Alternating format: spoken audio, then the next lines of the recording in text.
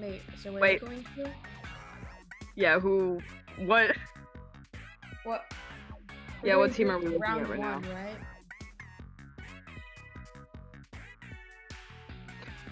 Okay. Wait. OMG, we took the wow. Hi guys. Hi guys. Hi guys. My name is Meow.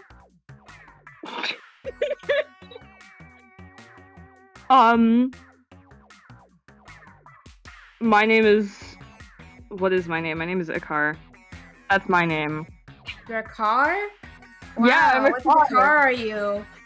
I'm an Apple car. Holy shit. like an iPhone, but with a car. That's crazy. That's crazy. Isn't it? It's so crazy. I think it's a really cool name. Yeah. Wait. Oh wait, it shows us talking. Wow. Oh, yeah, that's so cool. OMG. Hi, chat. Hi. Hi. But yeah, I'm Ikar, and that's Hugh, and we're gonna be your commentators for today's Leagcy. Hooray! Hooray! Yippee! Wait, we already started? Yeah. Oh. I guess so. I don't know. Hi. Wait, huh? Oh. That's crazy. Wait. That's fine. We can do filler. It's fine. Yeah. Yeah. So I don't even know. So filler. I'm playing the story mode. I'm fighting Big Man. That's some great filler right now. Oh yeah. I forgot you like even had to. I don't know. I feel like me personally, I played the story mode like, and I just beat it like when the game came out, and I sort of forgot everything that happened in it. Oh my god. Huh? Oh. Region 2-0'd. Let's go. That's sake. So groups 1 and 2 now. Okay, cool. Alright. Yup. Yup. Time for round 2, baby. When that's set up. Oh yeah.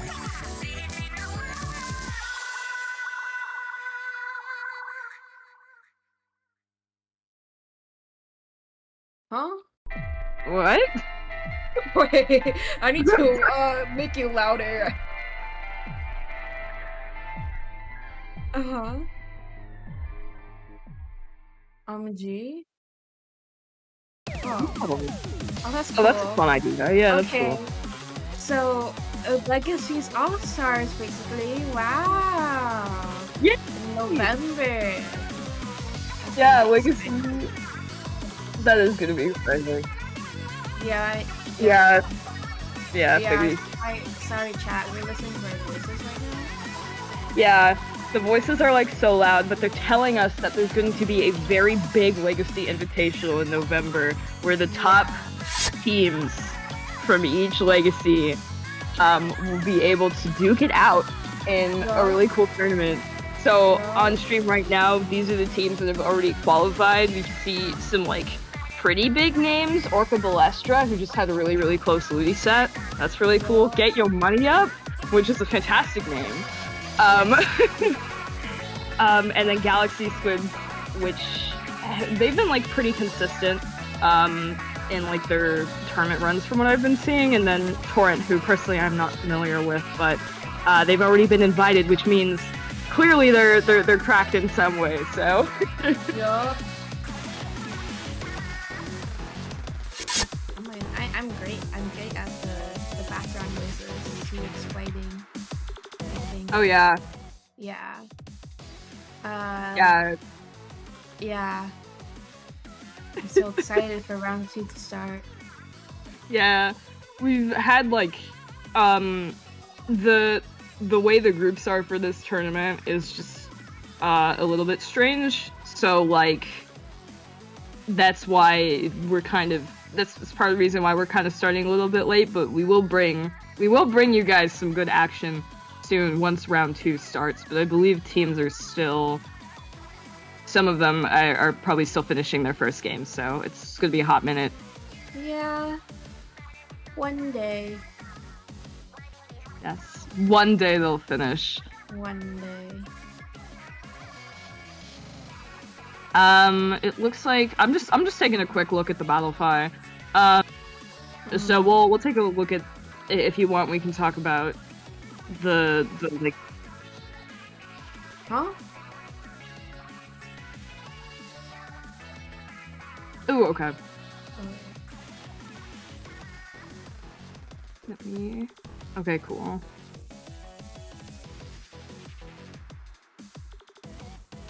Not seated yet. Okay. This is so silly. Really?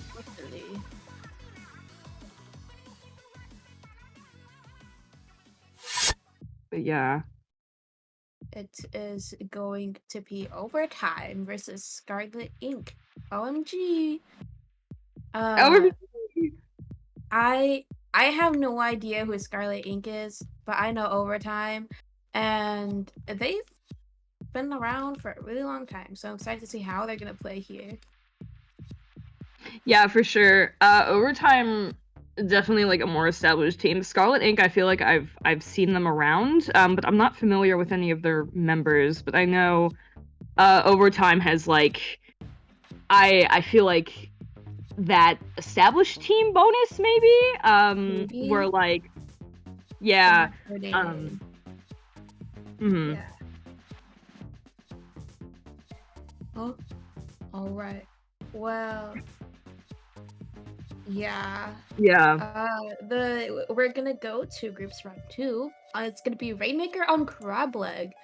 Uh, I know overtime. I'm pretty sure they have a backline. I'm really hoping to either see a Rainmaker, not Rainmaker. Okay, a ballpoint Navu or a Charger. I think that'd be really cool on here. Oh, for sure. I feel like ballpoint I think would be my pick here. Yeah. Just because I mean, but you are right, like backlines on Crab Lake specifically are so strong, especially like Mhm. obviously an advantage when they're like pushed super far up, but also in neutral because like in Crab Lake you kind of there's not really a lot of flank options. So you're sort of forced to go into the back line immediately. I think like Mhm. personally I would favor the ballpoint just because like you get that extra mobility and that run speed, which is nice when you're picking up the Rainmaker as well. Yeah, also if they do ballpoint Navu, having back on Rainmaker is really good, especially on this map since it's great. It's gonna be Yeah. really hard to dodge stuff. It's gonna be really good just to cheese that and maybe even KO. I'm hoping to see a machine here, honestly.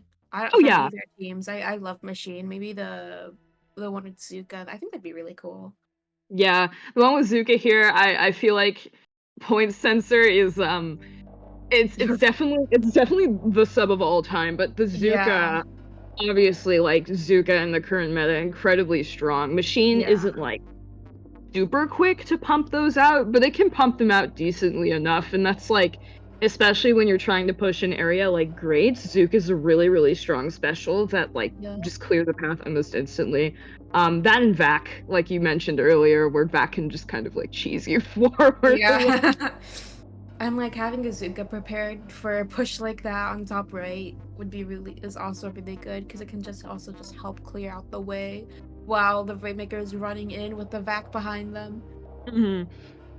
Yeah, for sure. Now, one thing I will say, I know, like, now this might just be me, but I do know that, like, Crab Leg, I see because, like, both Crab Leg and Ship Shape, are here, and those are both, like, the two newest maps. So I'm curious because I know, like, something like Scorch Gorge is a lot more established. Crab Leg and Ship Shape are maps that I think some teams haven't really like studied super extensively yet, or they haven't played on super often. At least I know I haven't, so I wonder if that will come into play at all in terms of just like an experience gap in any way. Yeah. Uh, how is spacing out? Uh, but I Worry really about it. want I'm I really want to see a really aggressive gameplay. I guess I love crab leg. It's so Yes, fun. crab. Yes, no, you're so real. Crab Leg is like, I mean, I feel like Rainmaker in general is just a really aggressive mode. Um, Yeah, but yeah, like I really hope that we get like a fast-paced game instead of both teams are kind of just like yeah, running around the map a little bit and it's like it's like 3 minutes in and it's like, oh well, we gotta pick, I guess we can push now. um so yeah, this is Rainmaker, like you definitely want to be moving yeah. fast. Also, like an ink brush. Ink brush is so annoying to have to fight with all the greats, and then they're just moving True. around. So- and if they're fighting a charger and they know how to dodge a charger, the charger is just they're dead. Goodbye. Yeah, Yep. 100%. There's like high mobility weapons here against Charger, and then also like Charger just has a harder time rotating with Rainmaker. Yeah. And it's like, man, you have to be like really confident in your Charger play, I feel like, to run it here. But if you run it here and do well with it, you're like it's gonna be Yeah. like incredibly strong for you. Like Yeah. you need to have some answer into Charger. So Yeah. um yeah, we'll see if Scarlet Ink has that if Overtime does decide to bring that out. Maybe. I think that'd be cool. I also think that Um, would be very cool. yeah. And it does actually look like we're going to be going into our match just now. Okay. And let's Okay. see what comps they have. Yes, yes, there's the ballpoint. Yeah. And we do Oh, see, okay. ooh! That's interesting. Yeah, It that's looks a, like. Mm-hmm. yeah, that's a D-Rapid from the side of Scarlet Ink, so there's your Inkjet. Um, shoot. And they do manage to get pop even with that Rapid, which is really strong. It looks like they already have their specials online, and they already get their first pick.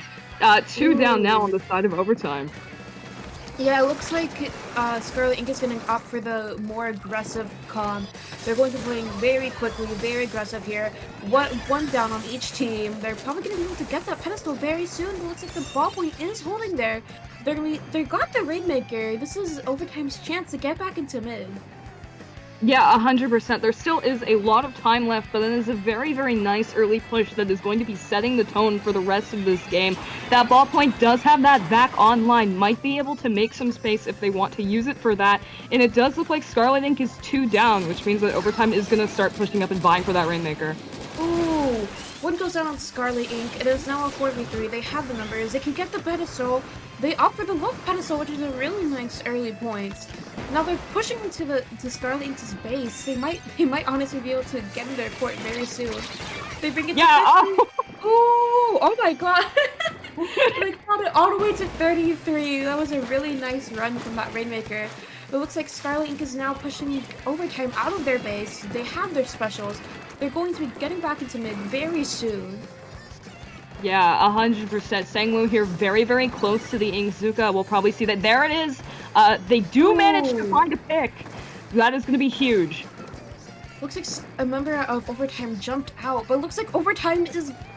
It doesn't matter. They're getting the picks. 2 down. Oh, it's just 1 more. They got them. They're picking up the Rainmaker again. They might immediately get back into the enemy base. It looks like they're opting to go to right side, the more safer path. Yeah, and I do think this is a good stalling option, especially when you have such a big lead. With only 3 on the clock, you can definitely stall Rainmaker there. Scarlet Inc. gonna be committing the tri-strikes, trying to rush down that Rainmaker. The Rainmaker's team now is 2 down. They are staying alive in that corner right there, but oh my god, they're all there. They're all there. They just got jumped. Oh, poor Rainmaker. I'm so sorry. Yeah. Looks like 3 down on Scarlet Inc. Okay. Overtime respawned, immediately got the picks. They're probably just gonna leave. Oh, they are not leaving Rainmaker there. They're gonna bring it back on the right top side, stall some more, get some more picks. They're just not letting Scarlet Inc. get into mid at all. Yeah, 100%. I think Overtime is playing this really smart right now. They're just trying to keep space. They're trying to keep that corner. They're looking for any possible opportunities that they could get to potentially run more points. But keeping it there does mean that Scarlet Inc. is going to have a much more difficult time, like you said, trying to get the Rainmaker back into mid. Inkjet is going to be committed, not going to find any picks with it. And Scarlet Inc. still... Ooh. Kraken! Okay, Kraken flank. Get that Rainmaker, get that Rainmaker. Oh, they got it!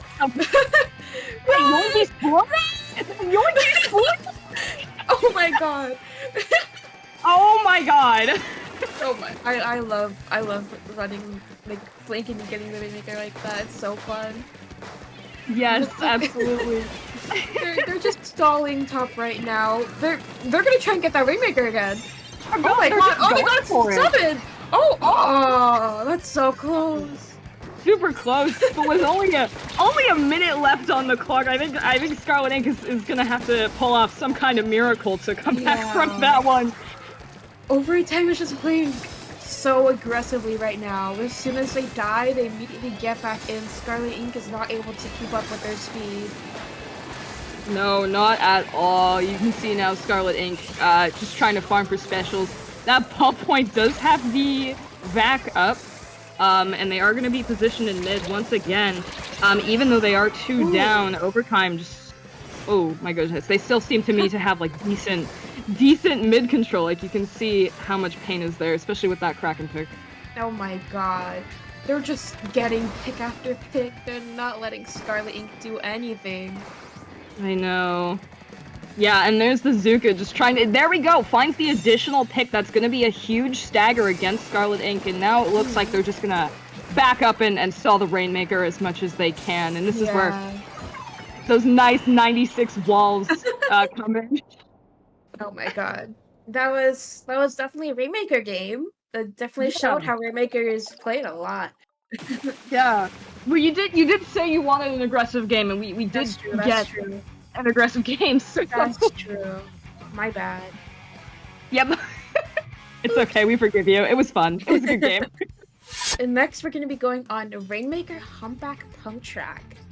Oh my goodness. I feel like Overtime is definitely going to keep their ball point here. Ball point is really good. Yeah. Yep. Wait, also, no, I'm a liar. Yeah, no, it's Clam Scorch. Sorry, I read the wrong one.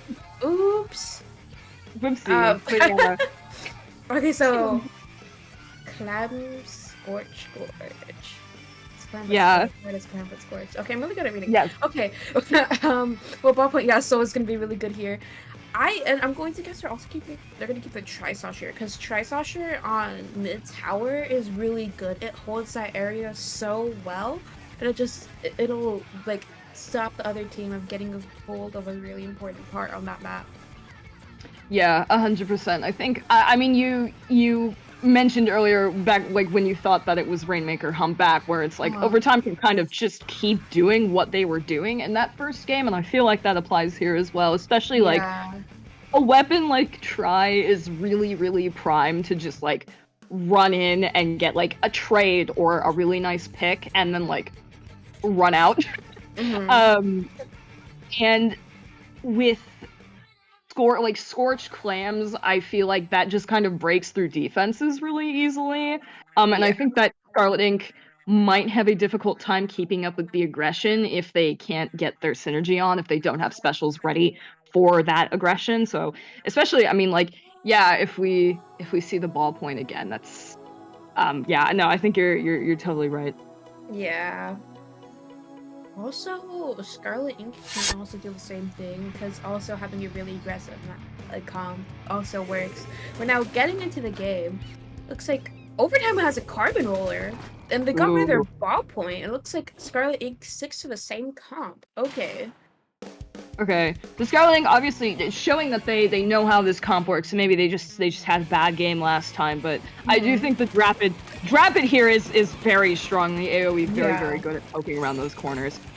Yeah. I'm also really excited to see how the Carbon's going to play. Carbon can be really deadly on this map if it gets its paint. I'm really excited to see how that's going to go. It's like Overtime is immediately pushing up. One down on both teams, two down on Overtime. Both teams, basically. They already have their members respawn. It looks like Overtime is going to be trying pushing into Scarlet Ink's court very soon.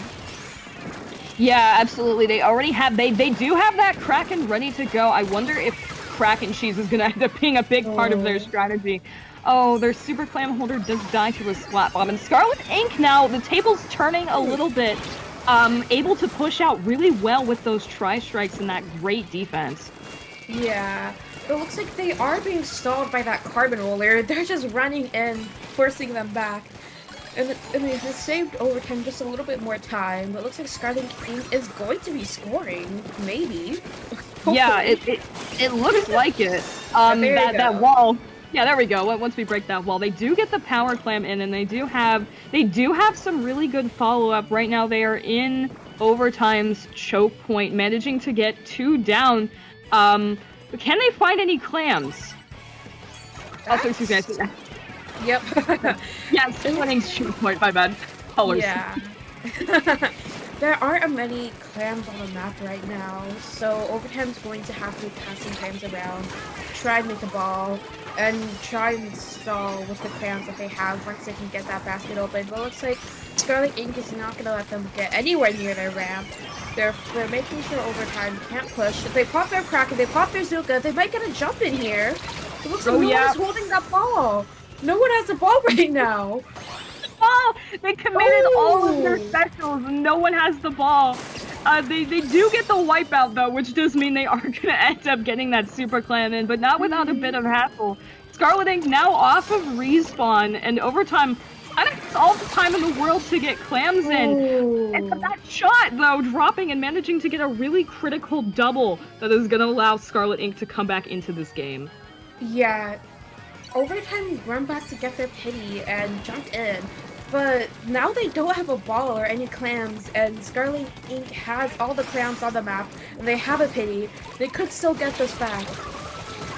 Yeah, absolutely. You do see, it looks like the Carbon now managing to get a really, really critical pick. 3 down now on the side of Scarlet Ink. 4 down, and very, very nice wipeout.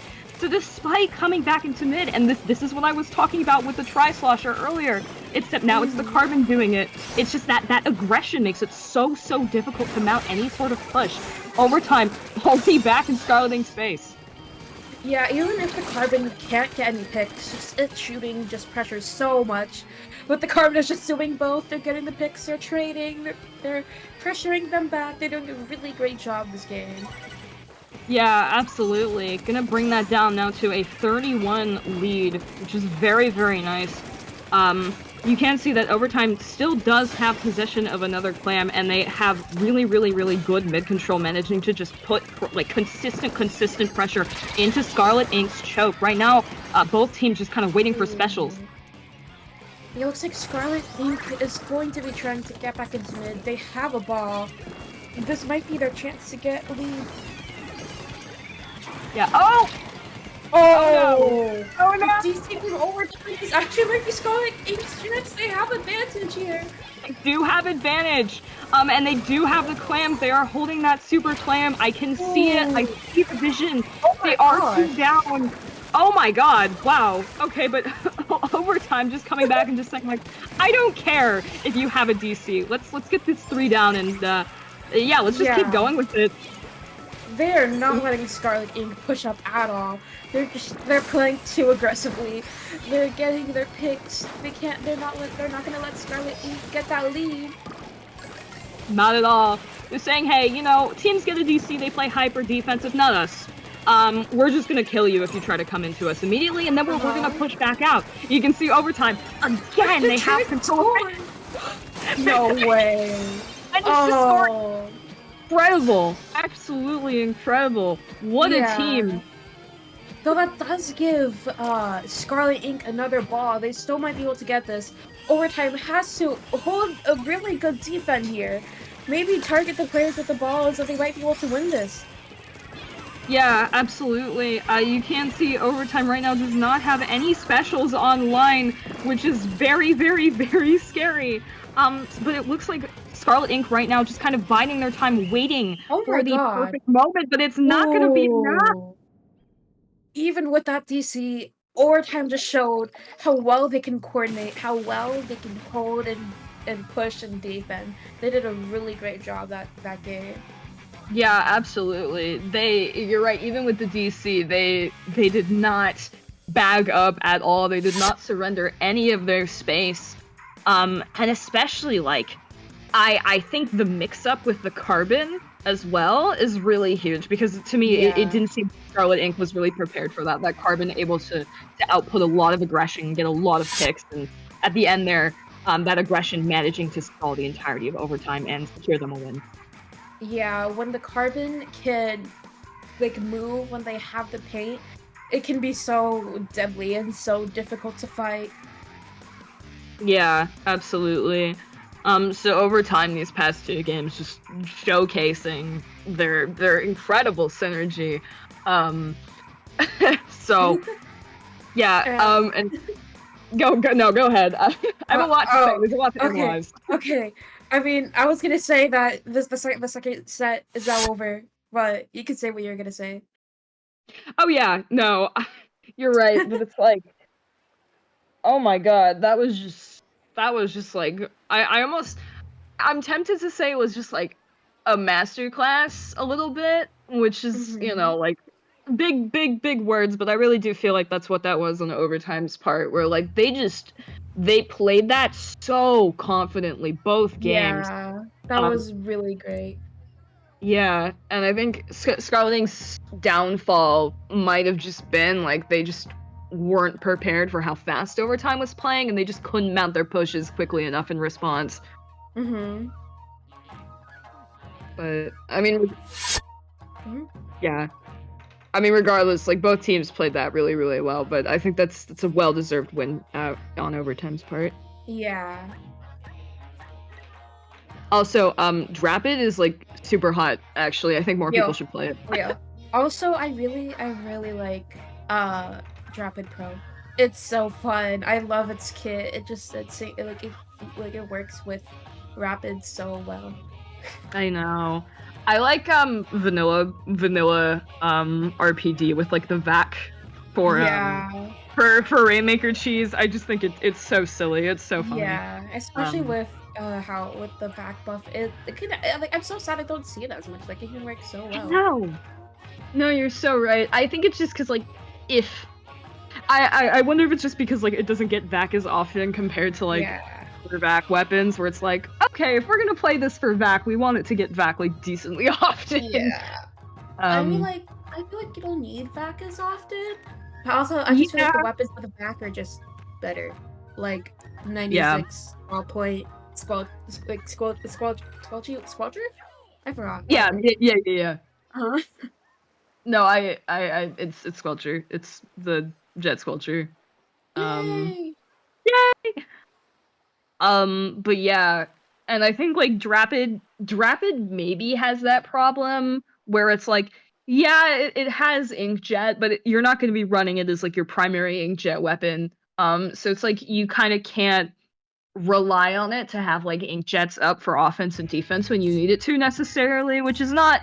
It's not like it doesn't inherently make the weapon unviable or bad, but it's just kind of like something you have to account for. And I do feel um like if you I don't know, you really have to build like a strong comp around Drapid to make it work, but I do feel like it was really good into overtime's comp, like Yeah, on paper. yeah. Like that was a really good comp with Rapid. It was just Yeah. overtime put out more aggressive. Yeah. Yeah, for sure. Yup. Um yeah. Do we know who do we know who our next match is between? Yeah, Yes, it we is do. Glitch Pop versus Origami Dragon. Oh my Okay. goodness. I I've heard of these teams, so I don't know much about them. Though I am really excited to see what they're going to play here. And the map they're going to be playing on is Tower Control Hagglefish. What are you hoping to see here, Ooh. Igar? I'm hoping to see a tri-stringer. I believe Endbound Oh, from Glitch Pop is a tri-stringer player, and yeah. it's so strong on Hagglefish Yeah. Tower. It is so good. Um, Honestly, I feel like Tri-Stringer is so much more worse to fight than Charger. Like, I oh, don't care what no, people I say, like, agree. Stringer is so annoying. And if the Stringer players knows what they're doing, especially on tower control, they're not gonna let the enemy team, like, get on that tower at all. Yeah, not at all. I completely agree. And also, like, the thing that I always am concerned about when Charge is brought into question is like, it's not super mobile. Like, Leader really, really Yeah. struggles with it. Stringer does not have that problem. Yeah. Also, At all. it's explosive shot. It's so annoying. Like So it just like annoying. they can miss someone, but if someone's sharking near their shot, they're just revealed. And then it's really good, especially on a chip damage comp. I'm really hoping maybe an Octobrush or Maybe. just like like a blaster as well. Chip damage works so well with Tri-Stringer. It's really cool. I'm really hoping to see it. Maybe works really well as well. Mm-hmm. Yeah, no, 100%. I think like try really shines when it's like I think how much do the AoE shots do? Is it like 30 damage? I think so. I don't know, Yeah, but it's an annoying amount. It's an amount that it's annoying. Yeah. it's annoying. That's all you need to know. So, you get tapped by the stringer, and it's like, oh, okay, well, I can live this. And then it's like, no, Uh-huh. there's a blaster, and you get tapped by the blaster, and you're at like 90, and it's like, Yeah. okay, well, I'm like hanging on by a thread, but I'm still alive, and it's like, nope, here comes a fizzy bomb, and it's like, oh, Yeah. Also with I guess I'm dead Trissinger, now. yeah. Also Trissinger is like really good close range. If they can aim because like I can't. Tristringer's close range like a charger. It's so annoying. Like the three shots, they just always hit me and I just die instantly. Yeah, 100%. Tri-Stinger is I mean not only is the weapon like hard to play against, but I think like a lot of people just don't have experience fighting like Yeah. good Tri-Stingers. Mm-hmm. Um I am just a little sneak peek, but I do see Endbound is in the lobby for GG. Glitch Pop, so we may see that Tri-Stringer. Yeah. Um yay! Yay! Um Yippee! we love fun weapons in this house. Yeah. I love seeing Tristringer. It's so fun. I wish people played it more. I know. Um, I think like, I mean, what else is good? I mean, you kind of have your Mm, tower control staples like blaster, yeah. obviously. I Is it? Go okay, ahead. I know like I already said this, but I really want to see an Octobrush. Like either one. Uh if like vanilla Octobrush works really good on tower if that also has strikes because it can strike trees really easily for the end. And then the rain Octobrush is just good. It works so well with Octobrush. Yeah. That's a Oh my good god. one. Or maybe, I wonder. oh, a paintbrush, paintbrush, please, paintbrush, Yeah, guys, I was about to guys, ask you. I was about to ask, like, how do guys. you feel about paintbrush? Oh, that's literally my one trick. I'm normal. I'm very normal about paintbrush. Guys, So someone want to play a normal. paintbrush here? Anyone? Me. I'll play. Me? I'll play it. Put me in, Yay! Chloe. Put me into the game. I'll go OG, paintbrush. OG. Oh yeah, oh yeah. You're gonna commentate and play the game at the same time? That's crazy. Yeah, it's called multitasking. You're right, It's like, you're right. yeah, I'm like so cool. I'm like able to Yeah. and play. Only cool people can commentate and play the game. That's crazy. Yeah, I wish I I could do know. that. It's okay. I can teach you. I can teach you my Mhm. ways. I'll have you Shit. like, yeah. I'll become your teacher. Oh yeah. Also, Oh yeah. I mean, like, I this is like a stretch, but Explo? I think Expo, if with the player knows how to play Expo, Expo can be really good on tower, like how Stringer is, because of its arcing shots and how explosive like the damage is.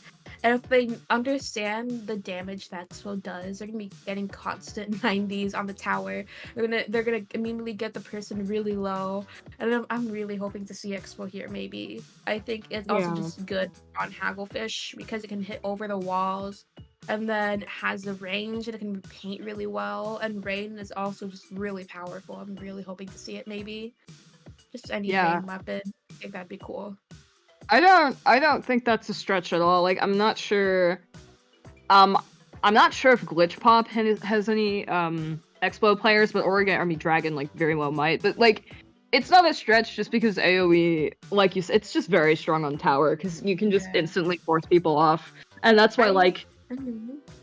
I mean, that's part of the reason why Stringer is like so good here in the first place, is because it's like one or two shots and you kind of force people to move off the tower and Yeah. you don't have to commit a lot to it. I'm pretty sure one of Glitch Pop's players used to play Expo, though I don't think they're gonna go Expo and try Stringer, so Yeah. And sadly no Expo gameplay. I mean, we are assuming that they're gonna bring out the tri-stringer, but they might Yeah, not. Like, you never that's know. true, that's true. So all hope is not lost. Yeah. Talking about stretches, one thing I would really like to see on this map is Dynamo Roller. Oh, that is a stretch, but we can believe. Yeah, Hopefully. I love I Dynamo. believe. You're so real. You get it. Yeah, You understand that Dynamo's strong. Is that Dynamo's strong. Dynamo's strong? That long range Yeah. AoE. That those AoE weapons, they're really good here. Machine, Mm-hmm. Blaster, maybe Dynamo, Explo, Dynamo. Stringer, Dynamo, and you know, Octobrush, which is like Yeah. those nice melee weapons with like really widespread that do really strong into like the flank areas on this map. Mm-hmm. Um, so you know, you can kind of see anything, and I think like these teams, I feel like I'm excited to see what they're gonna run because it really could be literally anything. Yeah. That's just like I don't know much about either of these teams. I'm really excited to see what they're gonna do. Like you said, they can literally do anything. Uh Also, I just kind of want to see like a weapon that isn't a shooter. Oh yeah, I mean, like we're always gonna see that shooters are so good and they paint so well. I love them. But like there you go. Zimmy, Zimmy, Zimmy. I love Zimmy, Zimmy. I know you're like a Zimmy truther, Uh-huh. which is like I get that, and like honestly, like Bubble isn't too bad here because like, Yeah. so And I then don't know, you might be onto mhm, something. Zimmy also paints really well. Like if the It Zimmy does. players knows how to, like play it, it can paint really well. So it can also act as support. And the Toxic Mist is really good if they like pair it up well with their Slayers. So That is maybe. true. I mean, Toxic Mist into like the ramp area, Hmm. near first checkpoint, like when your Slayers are trying to push up, because it's like usually what happens is like during a successful push, like the defending team will back up, but it's like if you just throw Toxic Mist there and have your Slayers like move up at the same time, and it's like, oh well, suddenly we can't retreat, and we're kind of like forced into this disadvantageous fight, and like Mist is strong with good coordination. Um, It's kind of like point sensor. I think like one weapon we could potentially see here is Neo Machine. Ooh, Um, yeah. yeah, which is played more for the bazooka than it is for the point sensor, but like point sensor kind of like has a similar effect on the match where it's like if your team can coordinate with it really well, you can just call out like flanks and sharks really, really easily and just like constantly keep some sort of pressure on the enemy team, even when you're not throwing like bombs or specials into their direction, because it means like when you have point sensor on you, it's so much harder to defend because you can't take any flank Yeah. routes. Everyone knows when you're behind cover. They know where you're hiding. So yeah, Neo Machine definitely an option here. Yeah. I feel like basically every weapon is good on Hagglefish. Like Yeah. I don't know any weapon that isn't good here that can do really good here. So I do want to see a Dynamo over here. I think that'd be Yeah. fun. Or I think just that would be so Overlord. fun. Yeah.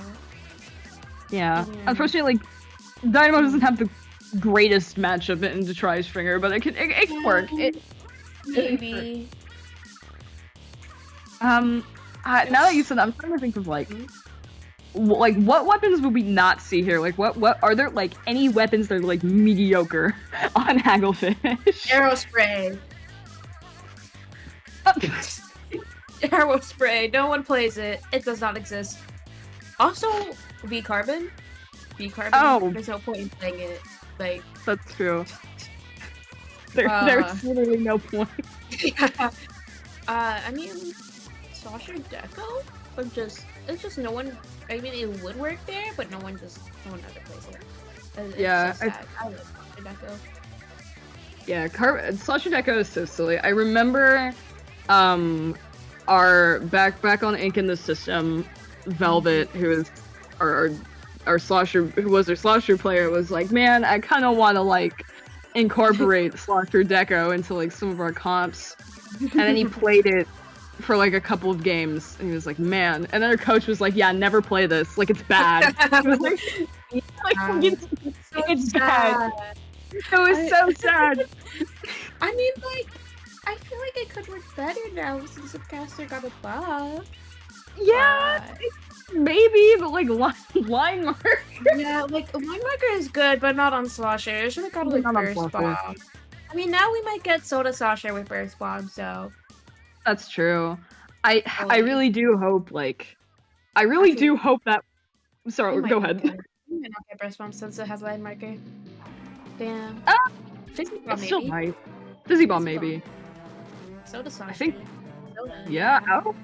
Oh wait, you're right. Fizzy bomb cooler. Soda.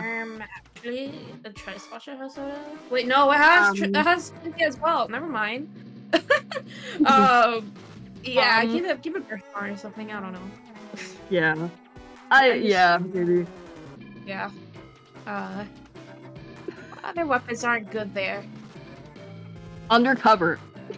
That's true, but at least it's better than V Carbon. It is. It is better than V Carbon. Yeah. That's a really low bar, but it is better. It's a really low bar. Like, I love playing like bad weapons, but there's just no point in V Carbon. It's so sad. Like, man, it's probably a fun casual weapon, but oh yeah, not in comp.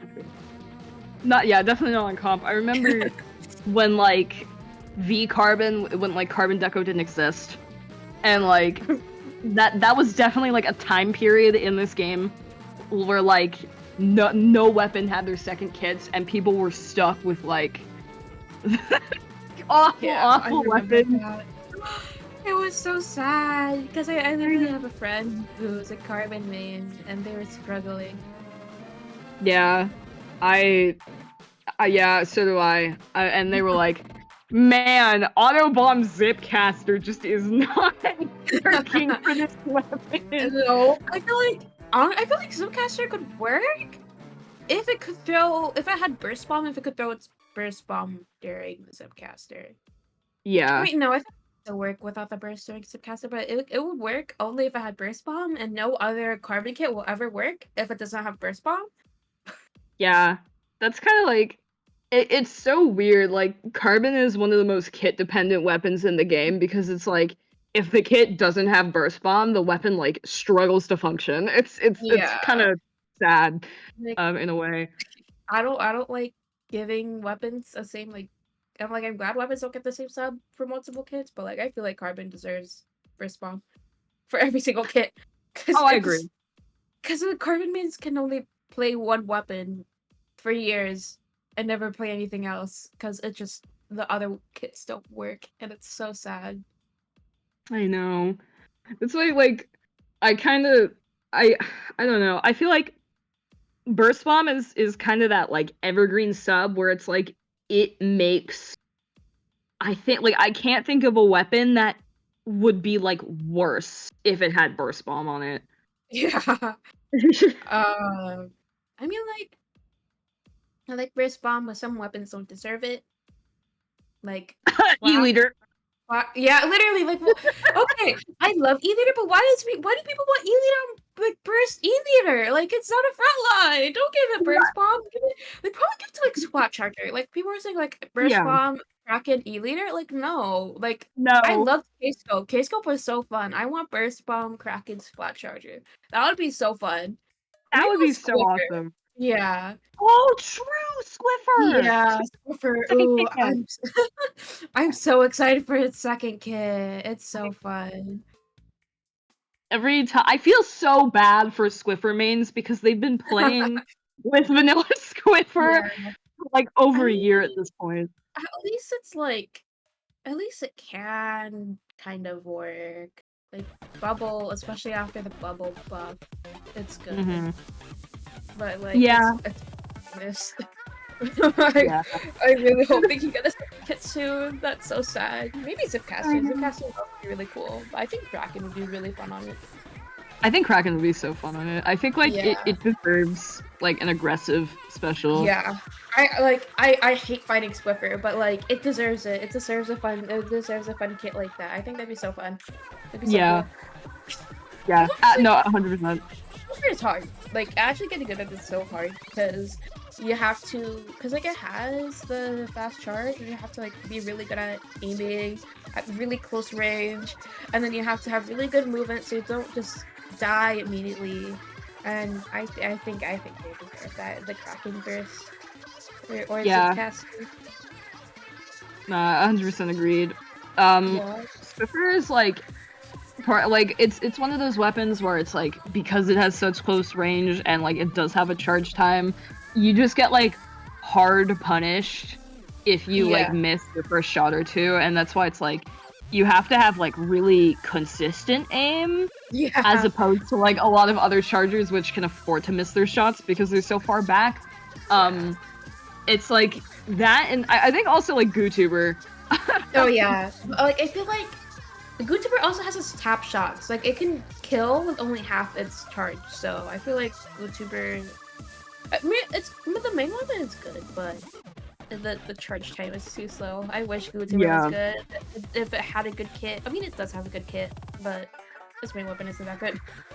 Yeah, I think like if it had, I feel like if GooTuber had like slightly more range, it would be better. Yeah.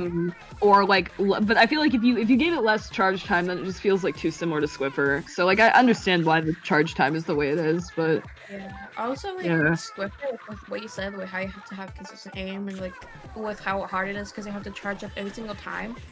Like with Paintbrush, it just has like that startup, but like yeah, it doesn't have it like every single time. Like if you're like aware enough, you like you're just basically just gonna keep spamming ZR, and like you have to like know when to stop and then when to like keep going because of that startup. Like it's really difficult. It can be punished so easily, so you have to be really smart yeah, with how you're playing with it. Same with like Squiffer, especially Squiffer's probably harder because you have to yeah. like aim perfectly and then it has to charge up every single time. There's this whole subsection of weapons that like have startup lag. I think like paintbrush's startup lag is like pretty bad. Yeah. Like it's long. Yeah. But there's weapons like roller V flicks have that Yeah. problem where it's like if you like commit to the V flick, you commit to the charge up time, and then it's like you miss your shot. You just get it's so easy to punish. Yeah. Blaster. Blaster like kind of has that. I feel like range and rapid. Probably range has it the worst. Yeah, like And range is maybe Luna. awful. Yeah. No one plays Luna though. Yeah. Okay. Yay! Everyone is finally in the lobby. We can stop. We won't have to stall for much longer. We can watch the gameplay very soon. OMG. Crazy, Yay! crazy. I wanted to keep talking about Paintbrush and Roller and I think we Leagcy. can still talk about Paintbrush. We already talked about the match. Yeah, true actually. So like back to Yeah. the Paintbrush Uh-huh. discussion. Uh-huh. Um, I um, I wanted to have longer range. Smile. Like I'm fine with the startup if it had longer range. Cause like I remember when I first started playing Paintbrush, I had the realization it has the same range as Clash Blaster, and I wanted to cry. Cause yeah, you don't want to trade with a Clash Blaster. That's so awful. And it has the same range as like a V shot and Splash. Like I just think it would be nice if it had slightly longer range. Smile. yeah. Especially I with mean, that startup, it would make it better. yeah. I feel like it kind of reminds me of Sploosh a little bit, where it has like short range, but it has like huge spread. Yeah. So it's like I can understand like what they were thinking, where it's like, oh, okay, well, it hits a wide area, so we're kind of gonna like nerf the range a little bit. But it's like, you know, that Yeah. like when you just get outranged by most weapons, like plus the startup, it just means that like, okay, we're still in the Yeah. game. Paintbrush just Yay! Paintbrush. I think one of them should play Paintbrush. Oh, they have a range blaster? sure. And They don't have machine. a Paintbrush. But they Oh my have god. both Machine and Range Blaster, both teams. Okay. I'm literally like Uh-huh. I just don't. My soul just like left my body, bro. Both teams running range and the Neo machine, incredible. Yeah! They know what's fun. I love those like both those weapons. Looks like right now they're just out of stalemate. They're getting their specials. They're just censoring each other. They're just pushing each other back. They bought their strikes. It looks like it's just gonna keep being a stalemate, but one does go down on Glitch Pop. But one goes down on both teams. It's just yeah, really back and forth right now. Yeah, very, very back and forth. That a very nice jump out from I believe that Wiper who was caught out of position. But yeah, this is kind of a hagglefish neutral situation where it's like nothing happens for the first like minute of the game until you have your specials up. It does look like the range is down on the side of Origami Dragons, and their ball point is also down, which means that they are going to be staggered. So Glitch Pop might be able to get a sustainable push going. Yeah, it looks like they're gonna be getting to that first checkpoint very soon. They have their strikes. They're preparing to get into Origami's court. They might be able to get on their elbow soon as well. Looks like Origami pops Inkjet. 2 down on Origami, but 1 down on Glitch Pop. Origami might be able to hold this, but if the Glitch Pop does have the numbers. Oh, it's again really back and forth. The Wiper flanking. It looks like Origami is getting that tower back. They're pushing Glitch Pop back into mid. They're getting prepared to push up. They might be able to get mid soon as well. They're maybe getting to get on tower, but 2 down on Glitch Pop. And they're immediately pushing them back. Yeah, no, that is fantastic. They're immediately coming back, and they do have that Inkjet online as well, so that is going to help them secure that first checkpoint. This machine right now is just trying to fight against the range. Gonna find a trade there, and now 3 members down on Origami Dragon is going to stop the push in its tracks. Yeah, Glitch Pop managed to like stop Origami from being able to get the lead. They didn't even finish the first checkpoint. That was a really nice like push. Like they respawned and immediately got back in there. Yeah, 100%. Looks like right now this Wiper trying to find pick on range. Not gonna get it, is gonna end up getting double teamed. Ooh, it's a great Zuko pick. Getting that double is gonna be huge for trying to clear that first checkpoint, but we do see the range. AoE strong is going to be stalling that tower and stopping Glitch Pop from getting any more points.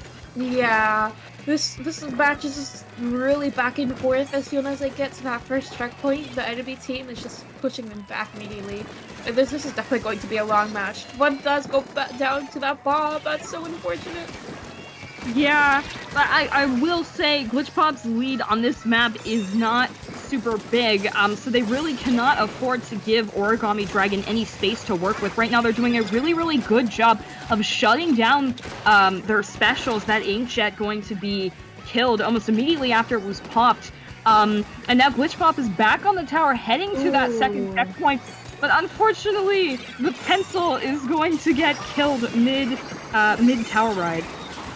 Yeah. Also, it looks like even though they were down, they did manage to get a few points on that tower. They broke wait, was that a checkpoint? I think so, yeah. How are there four? Wait, I'm crazy. Never mind. A few insane moments. No, part 400. Oops. They did bring it down to 21. Their Origami Dragon is out of their base. They're getting it to mid. They got 2 down on Glitch Pop. This may be Origami Dragon's chance to get hopefully the lead here. Yeah, you can see though, Glitch Pop's members are in position to defend, and they do have that double AoE trying to get past that second checkpoint is going to be incredibly hard. I think they should probably be able to get this first checkpoint pretty easily.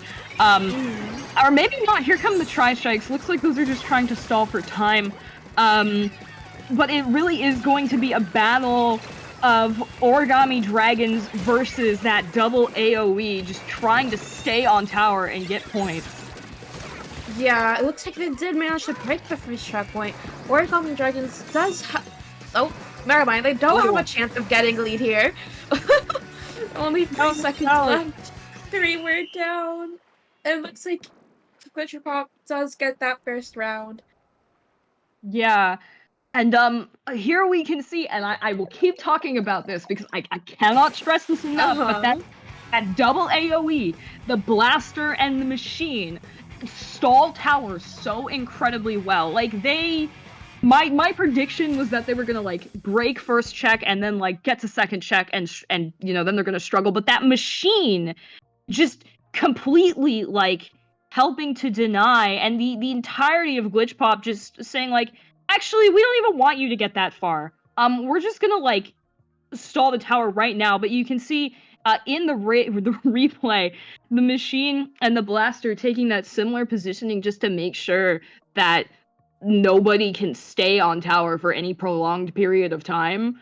It's just incredible. That is so strong. It is so threatening. Even if they're not like directly hitting you, you have to respect the fact that you can't get onto the tower. Yeah. Now we're going to be going into Rainmaker Undertow. I'm gonna say it again, but I want to see the tri-stringer.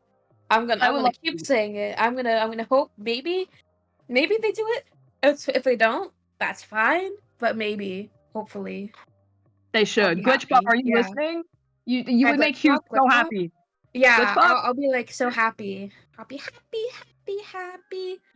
Yeah. I'm gonna sing that song. I'll sing that song if I'll see the tri-stringer. I'm really great at singing. Trust. I believe. I believe. Yeah.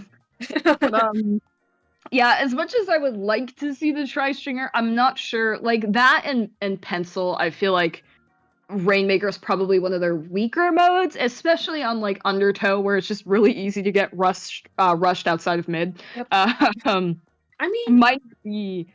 I'm saying tri-stringer because like it has the arcing shots and like X-Flow is really good here. So I feel like tri-stringer would also be really good here. Maybe. I could see it. I could definitely see it. I do hope they bring it out. I do hope they bring it out. That would be so exciting. We're now getting into the match. I'm excited to see what combos they have. Maybe hopefully range blaster as well. Yes! Okay. Oh range yeah! Tri-stringer! Okay, they have a squeezer. Okay. Oh, squeezer strong. Ooh. Glitch Pop's ARP is really good. They have a lot of chip damage there. I'm really excited to see how well they're going to coordinate with that. Yeah. I think their wiper is the main source of aggression, but with the ballpoint and the squeezer to follow up, it's going to be, I think, really easy to find kills. Yeah. They just have to make sure to coordinate with that wiper. If the Bubbly goes Oh! down, okay. Stringer strong. Stringer strong. Looks like they're trying to get hopefully to that pedestal, but looks like the Rainmaker is going to be going down. Yeah, very, very swift defense from Origami Dragon here. That Squeezer already has the Zuka up. Let's see if they pop it into mid, trying to find the picks. There goes the Zuka shot, one shot left. They don't find anything. That Range Blaster, though, gonna hit, but very nice direct double. The triple! Range strong, can they get the quad? No! Oh they my can't. god. That's incredible triple from the Range Blaster there, my goat. And now Glitch Pop is going to be in control of the Rainmaker once again. Yeah, looks like they might be able to get that first checkpoint there, and they do manage to get that. Okay. Yeah, really nice, but it looks like that Zap is the only member of Glitch Pop still alive. Gonna back out into mid very, very wisely, help their team supply some jumps. Origami, I think if they want to push, though, they really need specials. And that is, I think, the Inkline Tri-Stringer, so here come the Chumps as well. Yeah. Chumps is really good at holding, especially if they're range and not push up with that. It'll be really nice for coverage and just hiding their players. Yeah, that is not a safe position for the Rainmaker to be against Endbound and the Stringer. Nautilus gonna find the pop in the Rainmaker. It's gonna be like kinda awkward to get the Rainmaker down from there, but that goes for both teams, so it's just kind of an awkward situation for everyone right now. Yeah. Looks like the Origami Dragon just trying to get a hold of mid, but they're just not able to. Glitch Pop is just holding them back. All of their weapons do such a good job of just defending. They're not letting Origami Dragons push up at all, though they do get the Rainmaker with that Zuka, but they do need to go down after that. The Glitch Pop is still at an advantage here. Yeah, Nemesis and that Range Blaster has just been such a thorn in Origami Dragon's side every time. Like they will push up and then they'll immediately get shut down by that AoE. We can see Origami Dragon does have, I believe that is Soto is how you say that? Holding that Inkjet, just biding their time, waiting for the right opportunity, but unfortunately, Glitch Pop is gonna get a pick on that Zap. Here comes the Inkjet, let's see if it can make anything happen. Ooh, they do get one with the hammer. Getting the knockdown was a really good pick. The Wiper trying to find the second one. Do they get that? They do get that. Nice. Origami Dragon might have the advantage now here. They just have to get rid of that Tri-Stringer. That Tri-Stringer is adding so much pressure, but they do get the Rainmaker down. And Glitch Pop is already back in the advantage. Yeah, they are. At least the Rainmaker is out of that awkward position now, but you're right, Glitch Pop still has full control of mid here. It is going to take a lot for Origami Dragon to break back in. We can see this Squeezer trying to fish for picks, not gonna find them. They really need a pick here if they want to make any space. Yeah, like though Origami Dragons didn't have control of mid, but they were immediately pushed back with those chumps. It really shows how much chumps can do if you are not able to get rid of them. And the Inkjet goes down! I don't know if they were going to be able to get picks in time here. Went down with each team. They popped their Zuka. Are they going to get another one? They really need to get another one here. Ooh, yeah. The Tri-Stringer might be going down soon, but the Bopway goes down again. The Rainmaker is struggling to defend itself. It's getting just... oh, okay. Yeah, okay, the Rainmaker, it does have its teammate in front of it, but it's just the Wiper. They're just gonna make a mad dash for it. Ooh. Will they be able to do it? They're still alive. They are still alive, but that Range Blaster now in a prime position to defend is gonna and the Rainmaker is gonna go down. That is an 8-point lead by Glitch Pop, by the way. An 8-point lead. All they need to do, all Origami Dragon needs to do is break the pedestal and then move like 1 centimeter, but the Rainmaker is going to be... Oh! 2-2 go down though. Origami Dragon still might have this. They're gonna take it to the right pedestal and just hit for them. Maybe they just do. Have to pop it and run it. Oh my god. Oh my god. They're not getting that pop. This is it. Oh. Really? Yeah. Really unfortunate. They were not able to get that pop, allowing Glitch Pop to grab the Rainmaker after since they had the paint around. Glitch Pop did a really good job of defending and just pressuring so much there. Both teams did a really great job. Yeah, both teams for sure. Origami Dragon, I think if the Rainmaker hadn't been reset there at the end, they would have had it. Like they absolutely Yeah. would have had it. It was a masterful, like I think one of the members of Glitch Pop reset it. I'm Yeah, it not was. sure. Yeah, that is incredibly smart, great awareness. Um Mhm. yeah, you can see in the replay though, two members of Glitch Pop just taking the high ground, and even though Danny is able to find a great pick with the zap, it's just not enough. Um, Yeah. yeah, that's just wow, that was incredibly tight. Yeah. That was a really good job for both teams. And that Yeah. is it for the third set. Yeah. Yes. All right. Hooray! Um, Hooray! well, okay, so we did see the stringer. Does this mean you're gonna sing the happy, happy, happy song? Happy, happy, happy. Ba, ba, ba, ba, ba, ba. Happy, happy, happy, happy, happy. Okay, sing it. Yay! No, that was good. That was good. Thank you. Of course, of course, of course. That was beautiful. You're a fantastic singer. I Thank really do. you. That was. Yeah. You're welcome. um, what now? Yeah. Well, And I'm happy. I got to see Range Blaster for both games. yeah. I'm eating so well. Like I'm fed.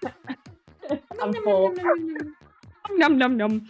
Yummy. Me eating a yummy yummy silly little Yummy, my yummy. silly little Range Blaster. There's a party Yummy. in my tummy. So yummy. So yummy. So so true. Yeah. Um, You win Range Blaster. yeah, me and Range Blaster. We will one of these days we'll see a paintbrush on stream. It will happen. I promise. Your time will come. Yay! One day. One day in like 2 years. Sure. Alright. Alrighty. With that, I believe we are gonna head on over to a break. So Yeah. thank you all for joining us and stay tuned. Bye bye.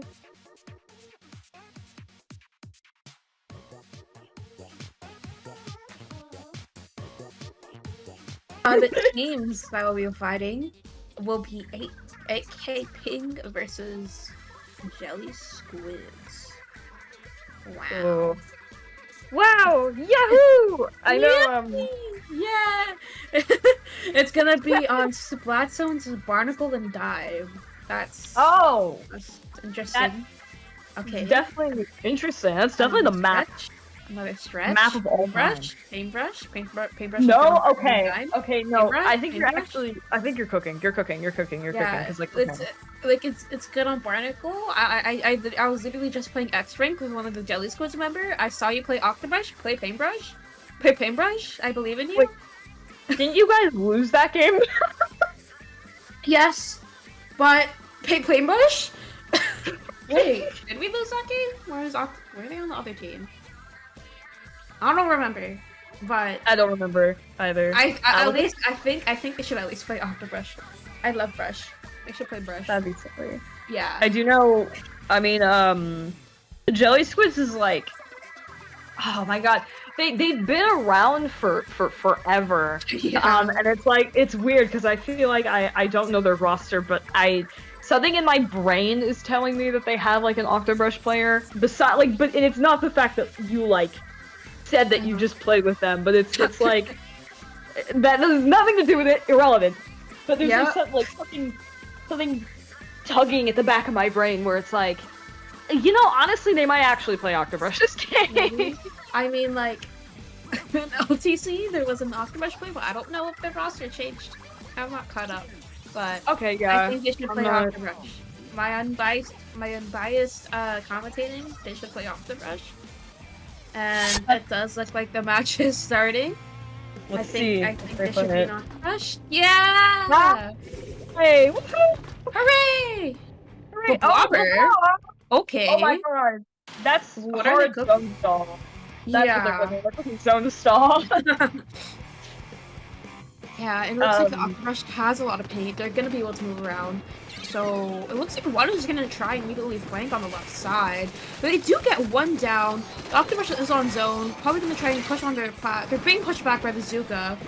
No one died to that Zuka. But Jelly Squids pops their own Zuka and strikes. None of them have died yet somehow. They're just living. Their Octopus There we go. down. Okay. There we go. Two Yeah. down. Yeah, two down, finally on the side of Jelly Squid. But yeah, and I think that's like something that we're gonna have to talk about because both of these teams have very, very stally comps.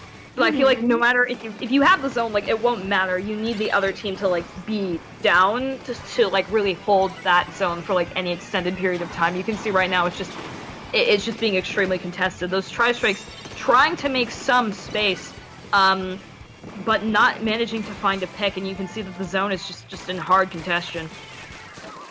Yeah, this match just looks really back and forth right now. Though 8K does have the better like comp to stall zone. And Jelly Squid just coordinating very well with their specials. And they're just constantly getting picks. Both teams getting picks, though Jelly Squid is just able to keep that flat. Yeah, and you can see, like, I'm just looking at how far back 8K is right now. So they do have a zone stally comp, but it is very, very difficult for them to break in past their plat. You can see this Octobrush just kind of going on a rampage right now, managing to put some hard pressure on that blob after getting that pick. And you can see that Jelly Squids right now, Diamond is holding those tri-strikes as a last resort zone stall. But they are actually going to pop them and are going to find a pick on the pencil, so it does not look like 8K. Oh, 8K had the better zones comp because that Octobrush had the paint to move.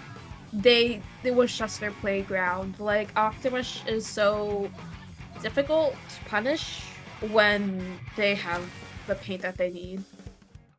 Yeah, I think this is kind of interesting because I feel like 8K has the better comp in new, like I feel like their comp is just really weak in disadvantage because like especially against like that Octobrush, which is just really, really expert at like getting trades and then like coming back in and then like getting more trades and more kills and then coming back in. So it's I almost want to say it's like kind of similar to what we saw with overtime, like way earlier in the tournament, where it's just like consistent aggression makes it hard for the double shot to actually do anything, and then the sniper rider can't really push up on its own. Like it needs the shots to push up first, and then the blob is like blob can go aggro, but again, it needs to piggyback off of its team. So it's just I think just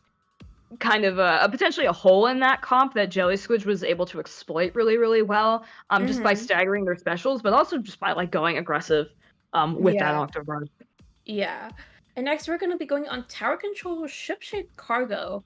I think they should keep Octobrush here. Octobrush does really well on this map. I feel like obviously when it can get its paint. And I don't know. What do you want to see here? I'd like to see the Snipe Rider again. I know we saw the Snipe Rider on a Tower Haggle earlier, and it worked well for Glitch Pop, and I feel like it can work well here. This is one of those maps where it's like Snipe Rider can be a little bit awkward, just because the angles and like trying to get the tactical down into the correct positions, but I feel like it can be really strong, so we are about to see what both teams are running. There's the Octobrush again. Forge Pro! Oh my god! Yeah! I remember seeing Jelly Squid play that Forge, like the Pro. I'm really glad they're playing Forge Pro here. It looks like they have a Laser Roller instead of a Blobber. They've been trying to missile spam, and they now have a better chance of pushing back in with that special, unlike that last round. They learned that they were struggling, and now they have a really good special to push in. 1-2 does go down on Jelly Squids. This is now 8K's time to immediately get that first checkpoint, but I don't think they see that Zap, but the Zap does jump out. They have a really good advantage here right now.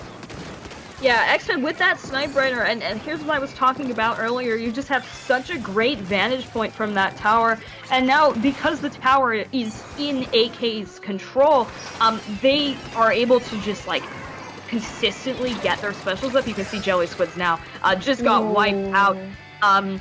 and this is a huge lead for AK. We are only a minute into the game, and they're already on the final checkpoint. Yeah, the missiles plus double Zuka here is really good. They're really using their specials to advantage. They're playing really aggressively. They're getting their picks. It's just a one on Jelly Squidge. They might honestly KO here. Oh. Very nice. That is a one push to KO right there. Yeah. They learned from the last game, and they came to this game wanting to win. They knew they were gonna win. They got the exact comp they needed, and just they coordinated that so well.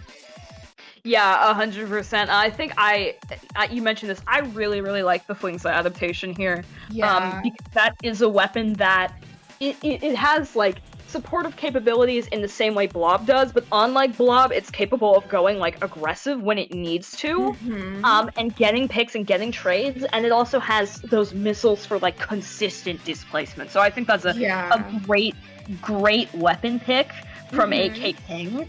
And Jelly Switch just kind of wasn't really prepared to deal with it, seems. I'm really hoping AK does go that same comp for the next game, which will be Rainmaker Museum. I think especially with the double Zuka and missiles, it coordinates so well off of each other, because like Zuka is especially powerful when it's used with a displacement special like missiles or like strikes. And if they use the Zuka while like at the same time as the missiles, it's just instant. Like they get the picks, they can push up so much with that. And I think it would also be really good for here, Museum Rainmaker, especially because if it's a mostly flat map, and the main obstacle is the spinners. So I'm really hoping they do keep that there. And really, honestly, I'm hoping to see a vanilla Octobrush here, because I feel like Zipcaster is also really good with the spinners. Yeah, for sure. But I will say, Zip on this map with like short range weapons is just if AK decides to go like Flingza has like a decent matchup into Zipcaster. So it's like that might be difficult, but also like having access to a lethal bomb on Vanilla Octobrush is so good on Rainmaker. So I could definitely see that. One thing I would be surprised if AK Ping decides to run Snipe Rider here. It could work. It can work. It can definitely work, but I feel like what they really lacked in that first game was like tools that let them like retake the zone and like retake space, and I'm not sure if the Snipe Rider will give them that on this map mode. Like I'm sure they could make it work, but I'm a little bit worried, so we'll have to see. Also, like Zipcaster would be really good for baiting those Zukas, and I do have that Zipcaster Octobrush. If they play it well, it'd be really good against that double Zuka. They can bait it out. They force them to pop the Zuka, and they also have Squall Cheese. Okay. Yes, they do. Yeah, that double dualies actually might be kind of cooking with that progression. Especially with that mobility, like it's so much more easier to dodge Zuko with the mobility. But it does look like 2 go down on Jelly Squids. AK getting that early pedestal. Like they're playing so aggressively here. 2 down on AK. This way the Jelly Squids chance to get their court back, and one does go down again. Yeah, AK, it looks like their members are staggered, so you're right, this is Jelly Squid's chance to start taking back space. They do have that Reef Slider up, just as a quick space-taking tool. But yeah, AK does not have a huge lead right now. We're like so early into the game, and both teams are kind of vying for advantage right now. That Reef Slider, I believe, does manage to get one pick. Tetra's able to get out safely, which is very nice, but still looking for that opening to try to take that ramp area. They're trying to get into the court, but they just don't have the specials to get in yet. They're struggling a lot to go down. AK can get mid just again. Yeah, they're ultimately they're not going to be able to get past that ramp choke point, and now 8K coming back in, just putting some paint down in mid, making sure that they have the space to work with, which is very good. And I think them playing defensively here is also very, very smart.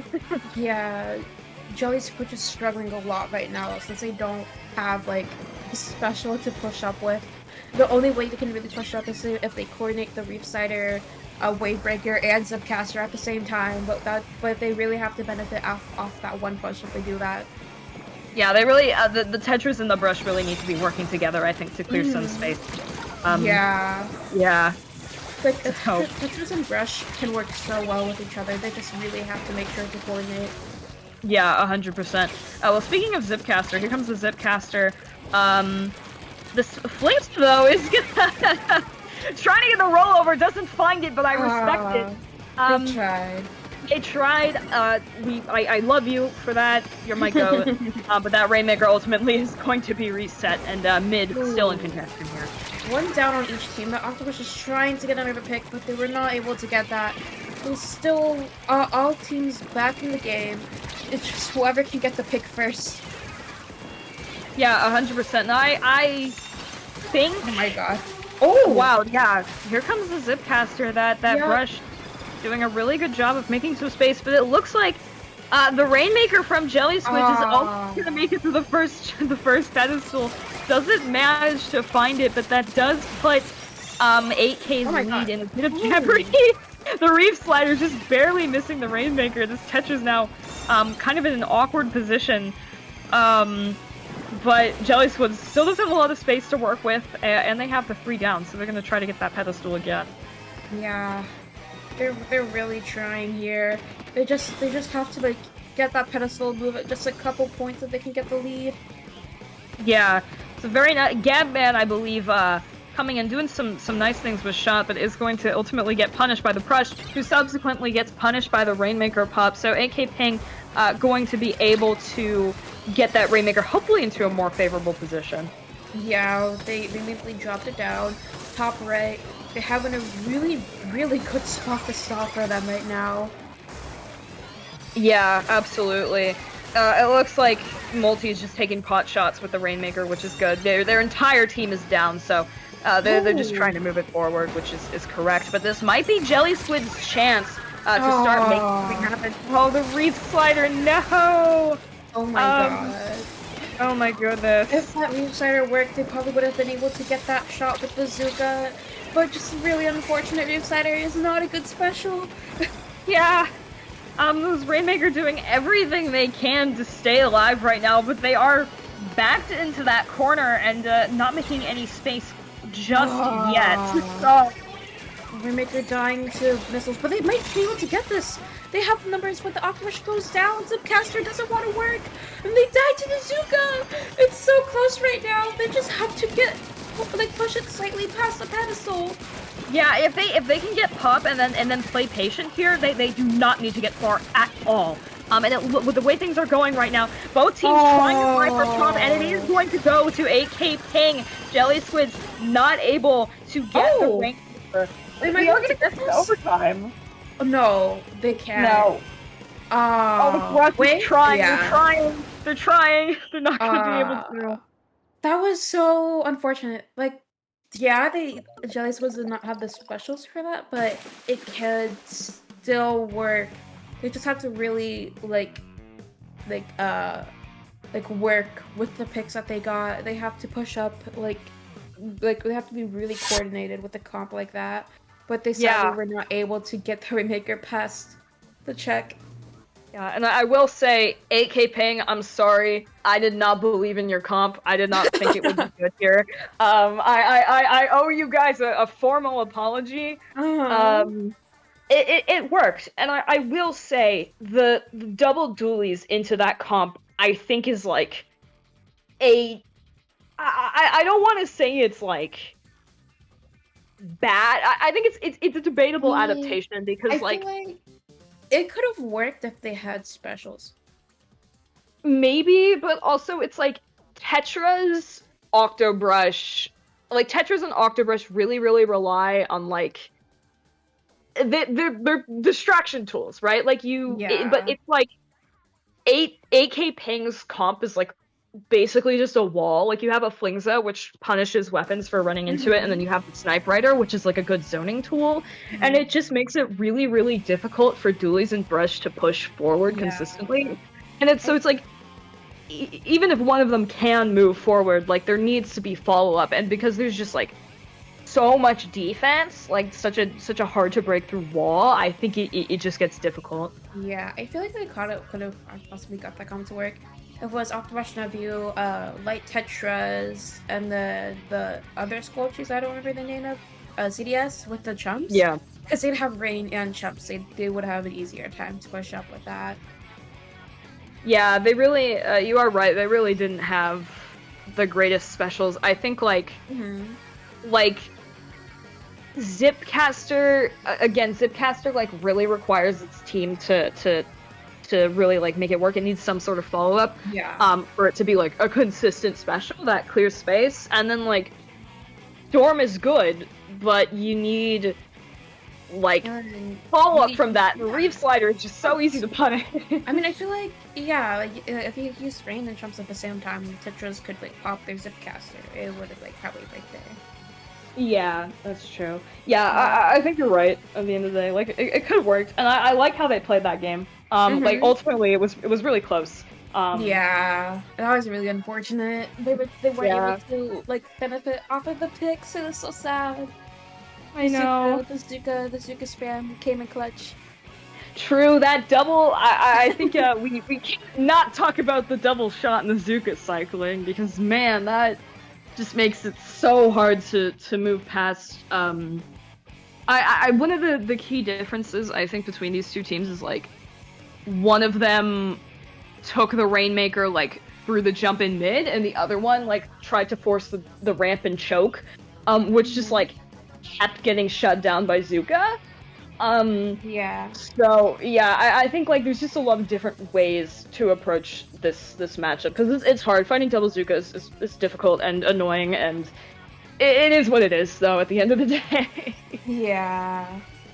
Oh man, I am glad I saw like the Octobrush gameplay though. I love Octobrush. Yes! It's so Octobrush is fun. so silly, it's so fun. Yeah, especially this new kit, because like I hated vanilla Octobrush, but its new kit makes it work kind of a little bit more. Yeah, Yep. yeah, it does. Yep. Especially because I like it's inconsistent damage and the range just helps with that. It's nice. Yeah, for sure. Yeah, Octobrush is like, it's underrated. There's like the one, I think like Junkie, who's like Yeah. the Octobrush one trick, and it's like they're just good with the weapon and they just understand how it Yeah. works. And it's like it is strong. It is really, really strong. Mhm. But it needs like it needs support. Like it needs paint support. It Mhm. needs like aggressive support. It's like there's certain things that just can't do on its own. Yeah, like literally the only high level Octobrush players I can name is Junkie and Red Shell, and that's really sad because like it's just not good. I Like think no it's one plays it. yeah, no one plays it. Hmm. Yeah. Yeah. Okay. Huh? I sorry, the I don't know voices are what the talking voice to is. us again. I don't know. I don't know what the voice is saying. I Me neither. Oh. oh, I'm fine with talking.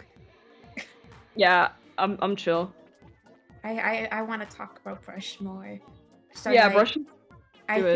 think Aimbrush should get a Fizzy Bomb Inkjet, Ooh. please.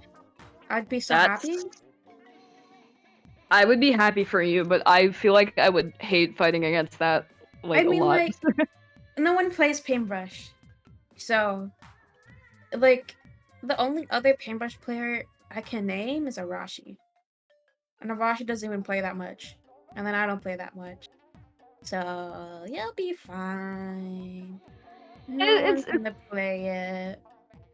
it man, I don't know. It's there's like this kind of weird there's this weird subsection of like the new weapons that have been added, where it's like no one is like one weapon I would like to see people play is Dreadringer.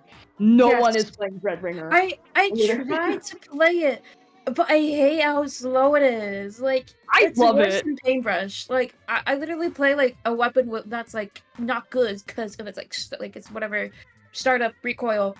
But I can't play Dreadringer. I tried so hard, and I gave up. Yeah. Dreadringer, it literally like it would be so good if it didn't have Reef Slider. Yeah. Or if it was Like like why? if it had like slightly longer range, uh, I think it would work. Yeah, I like it. It's very Dynamo-esque. Yeah. It's a I do think Dynamo is stronger, but it's like yeah, you want to talk. There's like no Dynamo players in top level, and like all of the ones that used to play Dynamo like have dropped the weapon or they just don't play it as much anymore. Like the main one I can think of is Andy, who like I think plays ballpoint now, and they're like a Yeah. crack ballpoint player. And then like Pro Char, I don't think really plays Dynamo anymore. I saw him play like once in that one tournament where all the good weapons were banned. Yeah, Smile. That was the one yeah. time he played Dynamo. A one time. Man, they should bring main power up back, and but only like give damage up to like rollers. I think it'd be funny if That's so brushes ever true. got it, but I'd be fine if brushes didn't get it as well. They But should yeah, just buff. They should just like give damage buffs to rollers. I really just think like yeah, that's but like it's not a shooter. They're not gonna do it, so true. it'll. But I'm so sad. I know it's brush Yeah, and roller not getting buffs. Solidarity. never, ever, ever.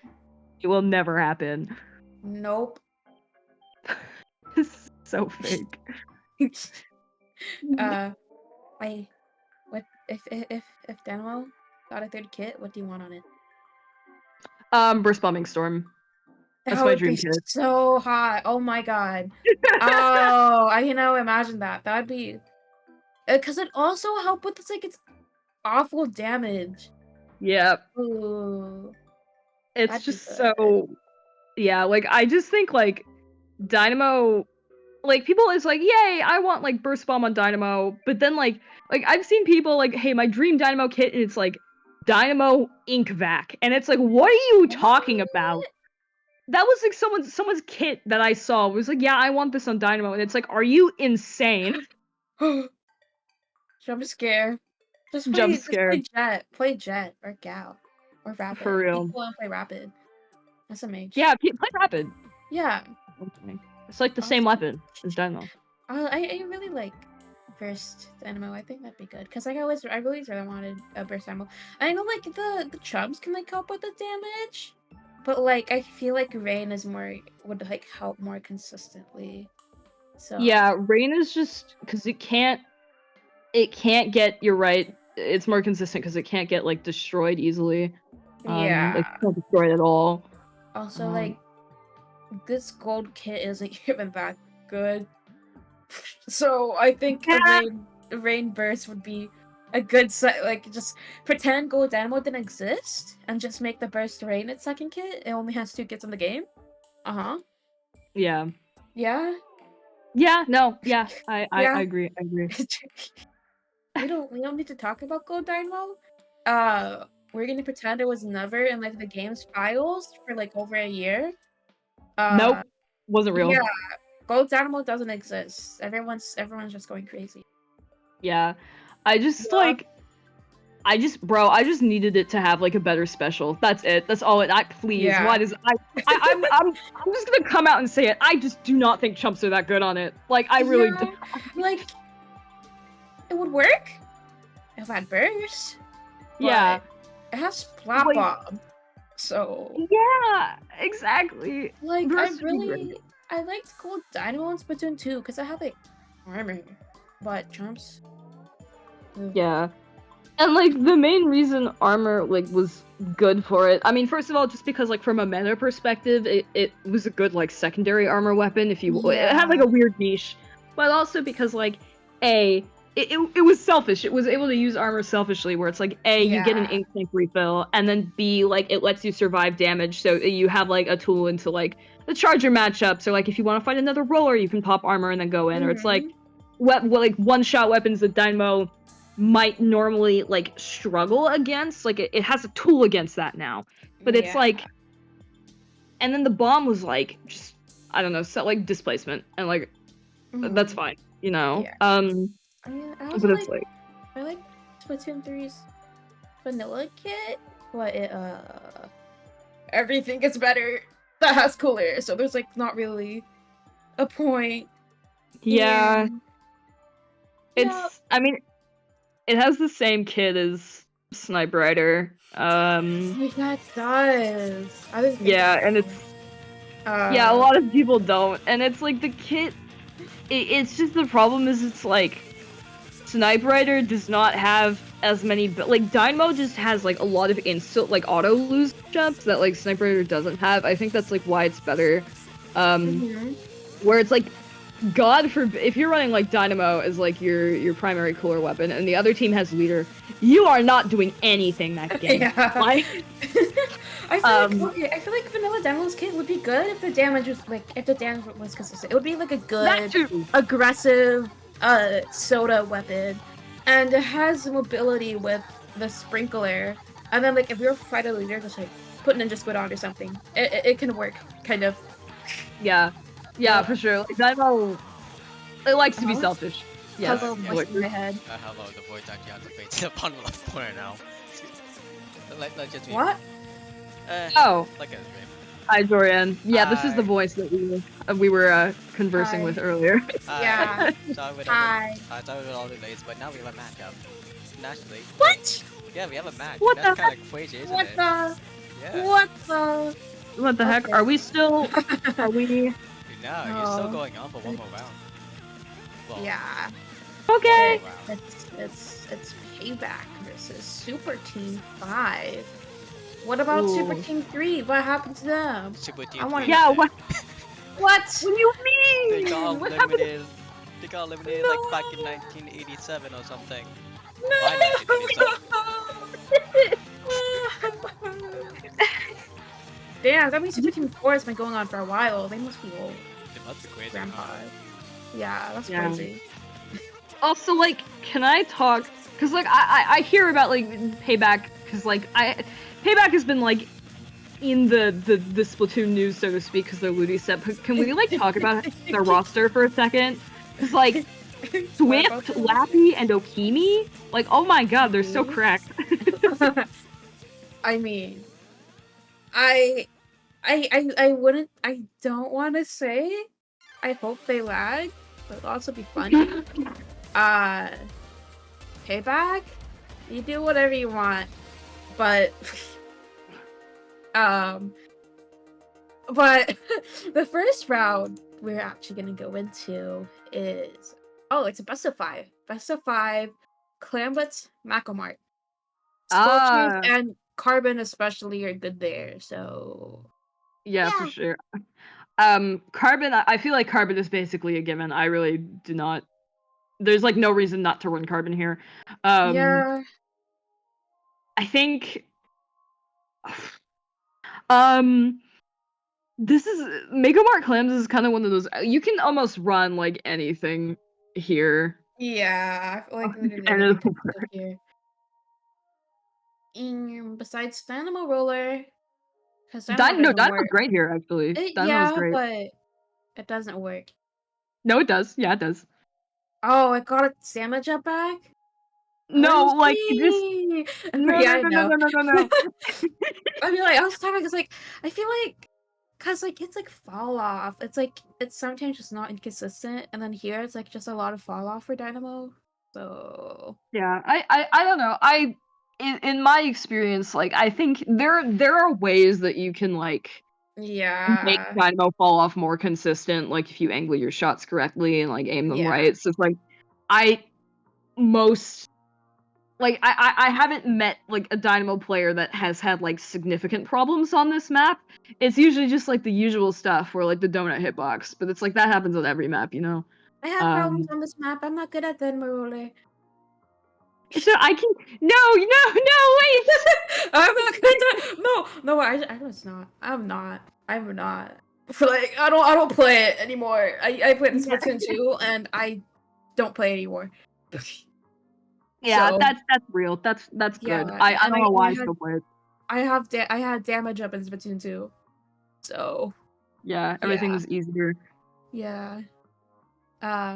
Also, charger? Charger maybe? Charger, please? Please? Charger? Kinda heat. Please? Yeah, the match is starting. Charger? Charger? Please? Yeah, I need charge. Please? Any Charger fans? Any Charger Chargers? fans? Charger? Wiper and Nautilus, they don't have their carbon. Yeah, Wiper here. They have a Dreadringer! That's not a Dreadringer! That is a Dreadringer! That is! Oh! No, it's not! Okay. Wait, yes it is! These ices? That's so hot! Tri-Slasher double V-shot. Okay. With That the is color. really hot. What? That is They're so hot. cooking. They They're so immediately have. cooking. Oh. Oh. What? An alias?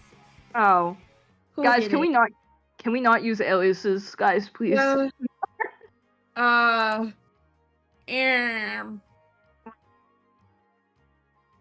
This is Me what? devastating. Even. Man, that sucks. Yeah. They should keep the Dreadringer though.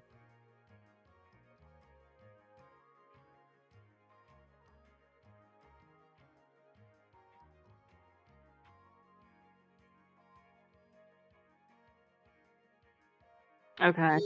Yeah, so we're trying to figure stuff out, but the match will resume as soon as possible. Yeah.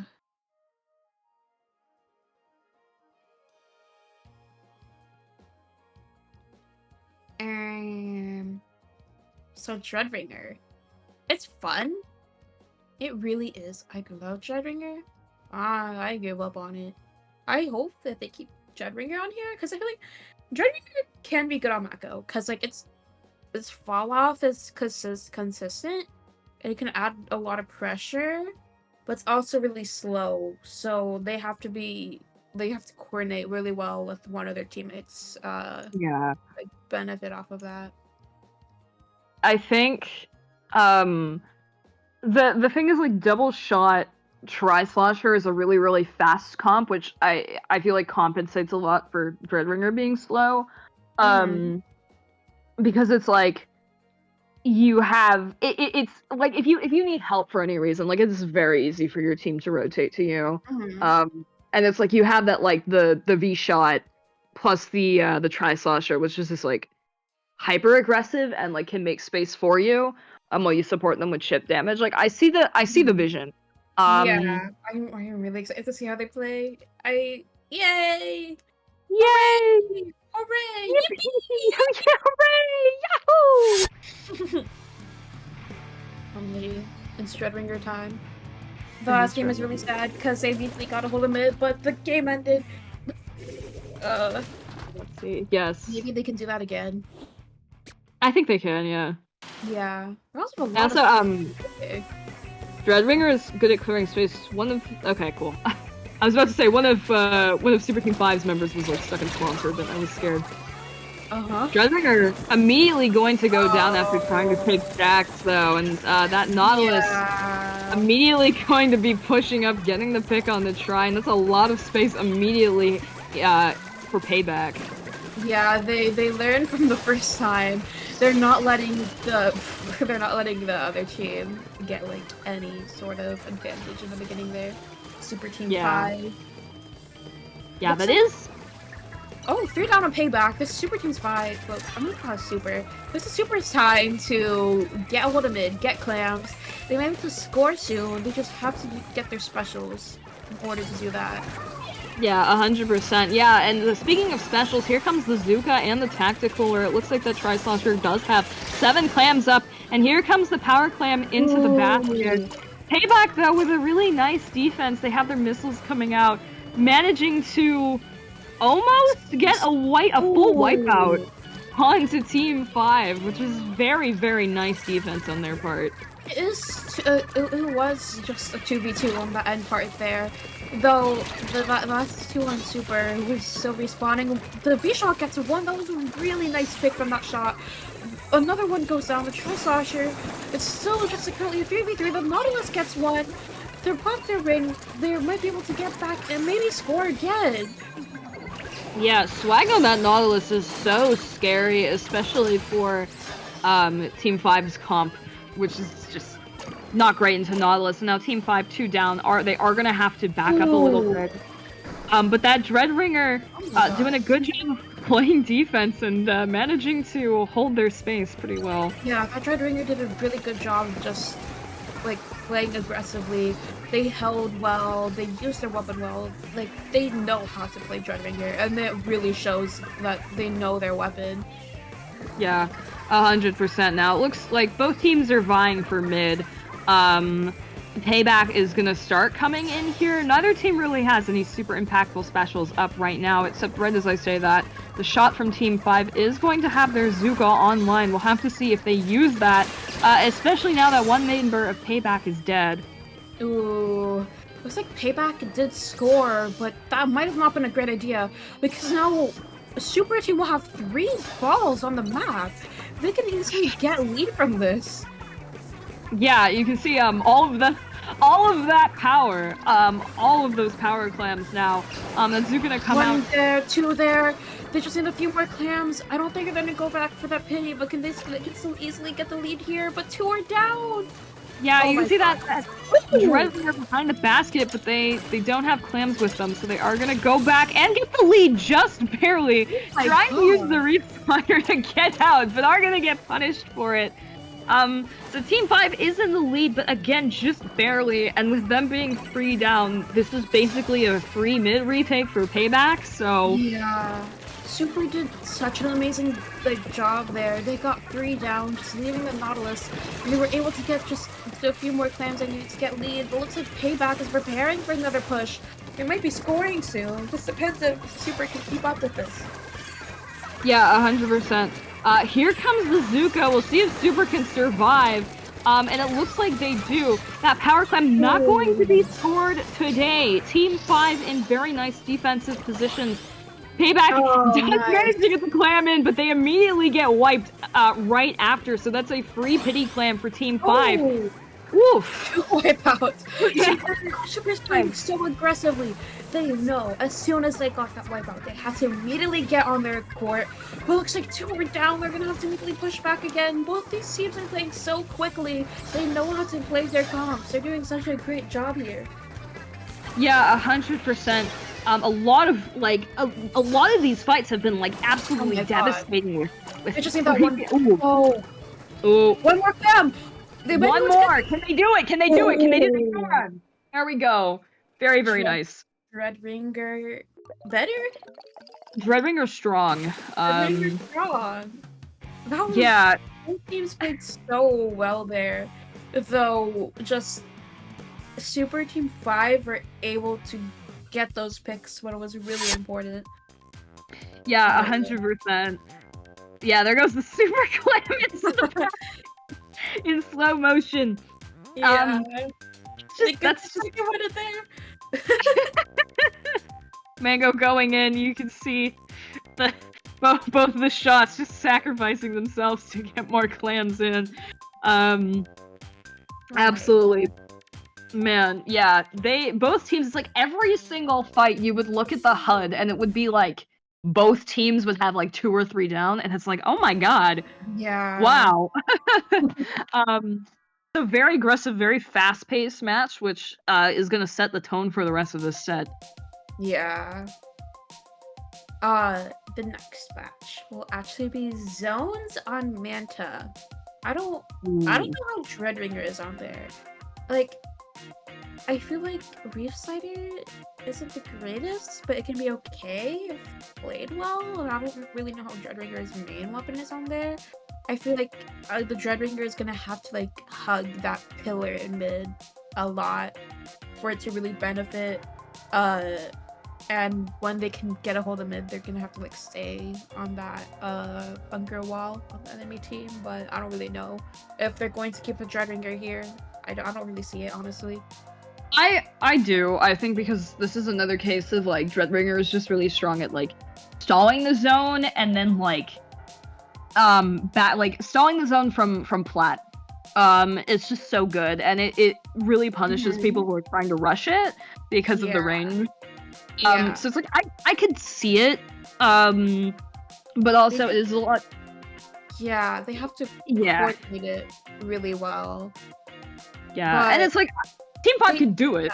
Yeah, like they can. They showed that they could do it. It's gonna be extra like hard on Manta because of how the map is. Yeah. So we'll have to see if they choose to keep it or not.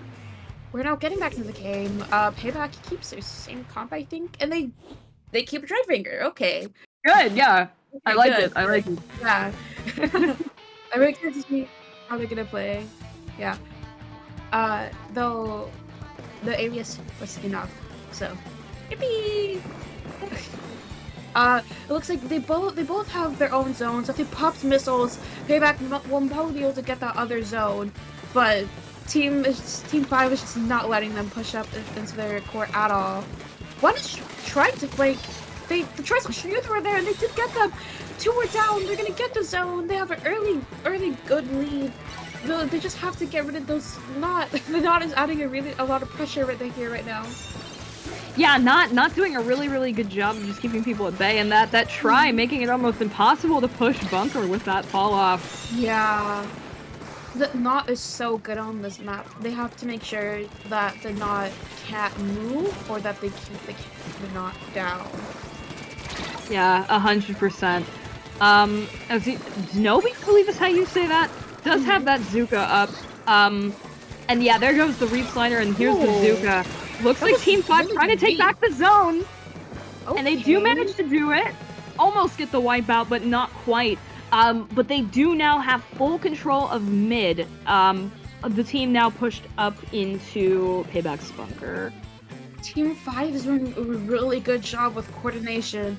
They know how to play their comp. They're really showing that they've practiced this a lot. Yeah, absolutely. I think the Dreadringer, the Dreadringer try double shot is really working out for them well here. I really like their Dreadringer player. They know how to play it, and I think that's so cool.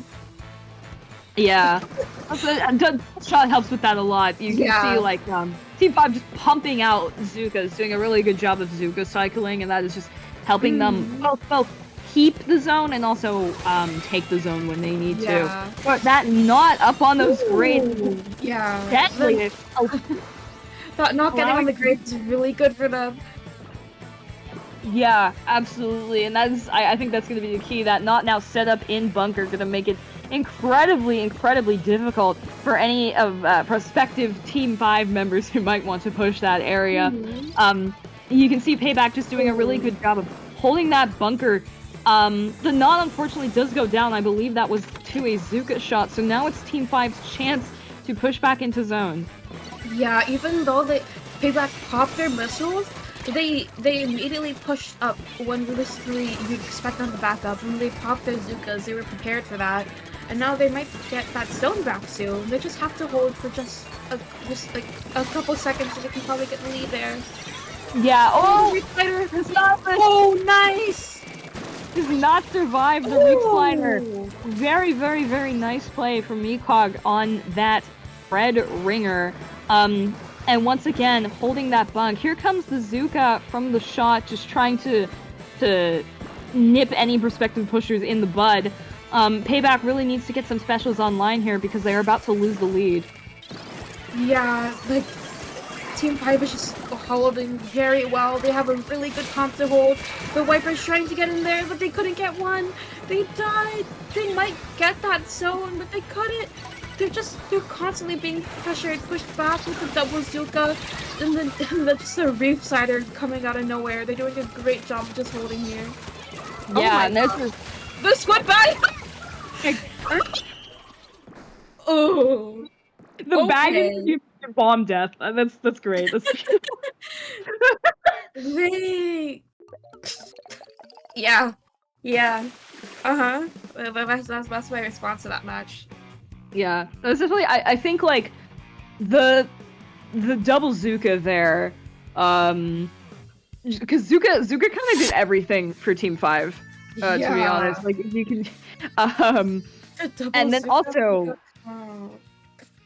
yeah, the Zukas I feel like kind of enable the Dreadringer and the Try to like take. Sorry, I'm watching the replay. um, really enabling the Try and the Ringer to take these positions like Bunker, like Grits, like Plat, and just kind of nipping pushes in the bud before they can really even get started with like preemptive Zuka picks. Yeah, that was just amazing coordination. That was so fun to watch. Yes, absolutely. The next match will actually be, what is it? It's when I was on to Inkblot Power. okay. Dreadringer. Dreadringer's great here. That's Yeah. yeah, and so is Try. Definitely probably gonna stick with that same comp. Like, Yeah. yeah. Yeah. Ruh-roh. Yeah, so I mean, Payback. If they want to win this set, they're gonna have to win all. They're gonna have to reverse sweep. They're gonna have to win all 3 of these games. But I don't think, I don't expect. I don't think either of us really expect Super Team 5 to change their comp because it has worked beautifully for them these past 2 games. Though admittedly the first game was pretty close. Yeah. Yeah, I think. I don't know. It's gonna take a while for this next match to start, so do you wanna talk about Dreadringer? I'm Sure. I've never actually seen Dreadringer gameplay, but whoever that person is has definitely been playing it a lot, and they know how to play it. So it's really fun to watch. I'm really enjoying commentating this set. Yeah, I think I think it's Meekog on the Dreadringer. Yeah. And they're just like they know, and I will say like to their credit, I mean, because what you said earlier, where it's like, well, I haven't seen that much Dreadringer gameplay, and it's like I doubt that Payback has either, so it's like kind of a weird Yeah. matchup because you probably haven't fought like a good Dreadringer before. So you're kind of having to learn the matchup as you play the set, which is really, Yeah. really difficult. Like, that's the thing about non-meta weapons is that you don't really see them a lot. So when you fight someone who's like really good at it, it's going to be really hard to fight because you don't really know how to fight it. Yeah, 100%. And even like off meta weapons too. Like this applies to like Tetras, for instance. Like there's a lot of teams that just like don't really know how to respond to Tetras, or like they don't really know how to respond to Carbon. And it's like these aren't non-meta picks, but they're off meta enough to the point where like they don't see as much play as like double shot, right? Yeah. So, but yeah, I do think like the Dreadringer is working for them. The Reef Slider, like in Manta, it was mostly used to like cap the zone. From what I saw, which is good because that's kind of like a low risk use of Reef Slider. But the suction bombs are just really good for like spacing as well, and like giving your team extra space to work with, and I think that's like really useful, especially when you're playing with double shot. Yeah.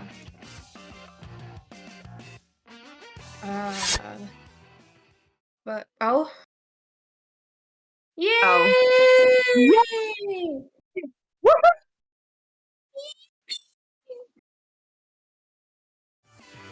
Common Nintendo L. Yep. Yeah. Uh-huh. So like Yeah, I really do. I think like Dreadringer is good. I don't like it has the potential to I think be an off-meta weapon if more people played it, but it's just like I think does Wadsum play Dreadringer at all? Yeah. Yeah, and it's like I don't know. It's like no. I think he's like the only I'll be right back. high level player that like has even experimented with it. Man, that kind of sucks actually.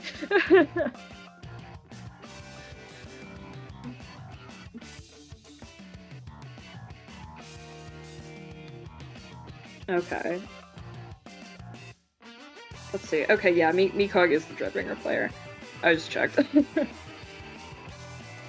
I'm just gonna fill in because I'm literally just gonna fill in now because there is certainly someone gone. The voice is talking again. Yeah.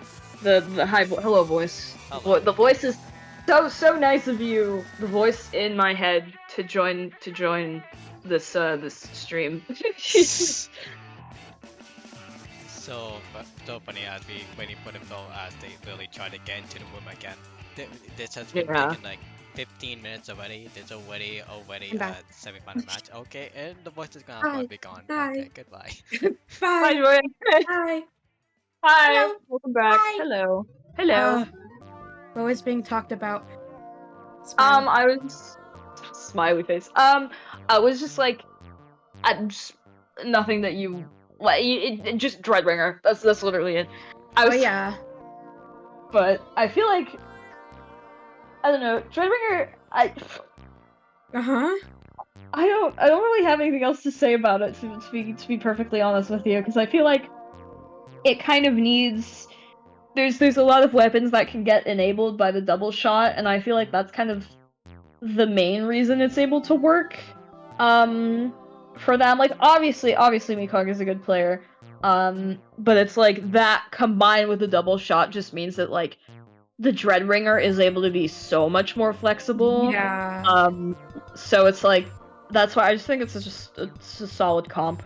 Yeah, it's a really good comp. It really enables that Dreadringer. It allows it to play in the current meta. Yeah, for sure.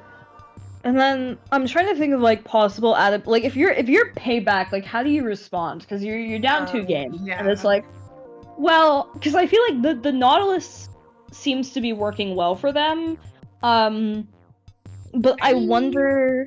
I think more like, bombs. Yeah, I agree. Dreadringer is slow, so yeah, Dreadringer is slow. Yeah. Try has like enough lag to be punishable by bombs, but more importantly, it's like bombs force Suzuka to move. Yeah. Because it's like they're running like last game they ran so like Nautilus, Wiper, Deco, so immediately like you're down 2 lethal bombs.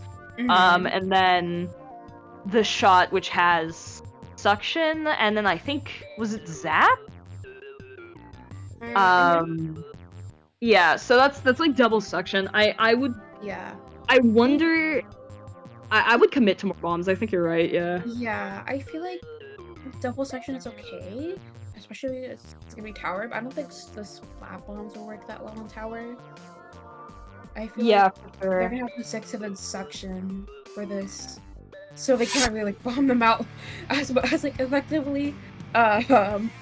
But we'll see. The match is now starting, and they keep the same comp. Okay, I think that might be. Is that Vanilla Wiper? Oh yeah, they switched off of the Missile Wiper to Vanilla Wiper, so they do have another bomb now. They have Torpedo. Though, if the shots do help the Dreadringer with that, then the Dreadringer should be fine with that. Yeah, 100%. Immediately you can see that Wiper is trying to find picks, but the Wiper's gonna be ISO'd, and they're gonna have to back up immediately. That shot pushed up really aggressively on that left side, allowing Super Team to nearly get this checkpoint here. The Wiper is like going far left. They died.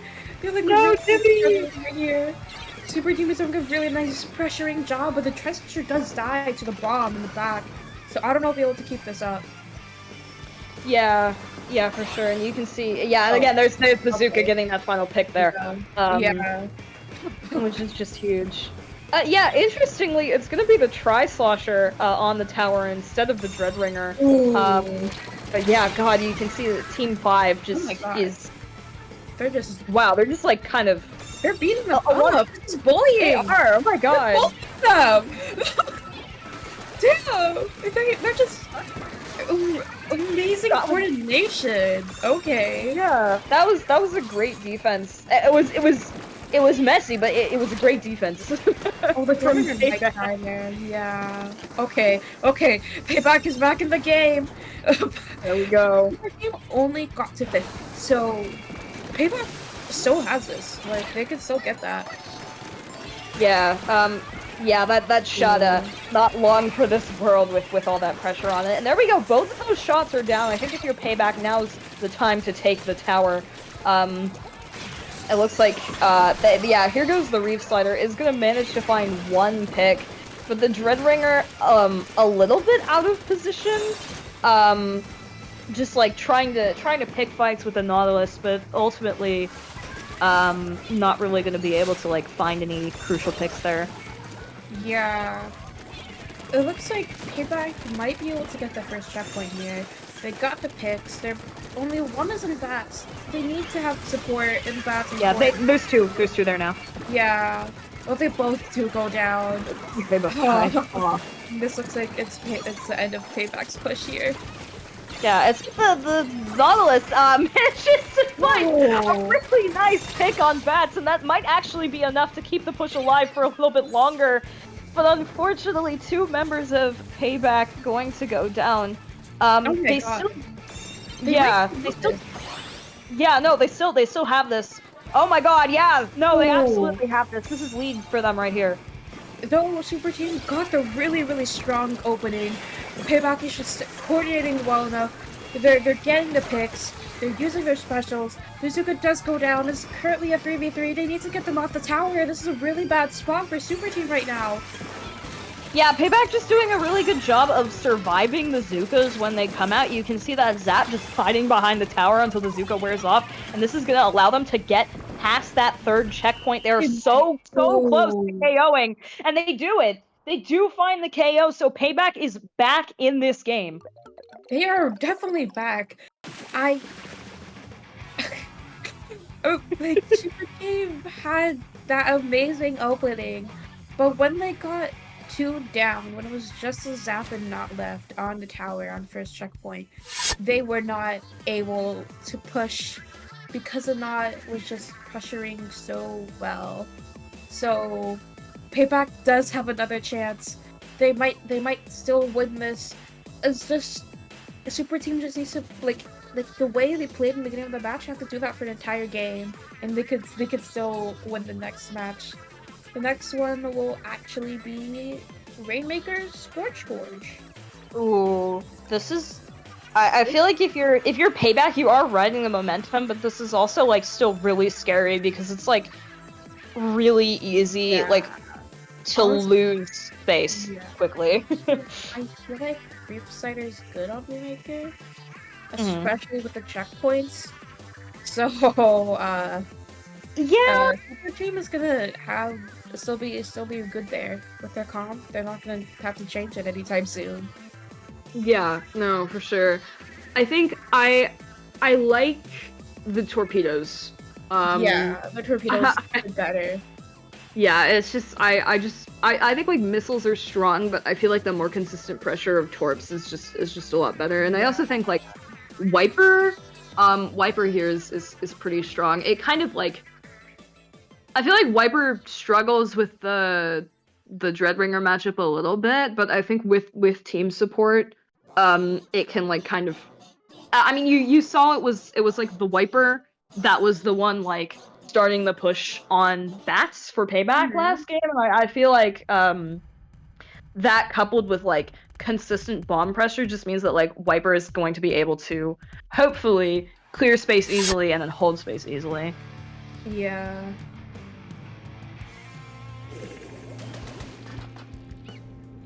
V Viper, baby. Yep. Viper. Yeah, same comp from Team 5. They're confident that this is what works for them, so respect. Okay, I'm really glad to see how this game is gonna go. It looks like Payback is... Okay, wait. Super Team 5 gets the pop there. Okay. Yeah, that's immediately gonna put Payback on the back foot a little bit, but right now they are holding their ground, just waiting for Super Team 5 to come into them, but that Reef Slider! Oh, yeah. That was a great Reef Slider. Now Payback is going to be staggered. Super Team 5 taking the Rainmaker. Yeah, that Dreadmaker just Reef Slider is at the perfect times. I don't think I've ever seen the Reef Slider get cancelled like this entire set. Yeah, that's true. Reef Slider strong. Reef Slider strong. They pop their Zuka. They could probably get a really, really good lead here. They just have to try and run it. Oh, but they do get killed. 26. This is still really good for this really stally map. And yeah, definitely, 100%. Yeah, Super Team has a really good comp to stall. So like we could honestly just stop this entire thing if they wanted to. Yeah. Not dang. Ooh. Okay. Okay, that Viper getting a double. Let's go, little Timmy. Let's go, little Timmy. They're picking up the Rainmaker, the Dreadmaker goes down. It's Payback's chance to get into mid, get a push in. Looks like the shot is trying to get a pick. They could not get one. They're all pushing up together. They're not letting anyone try and slip past. They're doing a really good job here. They have the Zuka. Both teams pop Zuka. Just whoever can get the pick first. Yeah, 100%. The Rainmaker, though, able to survive the Zuka shot, but it needs its team to push up into that choke if it wants to take that first checkpoint. You can see the Dreadbringer is there, and that is going to make space for the shot to collapse onto the Rainmaker, so it looks like Payback's push is maybe dead? Maybe? Question mark? Maybe? Yeah. Wait? Yeah. Wait? Yeah. They got that pop instead. The Zuka pop. The Zuka didn't I love Zuka. Yeah. I love Trizuka. It's a box where gets one. Okay, whatever. Reef Slider Zuka cancel. Yeah. Kind of cooking. They're really cooking with that. Oh my god. It looks like Payback's gonna get in the pop here. They have the numbers, they have the specials, they have the cooler. They can probably get that Rainmaker to first pedestal, but that V-shot has got the Rainmaker. Oh my god. Yeah, no. They are. Payback is really pushed up though, but they have to be able to deal with this V-shot. They do a very, very expert double team. They are gonna take the Rainmaker, and this should be a free first checkpoint. There we go. Now if they can just, if Payback can just play this patiently and like hold this space, I think eventually they'll find an opening to run the Rainmaker forward. Yeah. They actually, I feel like if they push that Rainmaker, like, there, they probably could have gotten that because they have 3 down. But yeah, I agree. They had Paranoia. They can still get this. They have the hammer, but they have the Reef Slider, and then the Reef Slider killed both the hammer and the Rainmaker. That was an amazing Reef Slider. Oh my god. Yeah, great Reef Slider. Payback just not prepared for that at all, and now like, Payback just loses like the entirety of mid off of that one push. Super Team 5 doesn't have like, compared to Payback right now, their lead isn't huge, but the fact like Payback just lost so much ground. And their Nautilus just went down, so it's gonna take them even longer to push back out. Especially getting lead on this map is hard. Yeah, it is. They might go down with that four. Oh, the Rainmaker gets in! The Rainmaker! Oh, the poor Rainmaker! 3 down on Super Team. This might be Payback's chance to at least get onto their court, and the V-Shock goes down. Yes! They can't do good anymore! They don't have any specials. They have to try and get a special immediately. That's huge. That's absolutely huge. The Rainmaker going over the grates to try and just get like very, very quickly. And Payback now, this is their chance. If they can find their opening, Rainmaker does get a pick. They're gonna get ready to run it forward, but the Dread Ringer managing to find the pick, and there goes the Reef Slider. Oh my god, the Super. Oh. There's so much happening. Yeah, so much is happening. It's so intense. They got Payback out. This might be it. Oh. The hammer. The immediate stamp cancel. This might be it for Payback.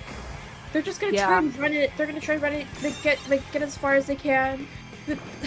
Though they die, this just allows super team to have more time to get their specials. They might have just secured the win there. Yeah, here goes with a double with the Zook, actually! And here comes the They might get Stamp. the lead here. The Rainmaker's running it forward. They might be able to get the lead here. They might be. Oh. No! Almost! They were so close, but that last member of Super Team 5 just barely managing to kill the Rainmaker at the end. And that will be the set. I wish you could see my face right now. I'm like that blue shocked emoji. That's literally me right now. Yeah. Also, my mouth is like wide open. Oh my gosh. But okay. Well, and now I know Dreadringer can be good. Dreadringer strong. I was like, that's such a great double. Oh my god. Yeah, that was really unfortunate. Just the V-shot just managed to slip in. Both Yeah, of them you can see Zenobi managed to stay alive and just drop down there. Both of them That was so. Yeah. Wow. Oh. Oh my god. Okay. Wow. That was really intense. Oh my god. That was intense. These teams should scrim. I would commentate a scrim between these I teams, bro. That was hype. would as well. Yeah. Okay. Well, yeah. Yeah? Yeah. Yeah. Quick break. Break now. Break time. Quick break time. Thank you for joining us. Yeah. And make sure to stick around for semifinals. Yay! Yeah. Current weather conditions. Clear. Central precipitation. Wind direction. South-southeast 2 miles per hour.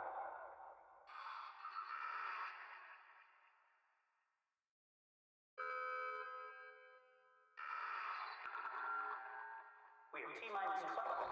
8 hours, 4 minutes, 19 seconds to go. On zone. Error.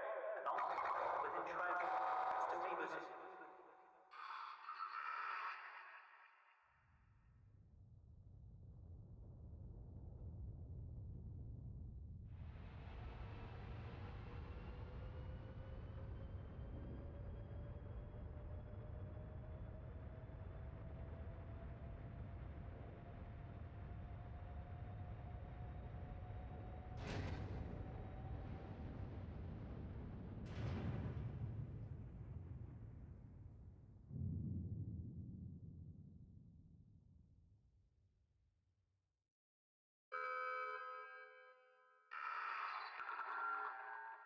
Secure cable confirmed. Avian check. All systems nominal. Recalculating true. Confirmed.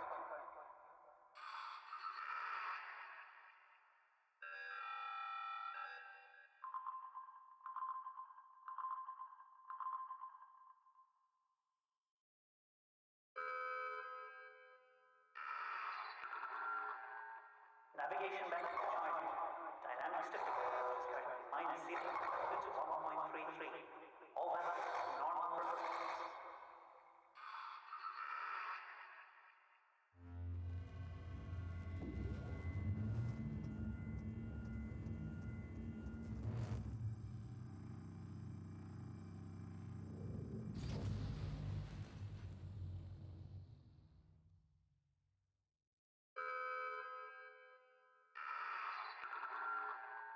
Orbital trajectory calculation complete.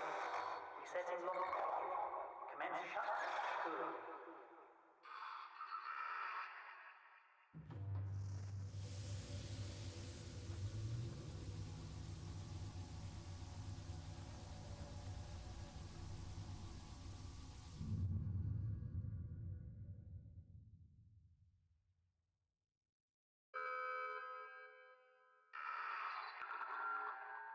Navigation check. All routes known. Final sequence initiated. Chemical kits. Double checking lock. Will now transfer to rocket command.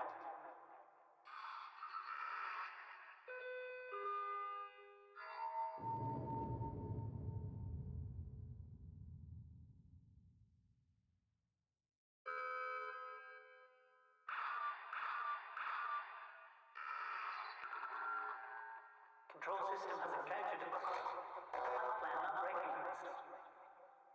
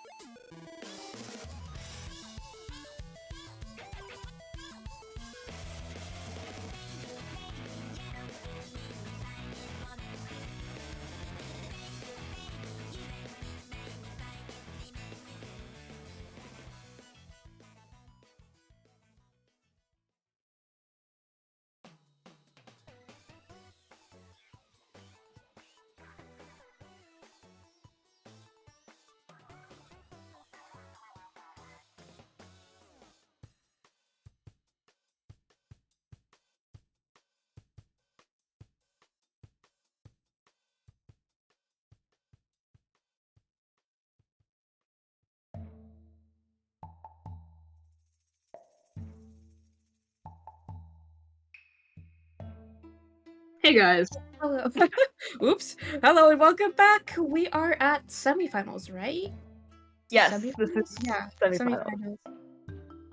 OMG. It's going to be retake to KO versus eggshells.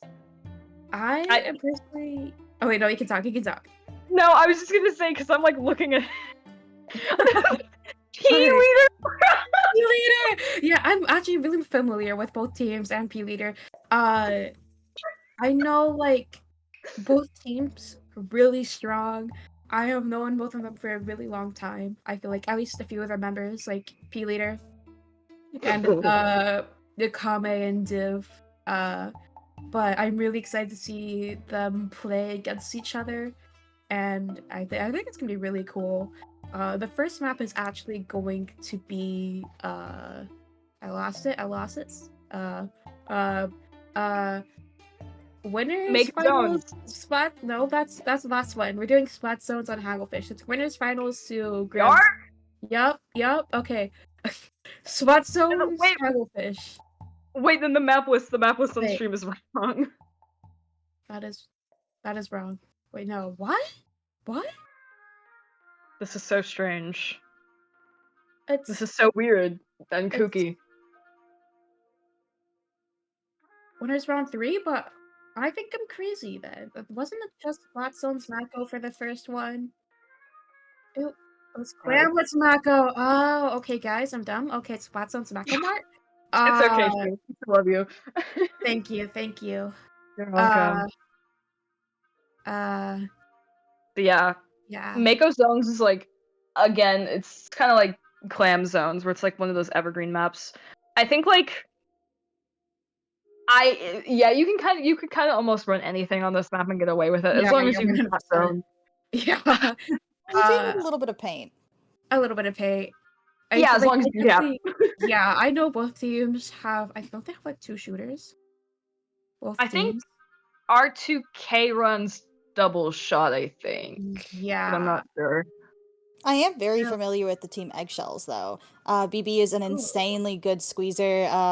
Red, P-Leader, is also a really, really good charger. To the I'm point sorry, where... do you know why their name is Peely? Oh, Peely. yeah, because they love the E-Leader. I love you. Oh yes, yes, of course. Yeah, of course. But like in a, like a derogatory way. Also, Yeah, hi, I'm yeah, Time. yeah. I'm on your podcast now. I mean, your stream now. Yay! Um, Yeah, so three true. commentators. Yes, try Yuma guys. is also a really good shot, like really good shot and Mhm. splash. But she's probably going to Yeah. go shot here, and I know things about Soko, but they've slipped my mind, right? Mm-hmm. And I'm really looking forward to this because I also recognize some names on the other team like Blob, and Akame. Oh, So yeah. Blob is a really powerful tri-stringer, so Yeah. I'm gonna be really excited to see that. the Tri-Stringer Charger matchup. Oh my god. Ooh. Red is definitely going E-Leader here. This is going to be an insanely good match. It looks like Oh my it's actually God. going to be stunning just right now. Okay. Yeah. I'm really excited to get into this. They have matching. They have matching banners. Yeah. Cute. Immediate have debuff to the enemy tempo. team. Yep. Yeah, there's a oh, okay, and the squeezer though. That is gonna be really difficult, especially for like the tetras and the shots. But the pencil is going to be a lot more, like, it's going to give you a bit more paint than eggshells on the light Yeah. here, so. Yeah. You're going to have That the is pin true. advantage. Okay. Right now it's just on a stall. They're like trying. They're getting their specials. It looks like they're gonna be pushing up now. One is trying to push that pencil, but they're just getting like pressure. They're getting shot at. They're gonna There have is to one back down. up. One down on the side of R2. Ooh, 3v3 right now. But eggshells does get the zone. Ooh, and that huge Zuka goes down on the side of R2K. They might be able to cap here. Oh, and they hold it. Yeah, they do cap. Oh, and my now God. two down on the side of R2K, which is incredibly unfortunate, but it looks like they are still managing to stall that zone, just barely. So now Eggshell's gonna have pretty decent control over this area, but here goes the tactical, so R2K looking to make something happen here. There's just This Zuka's Tetris- everywhere. This Tetris immediately gets this buff with this cooler. It's like, I can die whenever I want. Reefs the zone, trying to pick off this zap on the left here. They've isolated them. Oh, and they get picked off. It's such a shame. Yeah, that's really unfortunate. Yeah, they're really struggling to get back in there. They're getting constantly pressured by the squeezer, the E-leader, and the constant Zukas. It's really going to be hard to get back in. They have to get their specials. They have to coordinate. Yeah, that leader exactly where they want to be right now, keeping pressure onto the enemy's stacks. It's going to make it incredibly difficult for R2K to get anything going here. But here comes the Tri-Strikes and the Zook. They do Gets pick two up with the Zuka. Holy God. moly! They cap zone, get that 35 penalty up. They're pressuring that person back. They're going to have to jump back. They now have mid. They're getting paint. They're getting their specials. They're going to be prepared for eggshells to try and push back in. It's just... Well, now that Really, they're at really- advantage, it's going to be hard to get them out. Luckily, this E-leader is just looking for a pick. Ooh. Oh, and gets fall off by the squeezer. 2 down on the side of R2K. Oh my Looks God. like Eggshells is going to get this zone back. Yeah, they are going to get the zone.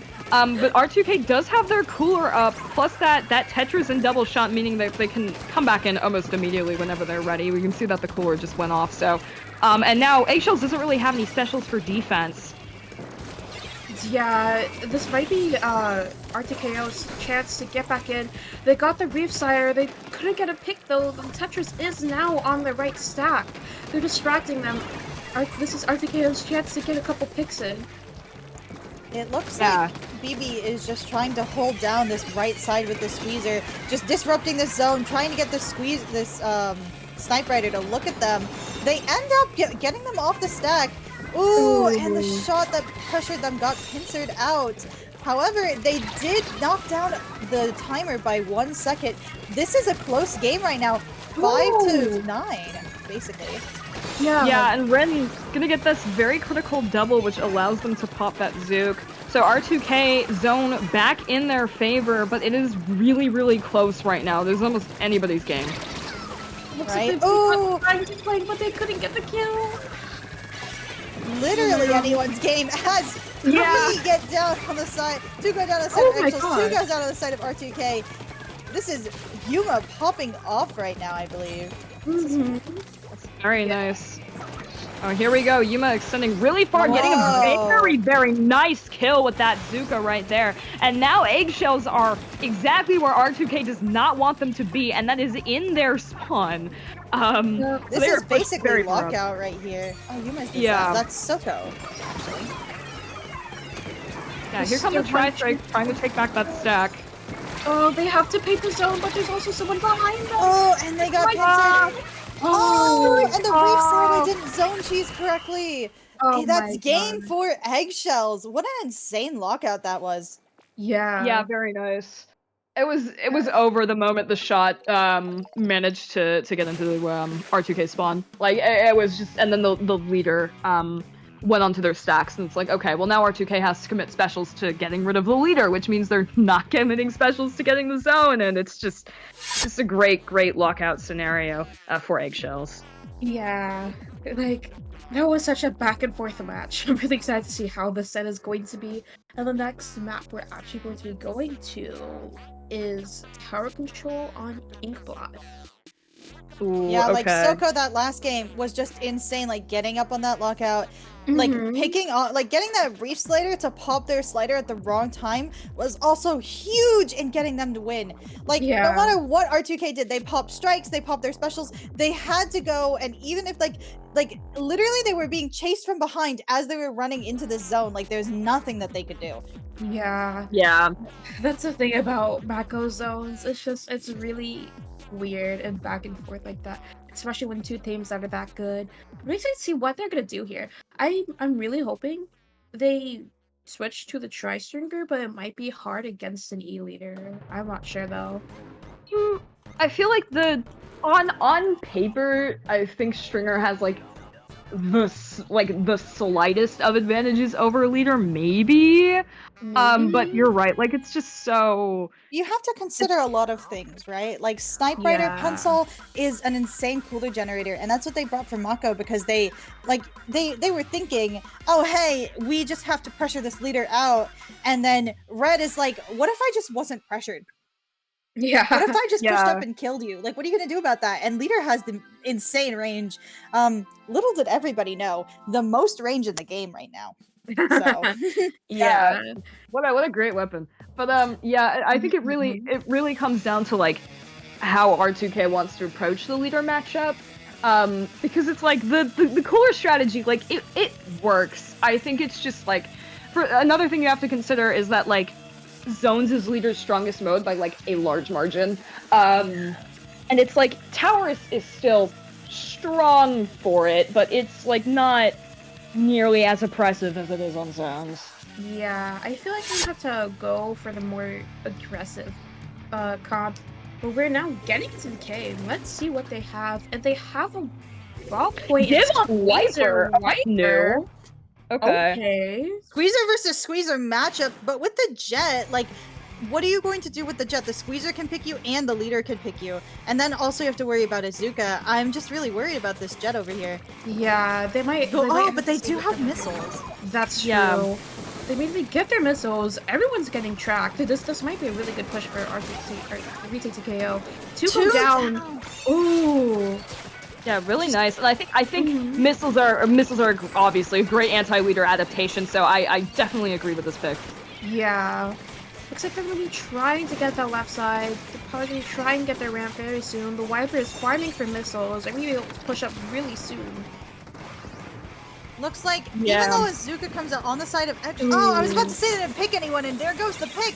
Here comes the missiles, cornering the last two in bats. Even though Eggshells is... R2K was 2 down, they still had tempo, because Eggshells literally missiled them all the way back. I wonder if Azuka. Whoa! Yeah, oh my god. Yeah, very nice. Right? Yeah, here comes the Ink Jet. Yeah. They're not going to be going for that inkjet. They're going to be watching mid right now. Going to try and find a pick to right side, but they're going to be pressured back to the missiles. But they can get on snipe. It's a really good spot for them right now. Wonderful Ooh. pick! Ooh, and the leader does get pressured off of snipe just a little bit by the enemy shot.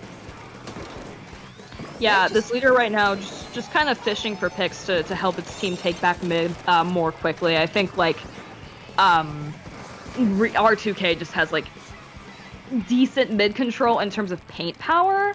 So it's like you kind of need to counter that with your own aggression with your eggshells, I think. Agreed. Yeah. Ooh, 2 go down on each side, and a wave breaker comes out on the side of eggshells. But R2K does have a jet right now. Like, even though R2K has the lead, this is nowhere near a safe lead, especially on a map like Inkblot. Like, you literally get 3 down, you get 79. You get yeah, exactly. One down on both teams. This match is so back and forth. Like the zones matches are really back and forth. They're just trying to stall. They're trying to get picks. Every time one team pushes well, the other team just pushes them back down. Yeah, it looks like... Go ahead. Oh, I was just gonna say, the R2K is now starting to try and lock out eggshells as they get into their bats. Like, oh, and the leader gets an insanely lucky pick. R2K should not have left the bats for that long, because now this leader is in the perfect position to get 3 down and hopefully get a push to 54 at least.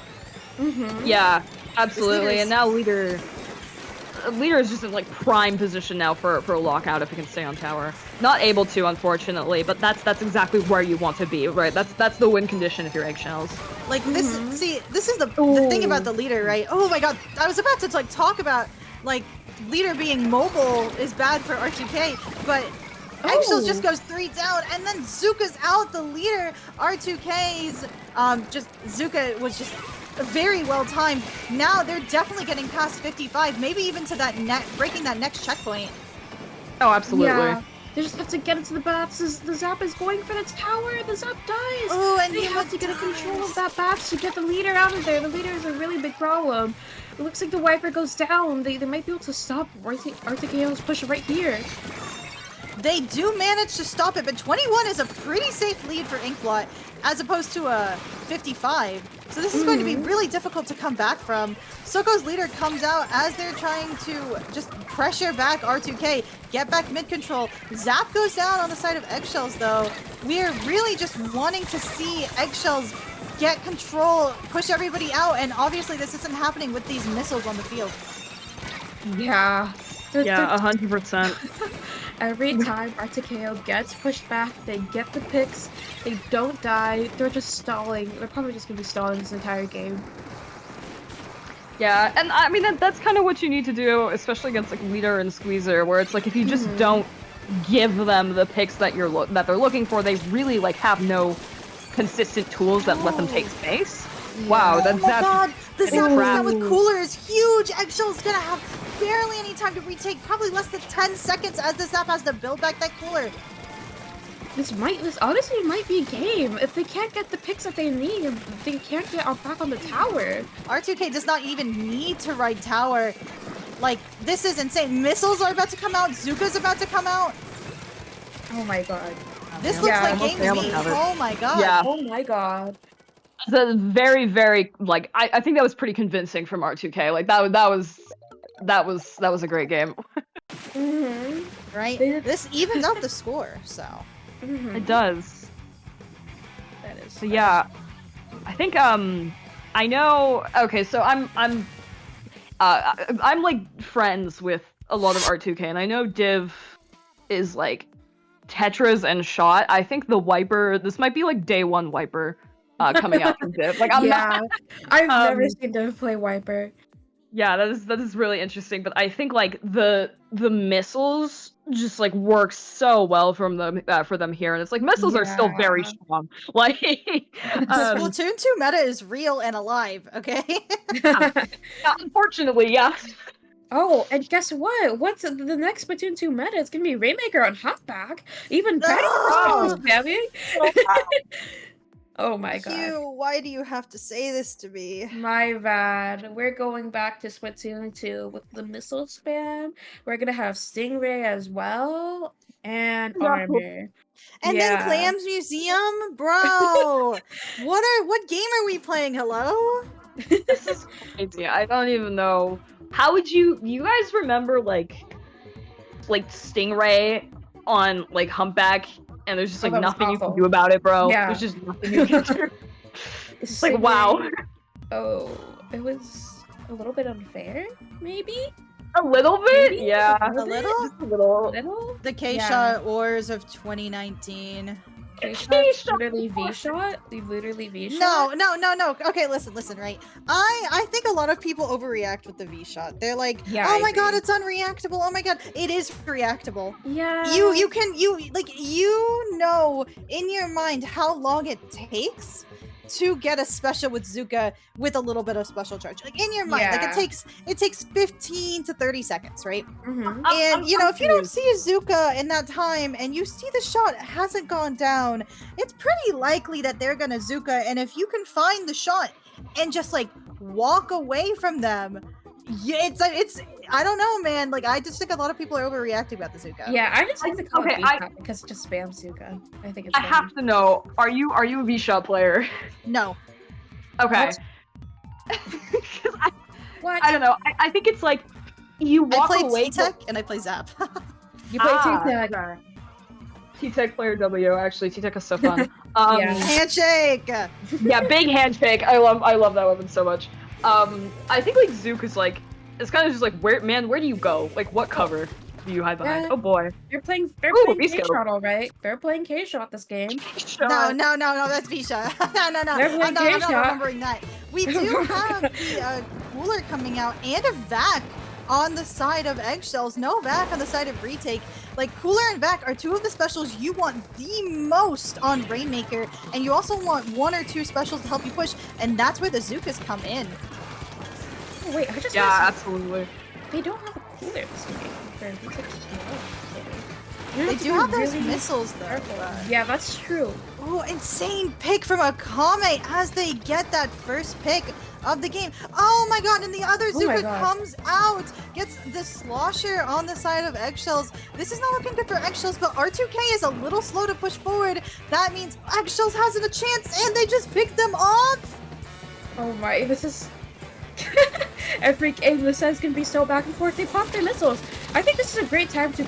Oh, never mind. It's not a great time to grab a Rainmaker. They could not get that pick. Jump Because out! this There's has no a tempo, ton of it's minutes. literally just the jet! The Jet has Oh to try my and do God. something. Just try and live. They had... Oh, Eggshells has Zuka. It's gonna be really hard for them to push back in, as that Zuka is just cornering all of those people in spawn. Gets a pick on those missiles. Holy moly, this is a game. Oh my Yeah, god. that combination All the of Zukas. The Rainmaker leader shot has- and they the have Zuka. They have back. They're Oh going. my They're God. going. They're going with Oh my cooler and back. No Oh my way. god. Let's go. Literally, way. this is why you want cooler back on Rainmaker. This is the Splatoon 3 Rainmaker meta here, folks. Yeah, They're that literally out here. cheese. That back Oh my cheese God. managing to get them to 4 points. Absolutely incredible. And now they are just in R2K's base. They're so, oh my god, they're so close. They're almost there. They're just trying to brute force the Rainmaker onto the pedestal at this point. I think if they had a little more patience, they could probably wipe it. Oh my god! Yeah. 1 point! R2K has a long road ahead of them if they want to get back in this game. Getting 2 down on the side of Eggshells, and the Eggshells still has a guy up by the Rainmaker. Bro, what are you doing? Oh my god! Literally fighting this missile, Oh my getting the God. win. Soko is popping off this game. So good with the yoinky sploinky Zuka. Oh my Just god! shocked. And Oh oh my my god, God. and BB popping out the They Zuka. might- They are this is knocking it. it out. They are knocking it out. Oh my god, Red gets finally the got it. knockout. That What? was an insane game. This is the Splatoon 3 meta game. I love Splatoon 3. Oh I my love, god. what a great game. Oh my god. Yeah, the most fair meta. Like, I love being invincible. Yup. That's insane. Yeah, R2K was not. I They. don't know. I mean, Eggshells, like Eggshells just pushed up. Soko popped off. Like literally, Soko staying up top left while their team backed up. R2K had nothing. They couldn't do anything. Like Soko gets a pick, then they start rushing up left side through that little chokehold. And they get another pick, and then they get 3 down. What are you supposed to do? They didn't even drop the Rainmaker. They didn't even pop the Rainmaker. What are you gonna do about that? Yeah, that's the thing. I think like that play wouldn't have been nearly as impactful if they had just like dropped Rainmaker down from like their pedestal, but they kept it there, and I think them not being able to deal with this with Soko just meant that like they just were not able to take any space. It was just I think just like. Oh my god, there's so much to unpack. Okay, well, next is going to be Cramlets on Museum. There isn't... The most best cheese for clams is Kraken? So, I don't... It won't be as bad as Invincibility Pack. Like, I mean, if they want to go that route, I feel like they have the tools without Kraken eggshells like to be able to win the game, but if they wanted to do the Kraken cheese, I mean, I feel like our R2K has to be ready for that, like considering they just ran back. So they'll probably I disagree with you, right? Kraken cheese is an unreliable cheese strategy. I feel like VAC is like a viable actual thing you can play. Yeah, right? VAC, like I think that's true. I definitely think Eggshells is like Red is bringing the E-liter, right? Pika is bringing the squeezer, right? Then we're gonna have a zap and a shot, which is gonna be Yuma the zap and then Soko the shot, right? And we're like, what are they gonna do about that? Like, obviously they're gonna bring back the Wiper Deco on the side of R2K, right? Obviously they're gonna bring this ballpoint with the jet, but you can also bring BPN, right? Like VAC cheese on museum clams, I feel like it works out. Just make sure, like, it's just gonna be tough, right? Like all they have to do is break into their plot, stay there for the rest of the game. That's basically almost a lockout, right? Yeah. So yeah, I'm just really excited to see. Yeah, I've been silent this entire set. I'm just in shock, my mouth wide open. Like, oh my god, it's really intense. There's so much happening. We're now gonna be going into the third game. Wait, is that the third game? The fourth game. If you lose this, it's over for you. Yeah. Okay. They have here's the Sniper. Yeah, I definitely agree with the Sniper here. The cooler is gonna be very necessary. Yeah. Okay. They have double V-shot Petras this time. That's gonna be really interesting. I'm surprised they switched off missiles. I thought they're gonna keep that there. I think I wonder if it's just a comfort thing. I mean, Tetris is like Div's weapon, and this is a comp that I know R2K is very, very comfortable with. So I can definitely understand what its match point. The Tetris on the plot already? Yeah. I have the Zip Fighter ready. Tetris. Whoa! Oh my god! Oh my god! Oh, and the cooler jump is crazy. This is literally R2K's game to push and try and win. Yeah, absolutely. I mean, despite like they're just they immediately took mid and they've held it so far the entire game, and this Sniper is just managing to consistently pop out these coolers, and this is doing wonders for R2K because their consistent pressure is just incredible. Yeah, right. They just have to get a good hold of their court, and they can definitely score. They're able to hold mid, but not their court. They have to get their specials to get in there. The problem with getting the court, right, is you have to fight the E-liter to get in the court, right? That's true. Ooh, it looks like that Restarter doesn't. 2 down, 3 down! Woo, it's just the leader! What are you gonna do about that, boss? Oh my god. Then all those clams underneath that basket. Oh my god! Eggshells is also diving to get them out! Off the plat, says Yuma. Get out of my house! And the touch just comes in like an unwelcome house guest and almost gets the pick. 2 down on the side of R2K. This is Eggshells' time to push if they try. They're trying. They are trying. They do have that cooler up right now. If they want to commit to it, that Tetris is down. Now would be the time. A Sniper, though, managing to pressure this shot out. They do get the super glam in, but I'm not sure if they have the follow-up for it. Well, they are gonna at least run through the block, get that lead off. However, that gives R2K a little bit of extra special charge for whenever they get their push back in. That's Now true. they have another ball. They do have another ball, and and here's the Zook up, exactly as you were talking about. Going to most likely be using that to retake mid. There it is. They're gonna try and get the leader. The leader's so low, but they sadly don't die to it.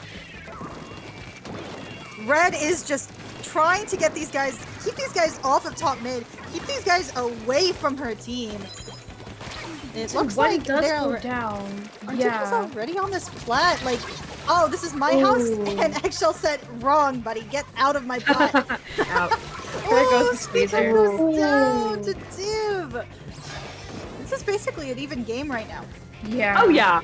I mean, R2K, they need literally one power clam and they just have lead. This is actually, it's like, this is incredibly back and forth, but I think at the end of the day, it will really just come down to like, who can get 2 down first and then also have their specials up at the same time. Oh my god, that pick on the leader is insane!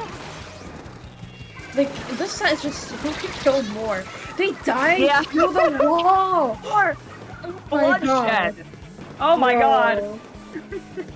Alright, looks like Eggshells is now getting their chance to get back into mid, stopping R2K's push of getting that clam in. Soka with the Zukas can't seem to find a pick. Oh, and gets counter Zuka'd. Yeah, that counter Zuka is huge, forcing Soko to back all the way up. R2K right now in very defensive positions. Yeah. Yeah, it looks like they can't. They're having problems getting back into mid. Not only with the pressure from the leader, but oh my, pushing the block. What are they doing? Block.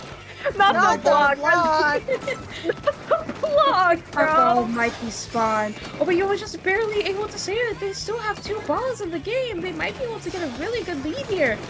Yeah, here come the balls. One of them is going to get picked off.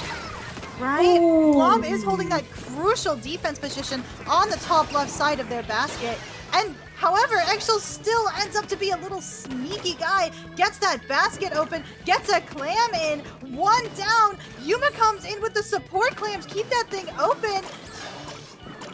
Oh, even Red gets those clams. Oh, but they committed on the block, and that's what kills their push. R2K's getting back control of their plot, getting back into court as Eggshells is forced to back off with 2 down. Yeah, absolutely. Eggshells right now just needs to play hard defense. R2K does have both of their Zukas up right now. Eggshells need to be very careful. They do get the pick on the Tetras, which is massive. That is going to be a 3v4, but they're managing to get a huge pick. R2K going to try to take this spinner now. It is still anybody's game. It's overtime though. They only have 30 more seconds to get this clam in, but they have the clams for lead. They have a power. What are they gonna do here? What's their game plan? They're gonna get a jump! They're gonna get the jump! The Tetris is sad! They have to jump! Yeah, they need the jump. They need it. They don't jump!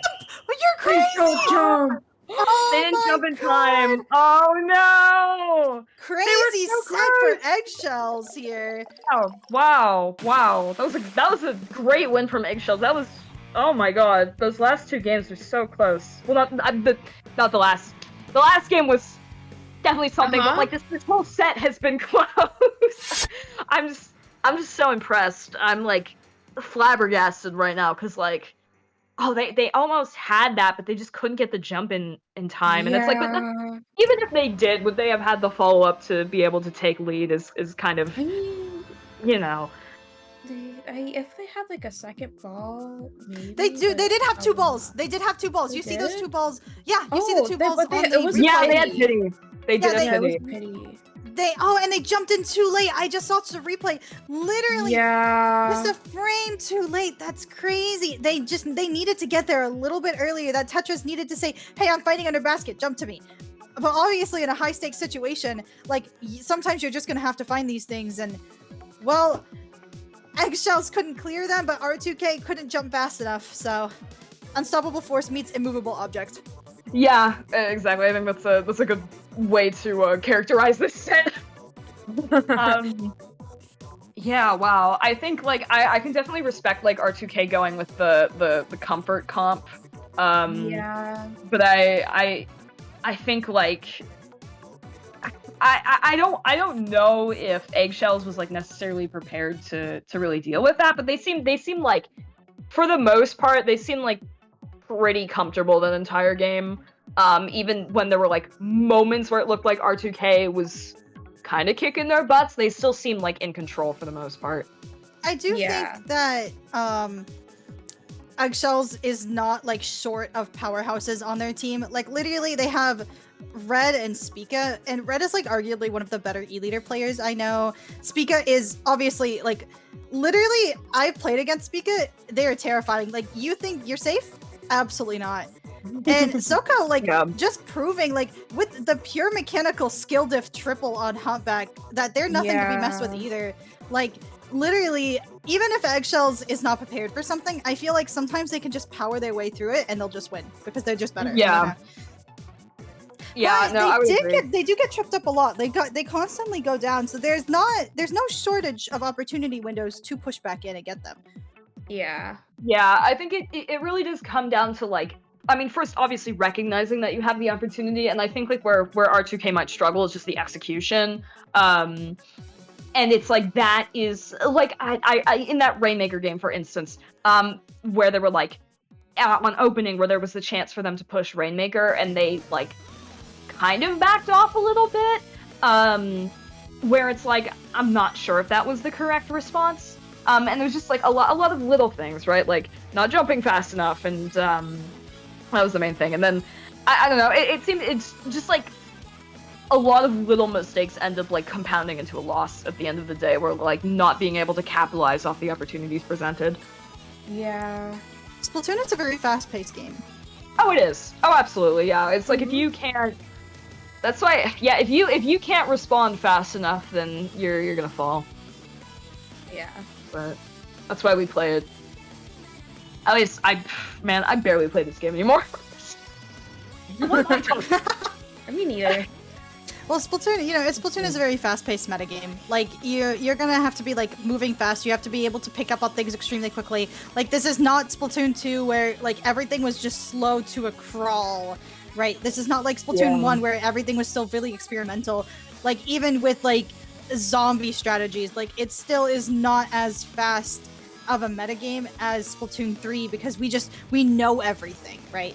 And because we know everything, we can push forward. We have like things like Cooler, we have things that are instant, like Zuko, we still have missiles to try and slow things down, but obviously like sometimes you just really can't slow things down enough to be able to think things through.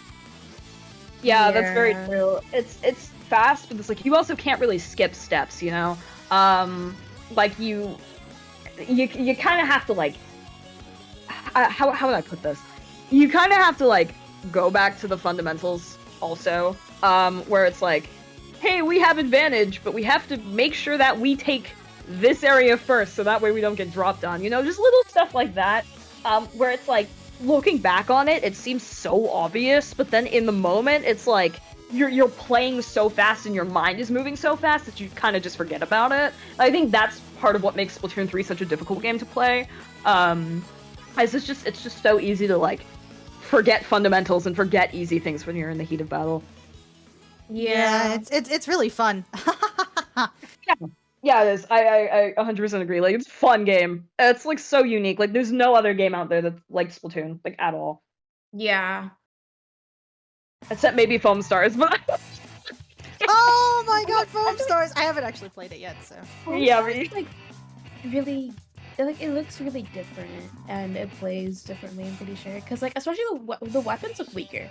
Because like I'm pretty sure like, it takes more shots, so it's not as fast. It's like a lot more slower than Splatoon. It really does actually look slower. Like it looks a lot like Splatoon, but it looks slower than Splatoon. I think the main gimmick of Foam Stars is you get to build your own terrain. Yeah. Like in Splatoon, like we don't really have anything like that, but to be fair, if you could build your own terrain on a flat stage in Splatoon, it would be so over. It would be so over. Dude, it's like a weird combination of like Fortnite and Splatoon, I think. Where like a big part of Fortnite is like building? I don't know, I don't play Fortnite, but like Whoa, that's news to me. I thought the big part about Fortnite was sleeping in for 2 weeks. Oh, true. You're right. Oh my god. Speaking of which, looks like the other side of the bracket has wrapped up. 8K Ping has won against Super Team 5. So it looks like Eggshells and 8K Ping are going to be fighting in winners finals. And then maybe we'll be able to watch R2K sweep losers. Hopefully. I know, I believe in my goats. R2K sweep. Actually, no. They're not my friends. I hate them. I've never met them in my life. Oh, yeah, me neither. I hate them. Yeah, we don't know them. Actually, this works out really well because I love Eggshells. Actually, big Eggshells fan. They're so here. funny. Yeah. So if you guys like I2K and I like Eggshells, I guess that's the joy of commentary, isn't it? Yeah. That's true. The commentary is like we all have our teams that we root for. I just think like I almost want to root for Eggshells just because I think P Leader is hilarious. Well, see, this is why we love Red. I'm gonna root for Eggshells just because I hate retake TKO now. Me too. Go Eggshells. No. Yeah. Look, we got AK Ping here, so.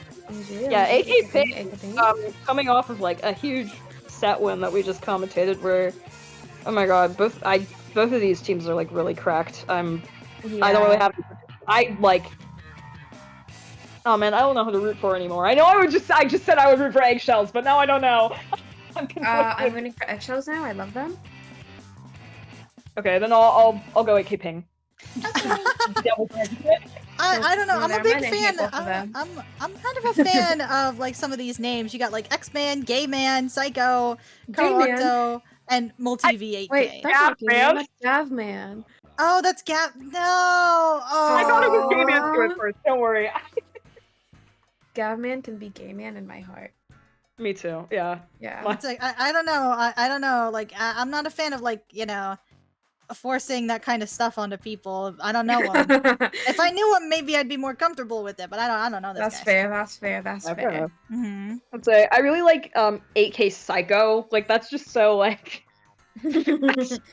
Sorry, I really like that. It's a good name. I love like seeing people's names. Like it's just so fun. It's my favorite part. Yeah. I am really excited to see this out though. It will be Splat Zones on Hagglefish. I forgot what AK Ping played. Did they have a charger? Question mark. I think they had they had Snipe, right? It was, I think they were like the Flings of Snipe Raider team. Oh yeah. Oh, it was Flings Double backline? shot. No. Yeah. It was Flings at double shot pencil. Yeah.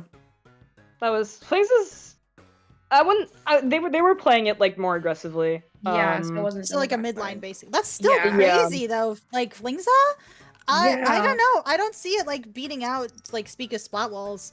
And like also Snipe Rider, it's really hard to contest Leader. Like Leader literally pushes you out of the scene. I guess that's why they have missiles. Yeah. Oh, it's counter picks. Okay. Oh, it's power picks. Oh my goodness. OMG. I'm really excited to see what they're gonna put there. Oh boy, I love counterpicking. I don't like boy. counterpicking. It makes me so tired and sleepy. Yeah. But Hagglefish Market, what are our thoughts on Hagglefish Market and the comps that we've discussed earlier? Like what do we think each team's gonna bring? Like what's their win condition here? Triple Zuka. Triple? Yes. Trust. Okay, I double Zuka, but Trust. triple? I don't know. Triple. Yeah. I think triple works, yeah, but like yeah. it would be funny. I think it would be hilarious. Yeah. Oh, they're probably Hilariously bad. Things. Yeah, they're probably gonna do the things. They did run. They ran Blob also. That's don't true, forget. but the blob didn't work out. Like they weren't able to push back in once they got locked out. Well, see, that's why we have Remaker in the pool. That's true. That's true. Yeah. I think AK Ping's win condition is probably going to be getting one of their shots on the top right side of the map when you're pushing tower off that checkpoint. Because once you get there, you can threaten the leader. You can paint paint like a bunch of stuff as the people are coming out of spawn, and you can also like farm Zuka up there too, pretty comfortably. Actually, this is zones. Zones. Oh, I'm so silly. You're a little bit. I silly. am so silly. I'm guessing like lockout is really hard on Haggle zones, actually. Yeah, it is, especially against leader. Yeah, like if you're like even without leader, even like with leader, like it's just really hard to like get up into their core and get into the positions you want to take because like, what are you going to do? The lockout position, the off angles you need to take are just so like far away from what you need to be doing. It's just, it's hard to visualize. Like, I hardly ever get lockout. Like, usually we just lock them in their court and that's it. Yeah. I predict, like, listen, you know what the funny, like, crazy hagglefish zone strat is lately, right? No. Dynamo. No. Dynamo. No, I don't know what it It's is. Vac. I don't know.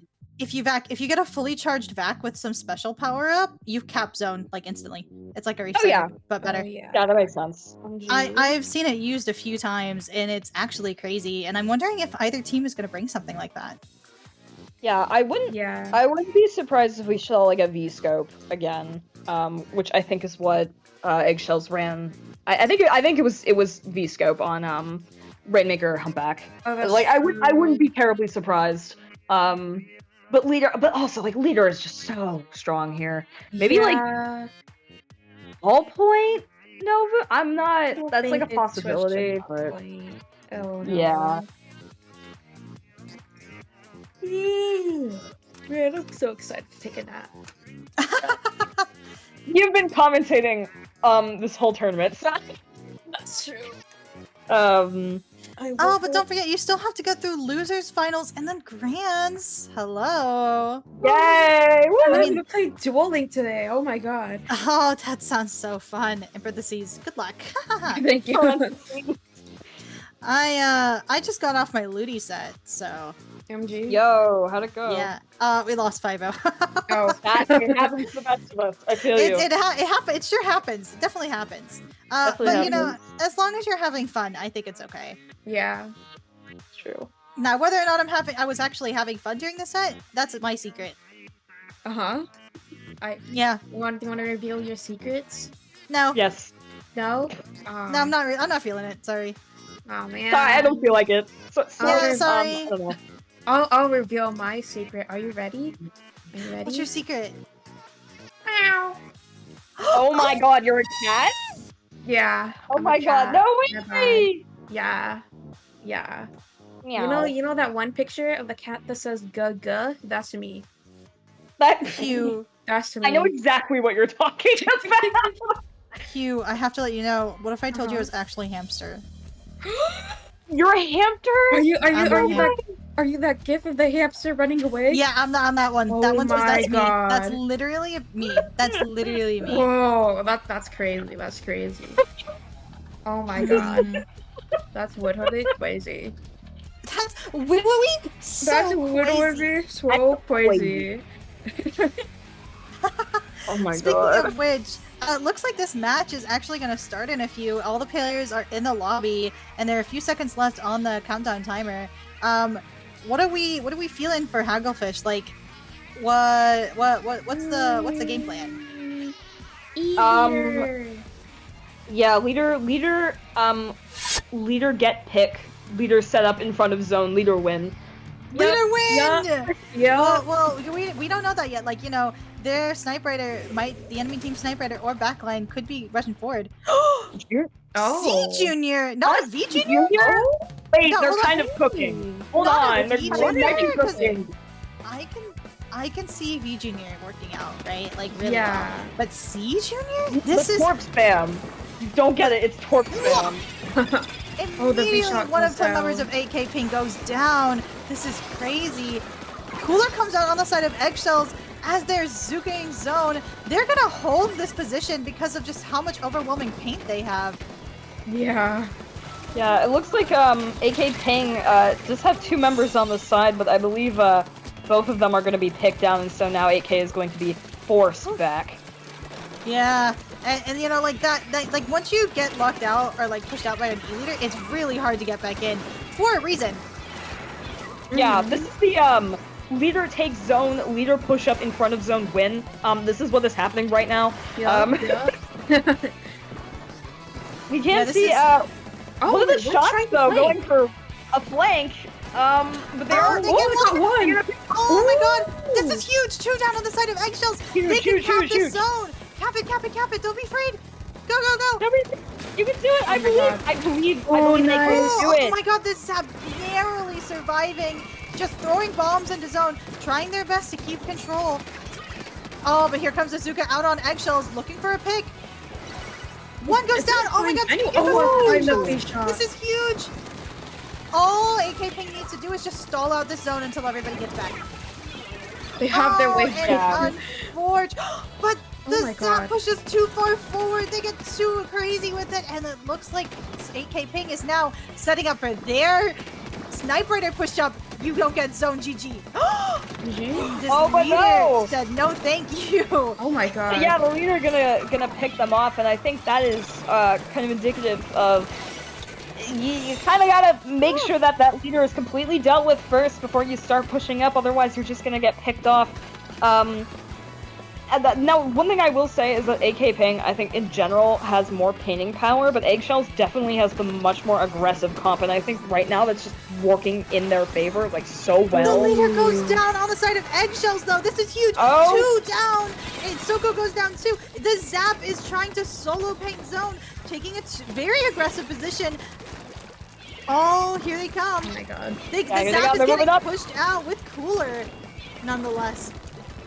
That leader, though, just keeping AK Ping from moving back potentially as far up as they want to. AK Ping's timer is about to run out. Insane teammate jump. Oh my god. On the zone. These suctions are just going to keep this zone going. Here comes the torch. Here comes the Zuka. Another cap as they start counting down. 40 seconds on the clock. 24 is the time to beat. This might be it. We're able to get the lead here. Yeah, if AK Ping doesn't make any mistakes. They got the lead. They just have to hold. They might be able to KO here. They have to keep paint on the zone. All they have to do. The Zap is trying to paint. Don't die. Just hold and don't die. They're all alive right now. They're just gonna be able to hold. There's just barely 6 more points, 5 more points. Just paint. Oh my god. This is the painting powers coming in clutch. But then 2 go down on the side of AK Ping. They have to back up. They're chasing that poor Junior, and down they go. 5 points. This is a hard to break lead on the side of AK Ping. Like Eggshells is going to have to hold this for a while. Gets an insane counter, Zuka. Whoa. Zuka fixed. Oh my god. Might be able to get this. They have another Zuka out. No, they got one. The Zap is gone. Zap goes down. They need to take this E-leader out. Or at the very least, displace him. Here comes the wave breaker, trapping 2 of Eggshells on the left side. Zuka comes out, down. They have a few seconds left. They need to paint. Oh my god, 3 to 5. Insanely close match right now. Spiga is trying to take up attention on the left side of the map right now, but AK Ping gets the, they get 2 down on the side of Eggshells. This is huge for them. 2 go down on the side of AK Ping. What is going on? AK Ping might still be able to get this back. They just have to get the Zukas, get the soda. They just have to get just 2 picks so they can get the zone there. Ooh, yeah, this Sniper Rider. Dangerous. But Zap down. Yuma goes down on the side of Eggshells. This is huge. Zap comes out, gets a pick down. Oh my god. They need to just paint. They need to paint and keep zone. They can outpaint. They can outpaint Eggshells, but they have to not die. They have to get 45 seconds. Whoa! Oh my god. Oh, okay. Now it's overtime. They have to hold for 30 ticks. That Michelle just got a double. 2 down on the side of Eggshells. That's crazy. Gavin is literally trying his hardest, getting all these picks. The leader goes down. The Cooler comes out. Eggshells is going for a miracle play. Gets the pick on the shot. Oh my god. They can't paint. They're pushing too far forward. Oh my god. Oh my god. That Zap was just so aggressive. They forgot to paint the zone as they got the pick on the shot. Even though that guy was a huge threat, there was 2 seconds left on that timer. And it was all over. Oh AK Ping shows an insanely strong showing for this first game of the set. Eggshells is going to be looking for a counter pick here. Yeah, I was about to say, like, this is game 1. Like, yeah. That felt so long. I thought we were like game 2 already. Oh my god. Yeah, look, you see, this shot is trying to paint zone, and this Zap is just like, I need to kill this guy. And boom, lead is gone.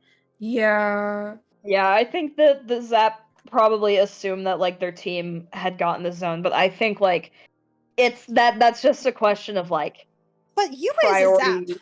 Like, Yeah. yeah, it's difficult. It's hard. There was also 2 people chasing her, so it's not like you can do much. I think, like, at the end of the day, Eggshells probably just felt the pressure, started panicking, started going down to these Zukas that were entirely avoidable, honestly.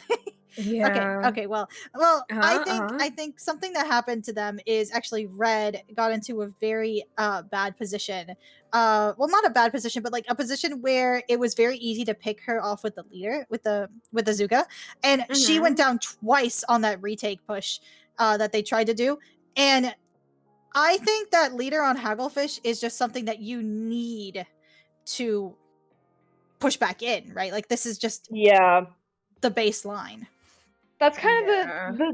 the thing with leader comps and disadvantage. And this is why like I think so many people have a difficult time playing with like leader and charger is that it's like the charger you're basically playing like a 3v4 in because like your charger can't really drop, you know, like they're kind of stuck like fishing for picks, and if they can't get picks they're kind of not really doing much.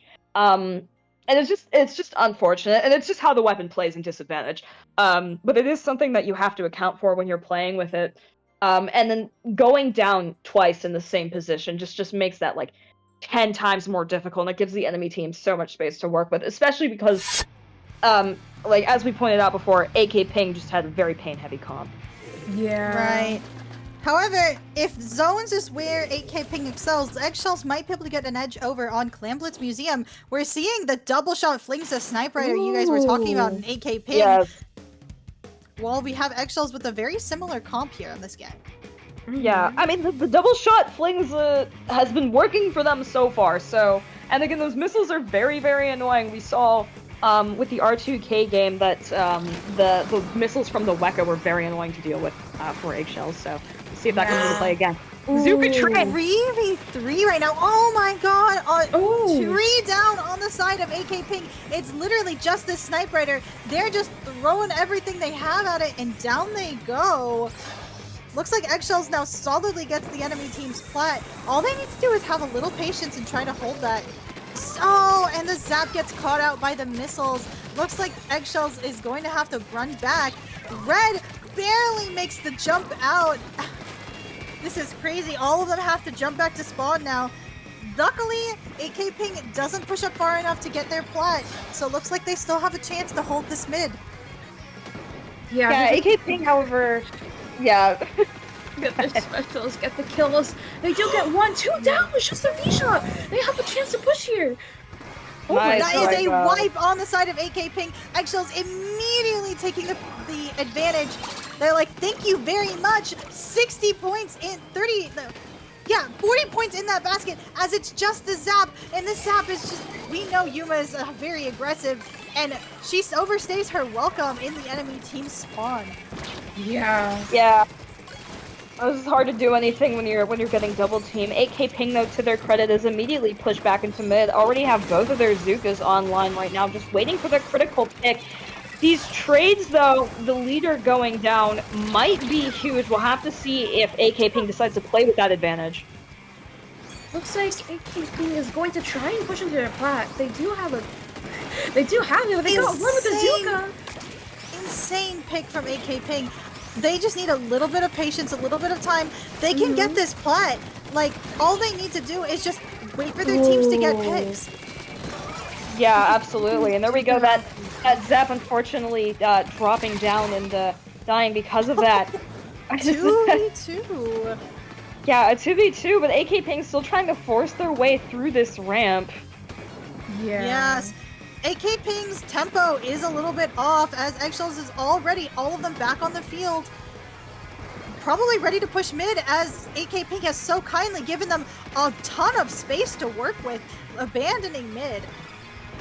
Yeah, I think that's fair. Like, the push wasn't working for them, and now they're in very strong defensive positions right now. They have their Zuka online, which is very nice. And immediately, like you can see just how much paint they're putting out like how much of mid is purple. They have so much space to work with, but that Zuka gonna get a really, really nice double, and immediately AK Ping is going to lose a lot of the space that they just worked so hard to get back. That is a delayed wipe on the side of AK Ping, only barely just getting all their jumps back into mid.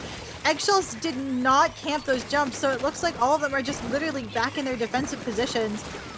This they're running it, trying to run it with the Zuka, but it looks like Eggshells is like, one special is not going to be enough to get through my plat. Yeah. Yeah. Here we go. The Super Clamp is maybe trying to go for it? What is Yuma doing? Oh my god. 2 down on the side of AK Ping. Looks like their push is having a hard time getting off.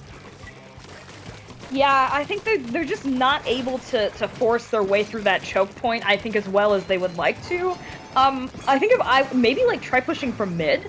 I feel like if they do that, that might work well for them. But in the meantime, they are once again back into defensive positions. 2 of them are now down. It is just 3 of them are now down. It is only this shot left to defend, and that's going to be a delayed wipe. AK Ping needs to sit back, recover their tempo. They have to let them score a few points because they don't want to be feeding to all of these guys on their plat. Like literally 45 seconds left. AK Ping is down all the way at 19 points, 3v3, but Eggshells is still scoring clams. It's just the leader. This leader is so slippery. What are they gonna do? 1 point! 1 clam! Oh my god! Oh my god. They have to KO in under 20 seconds. I mean, it's doable from 100 to 0 in 20 seconds. I've seen it done. Yeah, they don't have clams on the map though. They don't have the clams. Yeah, that's true. They're gonna have to stall this a lot, so they're gonna have to coordinate really well once they get that. Once they get the ball in the basket. 1 down on the side of Eggshells. We're seeing their push. 2 down on the side of Eggshells. 2 down on the side of AK Ping though. They're trying so hard as Eggshells almost gets that pincer off on that flings and that shot. Eggshells is like, do not score my basket, but they score 2 down on the side of AK Ping. But can they hold up the momentum? Oh my god! It's just the leader. Hold on! Hold on! Hold on! They're getting oh my god! They can't get No! that. Oh my Everybody god. goes down at the basket. Zuka comes out. An amazing last second push from AK Ping, but Eggshells ends up taking that win.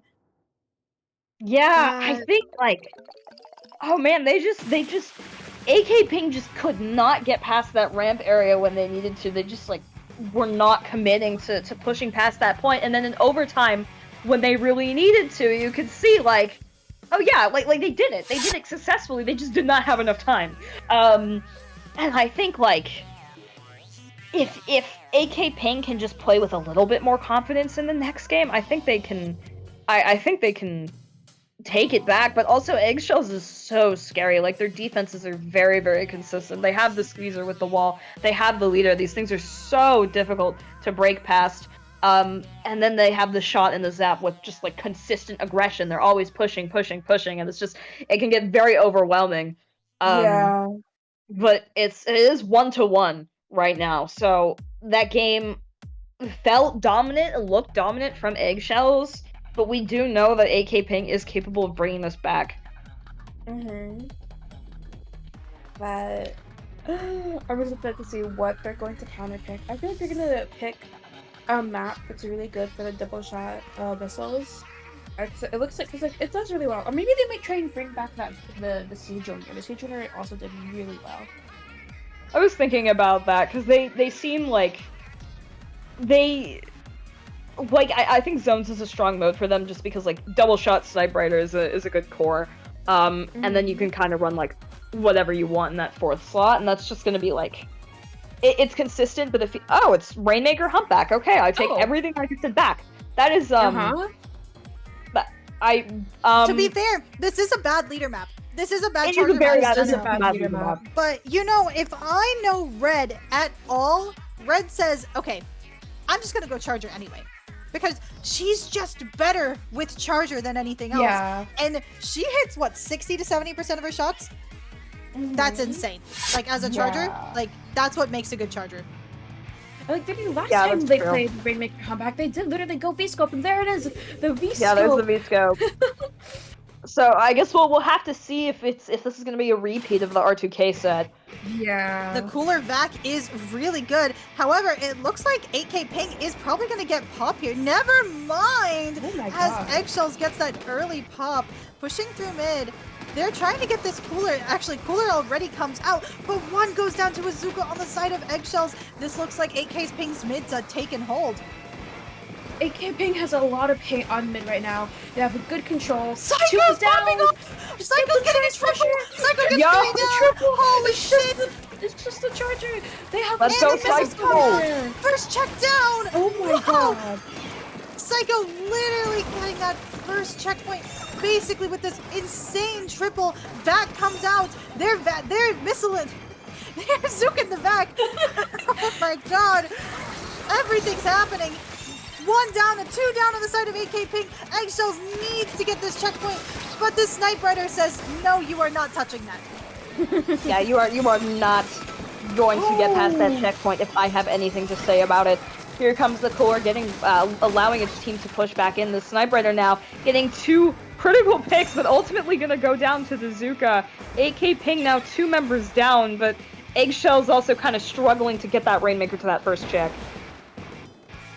Yeah, this is, see, luckily for Eggshells and unluckily for 8K Ping, this is actually a pretty decent spot for Eggshells to continue their push. They can grab it without getting caught, and ooh, ouch, here comes that Snipe Rider, but they get picked by this Zuka. This looks like an easy pop and dunk that Rainmaker on that check. Oh, and just as I say that, Zuka comes out from Gaffin, I believe, just popping it and getting them off. They're still trying to brute force this checkpoint, though, to go down on the side of Eggshells. That might be their downfall for this game. Yeah, for sure. Yeah, it's like it might have worked in the R2K game, but here I think Eggshells just has a much more defensive comp, and they're very prepared to just shoot at the pedestal. AK Ping? Yeah. Yeah, AK Ping. Sorry. Yes, that's okay. Yeah, the thing about Eggshells is they need to have a little bit of patience when they're pushing, so that way. Yeah. Oh, and as I say that, 2 go down plus the Rainmaker. That's basically 3 down. As Eggshells proving that they do have this hyper aggressive, super push full hold W and win kind of comp, and it just works out for them as they're trying to get this rain. The Vac does not protect them, but the instant pop is crazy. 2 down on the side of R2 AK Ping. Like, literally, Eggshells pops that shield. Here they come, trying to initiate this lockout, trying to get all of the people out of the way for their Rainmaker to just full hold W, and they get it to 33. That is an insanely good push for a map like this. It's literally wipe on Eggshells. Oh, this is huge for AK Ping. Yeah, absolutely. Now this Klings is just playing for missiles, trying to get his team and out to get back into mid. Here we go. We're going to see the missiles pop. We're going to see AK Ping.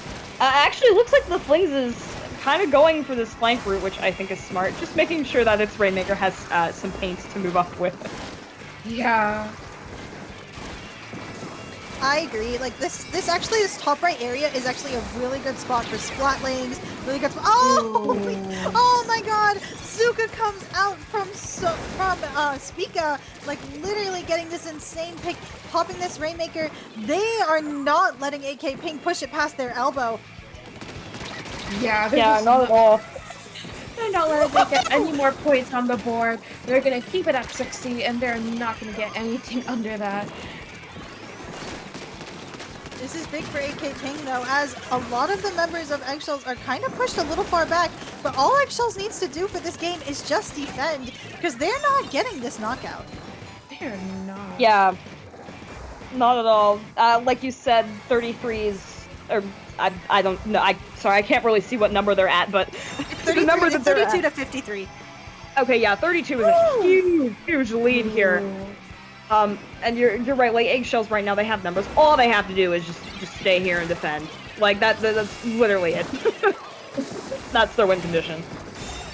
Right? And we're watching, like, they're just trying to pick this Rainmaker, but Rainmaker's in a bad spot for them. Like, what are they gonna do? Like, run up left where Psycho is? Speaking of Psycho, by the way, trying to go for a flank. Oh, and they get picked off by Soko. It Great looks punish. like that they're just being, yeah, it looks like AK Ping is starting to panic, and panic they will as they all go down. The Snipe Rider's trying to solo the Rainmaker. It looks like Eggshells takes game 2, but this is not the end for AK Ping. It is not. Though they need to get 2 more games in a row. Eggshells already has 2 wins. I think they just have to win 1 more to win the entire set. Eggshells is feeling pretty safe here, but that might be their downfall. You never know what could be counterpicked here. That's true. They are riding the momentum, but you are right. It is AK Ping's counter pick. And I think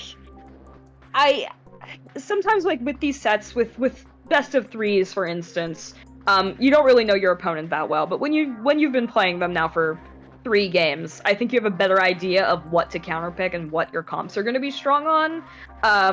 And now you know, like, okay, well, Red obviously, like, they have the splatter scope in the back, right? So we can't just counterpick for the E-leader. We also have to account for the splatter scope. We have to account for the squeezer. We have to account for all this stuff that's giving us trouble. And that, in my opinion, I think makes it easier to come up with good counterpicks. Yeah. Yes, and really, like, that's what they're going to be thinking about as they pick Barnacle Zones. Oh, are we going to see the blob? They did run blob here last time. Yeah, they did get the blob. It didn't work, but... The problem with Barnacle Zones is this is a good E-leader map. Actually, this is insanely good E-leader map. Great leader map, yeah. I don't think they're going to have the blob, but they might have the junior again. Oh, that's true. Yeah, it is possible. Maybe they're just trying to... It's not the pick. Okay. Oh. It's tower control. That makes more sense. Because I was like zones again. Yeah. Wait, no, because they won on the zones. So that means which I think means they can't counterpick it. Yeah. Oh, it's tower ship shape. Ship shape. Ooh. Ship shape. Oh, okay. Actually, ship shape.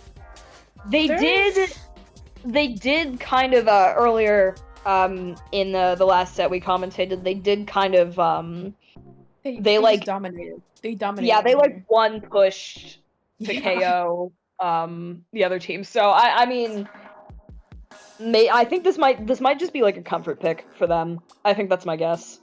Yeah. Because they've shown that they can do really good here, so they know that they can do really good here. They're gonna be confident on here. They have a plan. They know their plan. They know how to do it. Yeah, exactly. This is another map though. I do expect AK Ping to run the same comp once again. And I do expect Red to probably switch back to the leader here, but if that's the case, this is a strong leader map. This is also, I feel like, a pretty strong squeezer map. You know what I'm thinking? I'm thinking ZF Charger. ZF's not bad here. The wall, the splash wall. The GG strike. Here. The GG strikes. That's so true. Yeah. Yeah, okay, yeah, there's the leader, there's the squeezer. I think that's just both teams running what they're comfortable with.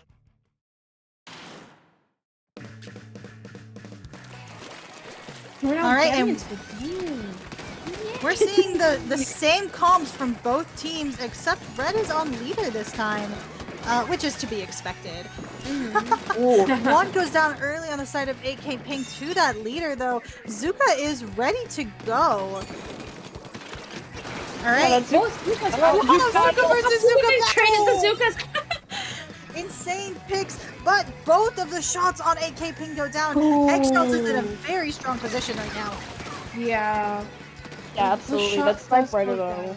Yeah, they still have a squeezer and they popped Zuka, which they got. I think they got one of the guys actually. But it looks like AK is going to be pushing Eggshells back. They have a chance to get it to the tower. But Zapper one flank. Jump scare! Oh, such a jump scare on the camera as they get a nice double. AK Ping only has one up as they're forced to jump back with the Zuka. They have to play for the choke at the end. Oh, 2 go down on the side of AK Ping. This is an easy game for Eggshells to hold, and this is AK Ping's fight of a lifetime. 2 on the tower. Oh my god. They can't, as Red rides that to victory. That is 3-1 for Eggshells. Yeah, very, very nice. I feel like Eggshells just kind of like I think they just kind of rode their momentum to the end. It's just seemed to me like they were so confident by that last game. Like, again, it's that one push to KO is just so impressive. Right? Like this like literally 100-0. Even though there were times that 8K Ping pushed eggshells off the tower, they never stopped writing. They never stopped believing. 2 down, 3 down, constant back to back to back. Like we can see here that this is it. Eggshell's ideal map to play on. And as you can see, even though they picked that leader at the end, the momentum of the tower goes crazy. They're even stealth jumping and constantly like a very exciting winners finals. Let's see who makes it through the losers gauntlet in a few minutes as we take a quick break.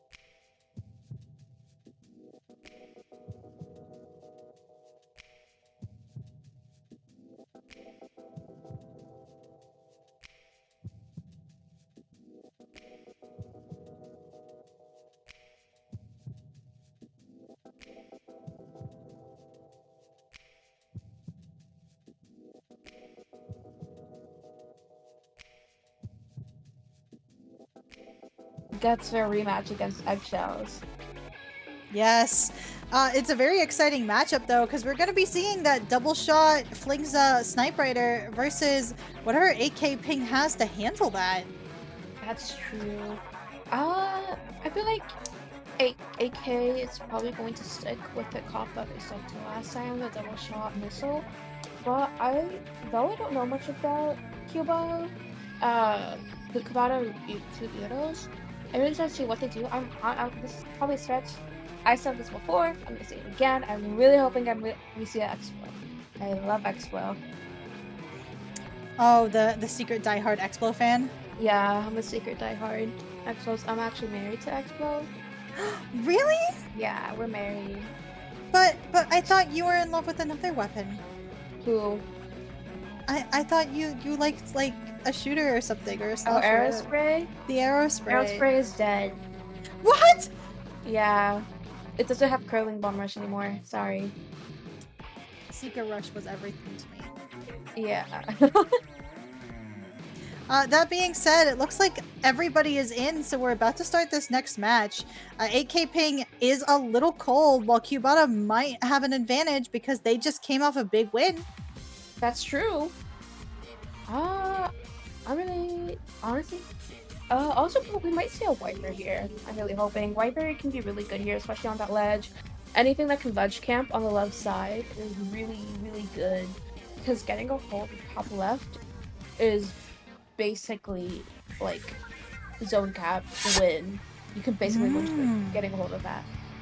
All right, and we're setting into our first game. No matching tags, so the debuff is not applying right now. T-Tech! Oh my god, I love T-Tech. T-Tech. It's... Try drop it, okay. Try drop it splash T-Tech. They have the paint to support it, so all they need to do is really displace that that Snipe Raider, and they're gonna be able to do that with those torps. Just torps are in the snipe, and then they basically win that. It looks However, like, they did get pushed back a little bit. Zuka comes out, almost gets a double. Missiles come out. Oh my god, and this guy has to jump out, barely making it. Gavin is doing a great job of just keeping the zone and their side painted. But both shots go down on this oh my god. on the side of Cubata Dos Euros. AK Ping showing that even though they were playing open, they're still dominant right now. Yeah, AK Ping trying to get the kills. The crab goes down. They might be able to get the zone from this, but the drop is there. The drop gets one. Are they gonna get the double? Oh, that was so close. Oh my god. This is very close game. Looks like 8K is actually in the lead right now, taking that zone on top left. They're just trying to extend their lead, hold their advantage, get their Azukas out, and here they come. Oh yeah, the Zuka getting one, getting two. They throw this action bomb. Maybe they might be able to get the third from that. They pop the inkjet. The V-Shot getting into Cubata's base. They got one. They're gonna get the jump. Oh my god, that shot is just going crazy. That's right. Who is this guy? Psycho, the guy who got the crazy triple. Oh my god. And here they come. Looks like Leagcy actually accidentally kills his teammate with the bomb on the crab shell. 2 down on the side of 8K Ping. But it doesn't Cubata, and it doesn't look like they can get back in zone as they knock it out. 8K Ping lost that set and came into this one really strong. They intend on winning this tournament. They want to fight Eggshells again, so they know that they have to win this set, and they really intend on doing so. Right? And it looks like easy opener, so showing that like their time in open, their time in playing the challenge that's going on right now, by the way, was not wasted. Shit, it's such a the death on the crab shell was also insane. And AK Ping just had a Zuka in the back, gets picked, but that's still not enough to get them that zone back, as they just have to rush for it, pray for a miracle that did not come, as all of their players end up getting picked. Yeah, that was really unfortunate. That's okay though. We are going into Rainmaker. Everybody knows ship shape. We are going into another mode. Everybody knows that might be a little silly. Rainmaker Undertow though. What are we thinking about that? I'm really excited to see how they're gonna play. I don't know if they're gonna keep their pencil here, because I feel like, I don't know if pencil was the best, but it can still work. It's just gonna be really awkward for the pencil player. I'm thinking like they might, because like I've always thought Yeah. Splatling is just king on Undertow, and I wonder Yeah. if they're going to swap off, or maybe even Bow, because Yeah. I did hear that 8K Pink has an insane Bow player, but we have not seen that Bow come out. Oh, maybe. I don't remember if they. I don't think they played Bow, but if they do have their Bow player playing today, I'd be really excited to see that. Right? We are going into the match, so I'm wondering how much these comps have changed. If they're the same, it looks like AK Ping is probably going to get popped too because of the lack of lethals on the side of Kubata. Kubata keeps their comp. AK Ping also keeps their comp. Punk. Yeah. Actually, no. We have instead of a Novo, we actually have a V-Try and a Zap instead of a T-Tech. So it looks like AK Ping is going to get that early pop. They're going to get that early mid control. Again, they really want this. They really want to get through the finals. But one goes down on the side of AK Ping. So really, they're just trying to make sure that they don't give up too much space. 2 down on the side of Kubata Dos Euros. It looks like AK Ping is getting like early control of mid. They're going to pick up their Rainmaker, try and push it left. The try is there though. They have to get rid of that try. They're creating a lot of pressure. They pop with the jet. They're pushing them back so far back. Oh my god. What are you doing? No, AK Ping's pushing right. What? Oh my They're god. not getting that checkpoint. No way. 2 specials get popped on them though. Great waste. Cooler's just a little too late as Kubata is fighting for their life on this checkpoint. Gets the pick. 2 down on each side. AK is forced to get out as Kubata can retake mid.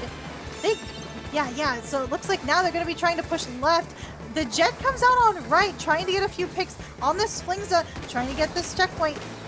Sniper is keeping a pretty hefty eye on that Rainmaker. Oh my god, here comes Psycho! They couldn't get the kill though! The Rainmaker who's about to get pedestal 3 down in AK! This was a good counter pick for Kubata. They chose a good map and they know they're winning. Ooh, Sniper does get the pick on the Rainmaker though. Yeah, the Sniper does not want them to push Rainmaker any farther. Around the left side they go. Ooh, and the Zuka barely doesn't get them because of... Oh, and the ball from Psycho just kills that poor Zap. But they're going... Oh my god! It's just one person! It's just backing out! Oh my god. Push to 1! What the hell is going on? Kubata gets an insane lead. All they need to do is play defensive for the rest of the game, and that Rapid is going to be extremely helpful for that. Yeah, the Rapid on Rainmaker, especially just for holding a pedestal, is really strong. Its blast radius just helps so much. As long as a Rapid can stay alive, they basically win the set. Right, and also, they still have to break this checkpoint, which is, it's huge having to wait for the check. Even if one goes down on the side, even if they go down on the side of Kubata, it's still just such an insane lead to try and break through. But they're breaking through! Psycho popping off, picking that Rapid off, getting all of them off their plot as Gavman is going for an insane shark. They might actually be able to get this back. Gavin has a chance to try and find the pick on the Rapid. They're so low. Gavin is so low as well. They have to get the Rapid out. The Zap is out. They popped the Zuka. Oh my god. Oh, they're so close. Kubata goes 2 down though. But they have to knock it out. It's going to be really difficult to get that KO. They have to get them out. They're all top left. They have to kill them. Wait, they might be able to get this, but the Rainmaker goes down. Yes, they go down. 2 down on the side of AK Pink, but they're still in their plat. They still have that tempo. Ooh, and down they go. They're getting forced back to mid. Staying too far forward is going to be a death sentence as they drop the Rainmaker. Great choice. Ooh, and that's the push ended for AK Pink. What a scary push to 13. I would say it would be a safe push if Kubata hadn't already almost knocked it out. Honestly, them getting the checkpoint has helped so much because now it's going to be so much more easier to get the lead. They just have to get one good push into their base and then they can KO. Oh, and they're holding it in their base. What are they doing? Oh The my sniper God. ends up picking them as they drop off the ramp. Oh, and looks like they're actually trying to set up for a very strong defense up on their high ground over here. It's going to be really hard to push it through that right side. And they've basically forced 8K Ping to try and get the Rainmaker over here. Sadly, it did get popped, so it looks like it's going to be resetting, putting it in a good position for 8K Ping to try and go for that left side once more. So they're close to Zuka. They're probably like popping it very soon. Getting a good control of left or right will be really helpful. Just Zuka on this map is so powerful because it's not really tall, so they can see really easily. Oh, right. two go down, AK. All right, even though 2 go down on the side of 8K, though, they need, like, 8K really just needs to knock out this Rainmaker, and it looks like this is not happening. This Zap just pops this Rainmaker, pulls it back. A little dangerous because they could, AK could build a Zuka, but Cubata just knows that they need to get back, get safe, and that's what they did, winning game 2. A crazy 1-1 game right now. I'm really excited to see how these teams are playing, especially for the side. It looks like that they're really even right now. They're both like doing a really good job of pushing and defending, and I'm really hoping it does get to game 5. I think it'd be really fun. Wait, it's best of 5? Yeah. I thought it was best of 3 because most of the time losers are actually all best of 3, even even finals. Is it best of 3? It is best of 5. You are correct. Yeah. All right. Well, they almost get that checkpoint right in the middle of the game. Like Cubata just showing their dominance early on. AK Pink can struggle as much as they want, but to get a knockout against a Rapid Blaster, like not only is that insane chip, like every time that their push died, the Rapid would always be getting chipped on that Rainmaker, on those aggressors. Like, really, at the end of the day, from what it looks like, Psycho is definitely AK Ping's guy to get in the game, because Psycho can easily take 2 or even 3 people down with him as he goes down. The problem, however, is getting him in safely, making sure he doesn't die before he does his job. Yeah. Psycho was doing a really good job. He's getting the picks he needs, just using the specials so well. I'm really excited to see how they're gonna play on this next game, whatever. Yes, yeah. It's very very exciting. Yeah. We're waiting for their counter pick. What are we thinking about their comps? Like the switch up from the Try Novo to the V Try and then the T-Tech to Zap. Like, do you think that's going to be working out for them on other maps, or is it just Rainmaker? I feel like it'd work. I honestly think they're gonna keep the same comps for this entire set. Like, it works very, very well. And it looks like that the next game is going to be Rainmaker on Crab-like Capital. Ooh. Wait, another Rainmaker? It's 8K that's choosing Rainmaker. Oh, yeah. They're allowed to, yeah. I mean, if they're allowed to, but like, why Rainmaker? Like, they saw how Cubata like literally pushed them so hard. They had no chance of recovery. Why are they going back to Rainmaker, I wonder? And what's so special about Crab-like that they want to do that? That's a really good question. I feel like... Oh, wait, it's AK. I feel like the double Zuka is going to be really good here, especially if they're trying to push from the right side, because it's so narrow, and Zuka is a long-range special. It'll be really good for just getting a hold of top right and being able to push up there. Right? I can imagine, I can see Cubata, not Cubata, I can see AK like getting their pencil on top right and just like pew pew pew pew, like we're securing that right checkpoint. The problem though is going to be getting up to the right checkpoint with the rapid cover fire, with the try sloshing over the edges. Like it's gonna be a little difficult. Yeah, I'm really interested in how they're gonna play here, because like I feel like this map mode would be better for Cubata, so they keep their same comp, but they have a splash instead of Zap. They have a Nautilus. That's a Rapid Pro deco. That's line marker and that's line marker and whale. So okay. I can, yeah, AP Ping is definitely getting pop here. But now Cubana has a very defensive comp. They have Crab, they have Whale. Like, literally their 2 Slayers are going to be that Tri and that Zuka.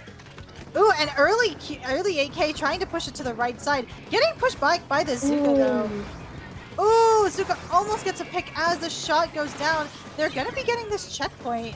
Wow. Oh my god, that was a really nice switch to left side. Cubana was not prepared for that. They were prepared for them to go right. And Psycho is getting in the courts. Just distracting. Oh my Gets god. them a push to 24. 24 is a very, very strong push on this map. Like, all the way into court. And that was a really, really nice coordination from AK.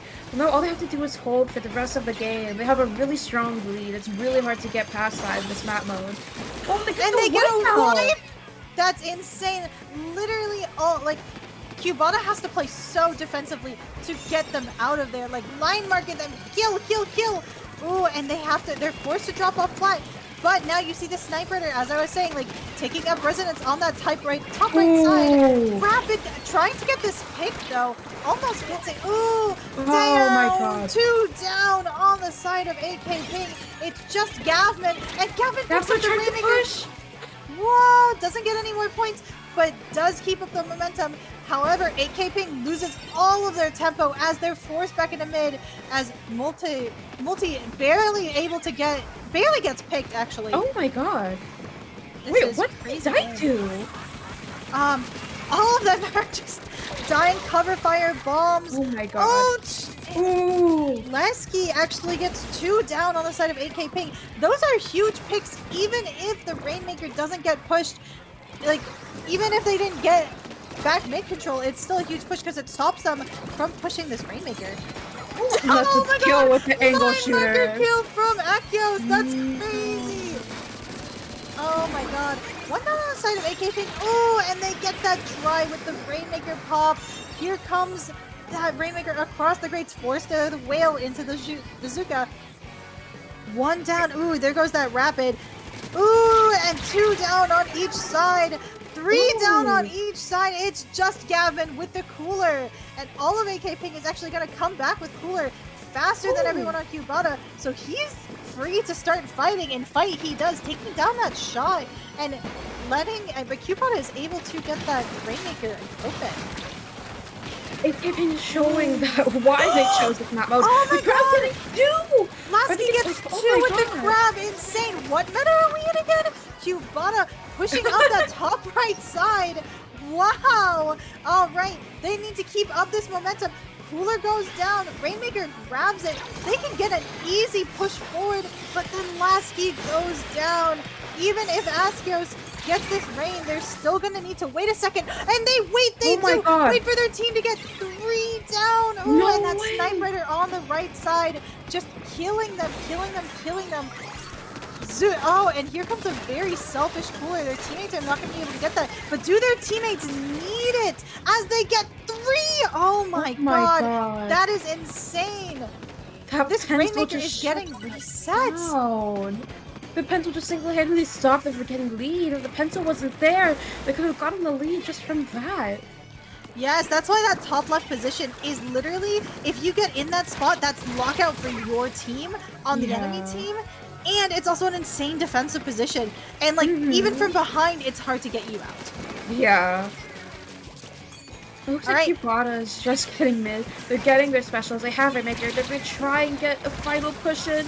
They're not going down to the ground. Goes down. Leagcy gets 2, but the Snipe Rider's down. They can push. They have the Zuka. They got there. 30 seconds on the match. This isn't a buzzer beater. Come on. All right, here comes. They have 44. They're running across 30. Oh they make it to 30. All right, and they're jumping in. This Rapid is trying to pop this rain. 2 behind the rain. Best thing to do is just try and get them off. They drop it off the grates and drop it off the map. Easy reset at 15 seconds left. Cubana is going to have to fight for this top right as Zuka comes out and 2 of their teammates go down. They're low on tempo. All this Rainmaker has to do is try and stall for the game. The Cubana has only 1 more chance, but it's really hard. AK Ping is an advantage here. The pencil gets the Rainmaker. This is insane. Ooh. AK Pink's pencil was popping off that game, literally single-handedly stopping Cubata's winning push, and also like just popping that Rainmaker at the end. Literally insane. It doesn't matter how selfish their coolers are, as long as they're able to kill. X-Man literally MVP of this game. Yeah. Oh my god. That was so close. Really Ooh. unfortunate for Cubata. They could have gotten the lead. It's just AK Ping just barely managed to kill the Rainmaker, just barely in time. It's honestly, it's okay because this is a best of 5. So AK Mhm. Ping and Cubata is not out of it yet, even though AK Ping takes the win here. Yeah, though also AK Ping just needs one more game to win. I'm excited to see what Cubata does. They have to make sure to get a map that's like either really off for Zone Tacklefish. Huh? Zones haggle. That's very interesting because that's also really good for AKP. I'm really excited to see what comp they go with this. We've seen that AK Ping does not like changing their comp all that much, while Cubata is really down with the sickness, just happy to be changing their comp to what suits their needs best, and they're good at the weapons they play. Mm-hmm. I'm betting we see a Splash because Splash is actually really strong on this map Yeah. specifically, so. I'm hoping AK Ping has a C Junior here again. Because last time on stream they were played on Zone Tacklefish, they had a C Junior. And I thought that was really cool. Like, just them having a C Junior allowed them to have so much paint, and they just barely managed to clutch the end up. So it shows how powerful having the extra paint was. I do wonder though, because V Junior is also really strong, especially with double bombs for displacement. Mhm. So let's see. Ooh, yeah, they do have the Splash here. They have a Nautilus, okay. They keep their same comp. All right. I do like how Cubata has decided to just drop Zap completely. They said, yeah, we don't need Cooler to deal with these guys. Because Cooler, like, even though Cooler is really good, honestly, most of the time, a death is still a death. Like, even if you can jump back in, like, your jump might get camped. Like, things might be happening. Ooh, and Leagcy gets an early pick. Two down on the side of AK Ping as they're all coming back up. Oh my god, this Sniper X-Men barely gets out with his life. Oh my, this is crazy. Ooh, Space ducking and dodging through all of this crossfire. Oh my god, and all of the enemy team is starting to collapse onto Space. Space gets out, luckily. And as Psycho now has this Zuka ready to go, actually. Just sharking, waiting for the opportunity to lock them out properly. Splash comes out. Here comes the Zuka, ready to shred that Zap, and down they go. AK Ping intends on winning this set. They're gonna try to finish this game quickly. They're getting pick after pick, though they are down 2. It's a 4v2. They're gonna have to lose the zone here. They're not gonna be able to hold it. They're gonna have to back up. The shot jumped in. The shot's gonna try and flank. Do they find what they find? Psycho gets a pick. Oh They're my gonna god, get the Psycho's recall. camping the jump. Oh Psycho my gets god. 2. Oh, and 2 is where it ends. Now teams are 2v2, balanced up, but Cubata has to recover their footing from having to turn around, while AK Ping only needs to face forward. Here comes that try. The Tri-Slasher blinking. Oh. Almost gets a pick on that Snipe Rider. Crab comes out. Zuka hits the Crab, but, ooh, and down they go. Oh, such a shame. They're both doing such an amazing job. Oh, one team goes down 3 and the other team goes down 3. They pop their Zuka. One's trying to go down on Bite Street. It's a Tri-Slosher.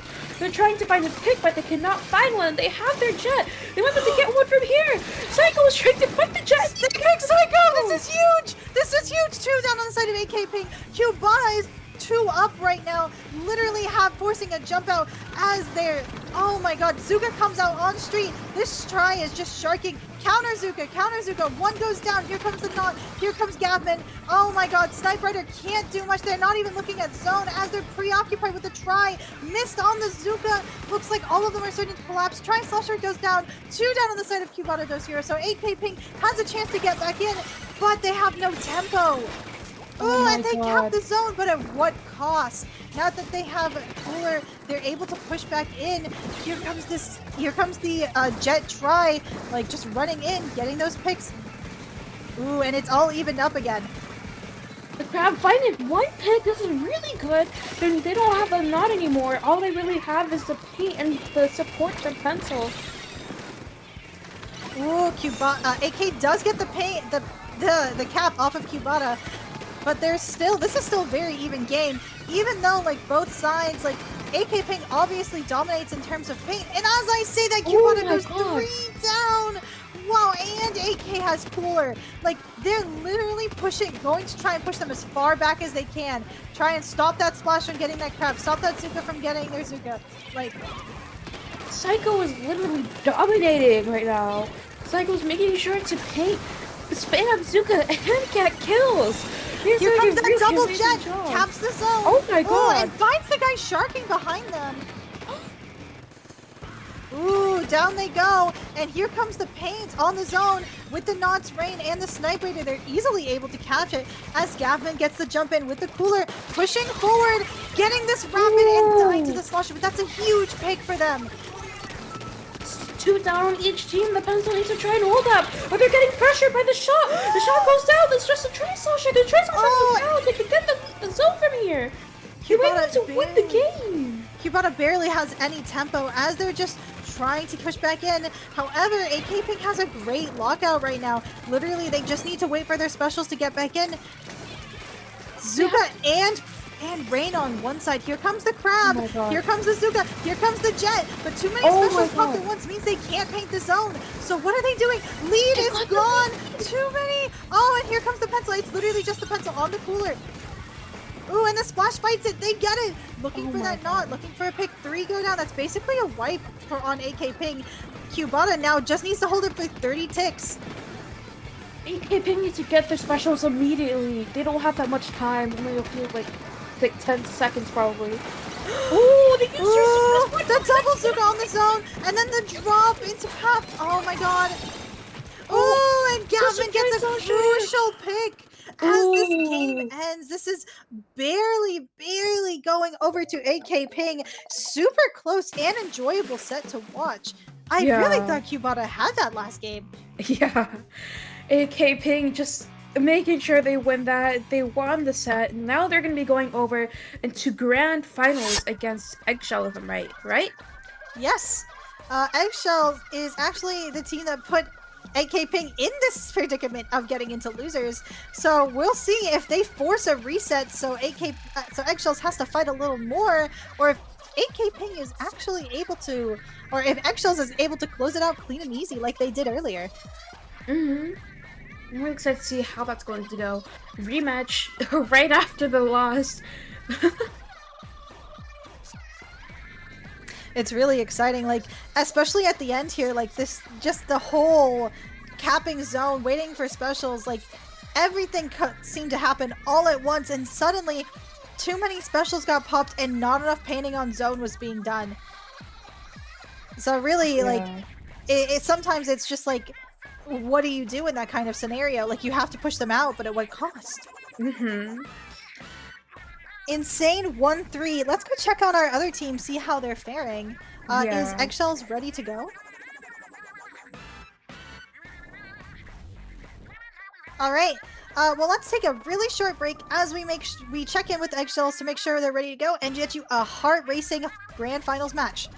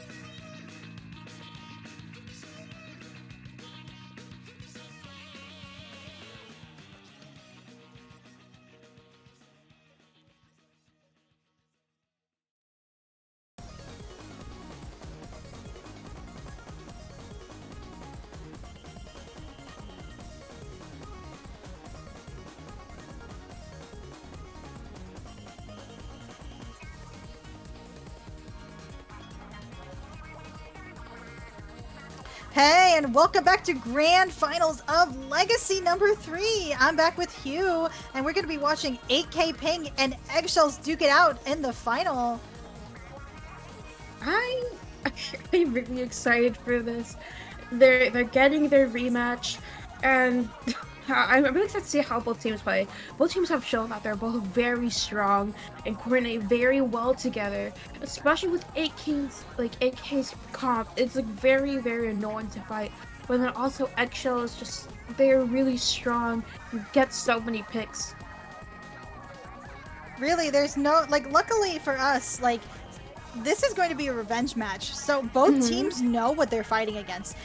Like, Eggshells is like, okay, so we see Double Zuka, we see Flingza, we see Pencil, and then on the other side, 8K Ping is like, okay, we see Squeezer, we see Zap, we see Shaw, and then we see E-Leader, right? Like, they are both having plans out, and for Barnacle and Dime, definitely, I don't think their comps are changing up that much. Nope. We're now getting into the match, and it looks like they have Splatter Scope. What?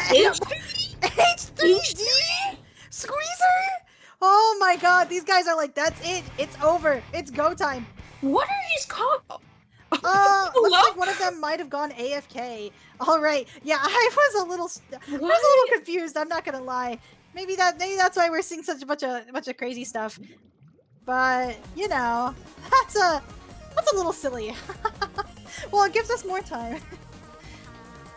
All right. Well, it gives us some time to continue talking about these teams, right? Like, oh, you should talk about them. I really want to see the HDD. I really want to see it. I really want to see it. I really hope one of them actually sticks to it. I think that'd be really funny. I love HD. All right. Well, yep. Teams are now correct, I guess. Maybe one of them was just AFK or something. We're starting the match now. What? Hello? Looks like there was a slight problem in the first match. Now they have their correct comps. Looks like we still see that white. We see a V Wiper and that Splattershot Junior custom, which is gonna be crazy. Torpsco double torp for the leader is an insane play. Already throwing them over there, as you can see. They're immediately pressuring that leader out. They're not gonna let them peek into mid at all. They intend on getting the right Eggshells to the players without having to worry about the leader. And they already get lead. They have down on each side. Mid. Oh my god. They're playing this very well.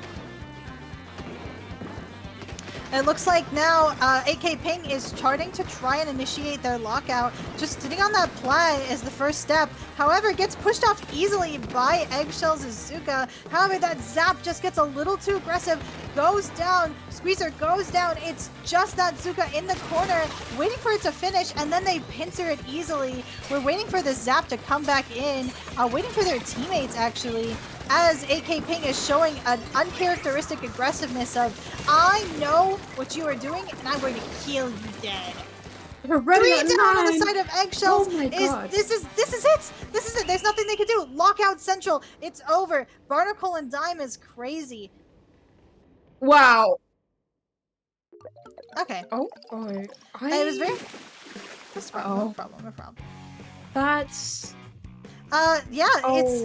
It was a crazy match, like immediately, like getting that early kills, like early knockout. Like, this is, everything happened so fast I can't even process it. Like, the Zuka comes out from Gavman, like literally everything happens. Then on top of that, at the end, 8K Ping just solidifies their lockout, goes top left. Like, by the time it's 30 seconds left, I think Eggshells was in a do or die situation. At the end there was just nothing they could do. Like, they coordinated that so well. They knew how to get rid of that leader, just forcing the leader to not be able to do their job. They were just basically doing a 4v3. The leaders are very strong, as like, if the enemy team knows how to deal with it and forces them to not and can get into the perfect positions, the leader is basically useless. Right? And that's the thing, right? It's like, once you're pushed up that top left, top right side, like it's basically over for the enemy team because like what are they gonna do? They have to push you out, and that's like an extra 50 seconds they have to get you out. And at that point, that's why it's called a lockout, and that's why Brainwater is such a lockout heavy map. Like, step 1 is get plat. Step 2 is get top left, right? Top left, it's a death sentence. But like, if you can get plat, you Zuka them out. Like, the sad thing is that the Zuka's bodyguard, the Zap, just died. Yeah, now we're going into Rainmaker Humpback. I'm not surprised Eggshells chose this map. Every single time they play this map in stream, they show to play very, very dominantly. They play very well. They know how to play this map. They're comfortable on this map, and they know exactly what they're doing. Right, and here they get the early pop once more. Looks like Psycho is on this Viper, just trying to pressure out all the people on left. They cracked the code. The problem was they needed a little bit more range to just effectively deal with a lot of these threats that are coming out. Gavman almost dies to these bomb barrage as oh my god, Hammer comes out on the side of AK. They're ready to pick up as the squeezer goes down. Here they go. First check. Ooh, they barely don't make it. Gets bombed out. Eggshells just really needs to stop for a second, take a deep breath, play a little patient, get back mid. 2 down. They just need to make sure. 3 down now. All right, they're getting the Rainmaker. They're pushing forward. This is a good shot for them as they are able to get to that, almost to that checkpoint. Ooh, Zuka comes out defending this Rainmaker. Here they come. Is Vac ready? Looks like it almost is as they're getting ready to push. Actually, it's not ready, so the Charger will pick it up. 2 down, but they do get a nice lead. Rainmaker is playing a little patient, which is a good idea for them as the sniper is trying to get a pick on them, not able to do so. Here comes the C Junior just sharking in that little rat corner, having a good time of their life as one flanks. Oh, and down goes the shot. And then this, oh my god, the C Junior gets, no, Gavman actually gets 2 as they try to push more, but Eggshells can't turn that advantage into a push as Soko gets tied into a corner and Red is forced to retreat back into mid. They did a really good job of forcing Eggshells out. Now they have a chance of getting that pedestal and maybe getting lead. It's really not that big. They really have a good chance of getting lead here. Right? Oh, the lucky Zuka out from Speaker just kills 2 of them. This is crazy as they're trying to get cooler, and they don't get cooler, but Vac is now ready, trying to get this push going forward. Psycho does end up getting a trade, which is huge as the leader, as Red is forced to pop that Vac for defense. Gets a pick with it though. God. Not bad at all, but Cooler comes out and this is going to enable AK Ping. Even though they just died with it, it's still better than nothing as their jump is getting camped. Down goes Gavman, 2 down. It's basically just the Junior and the Sniper. It's over. Out they push, forward they go. All right, let's see it. The signature, ooh, and here goes another 2, 3 down. The Rainmaker's getting out here. They're gonna KO. Ooh, and Yuma gets the insane KO on that Rainmaker. This is insane. An amazing carry from her. As again, they just played a little patient right near the end. Took their time, took a deep breath, and in they went. 3 down. Trusting your teammates is huge, especially at this level. And when you play at this level, everything's so fast and furious. Sometimes it is really hard to just step back, and that's probably what happened at the start of the game. But they shook off the stress. They've got it for the rest of this set. Yeah. But AK Pig is not going to forgive them for putting them into losers so easily. Yeah. I'm really excited to see what they're gonna do next. They both shown that they're both really strong teams. They both coordinate so well. I'm really wondering what AK is going to choose here. I feel like they're going to. I want to see if I can choose Crableg here, honestly, because they've shown that they can play really well with Crableg. Any map that's really wide can work really well for them. But they're actually choosing Undertow Tower Control. What do you think TC about that? Undertow? Oh my god. Listen, Red CF on this is actually crazy. Yeah, CF uh-huh. Squeezer, and then we're probably gonna see the Zap and the Shot come back out.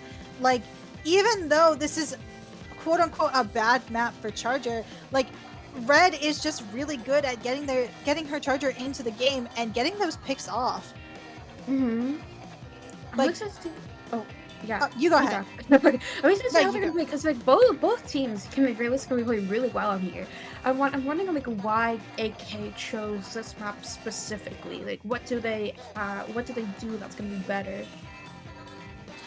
I think like the idea behind it is really that leader is going to have a lot of difficulties shutting everything down. There's going to be a lot Mm-hmm. of difficulties with just like getting the tower forward because Squeezer and like Zuka, even though there's so many corners in this map, Zuka is not as effective as you think it is, especially on Undertow. Oh, Like you're right. like for other maps, like they're very open. For this map though, it's very closed, very bottleneck. Like once you get into that left or right side, you want to be dominating that area, and that's probably what they're gonna do with their wiper. Yeah, Wiper's really strong on this map. I think they're E-leader.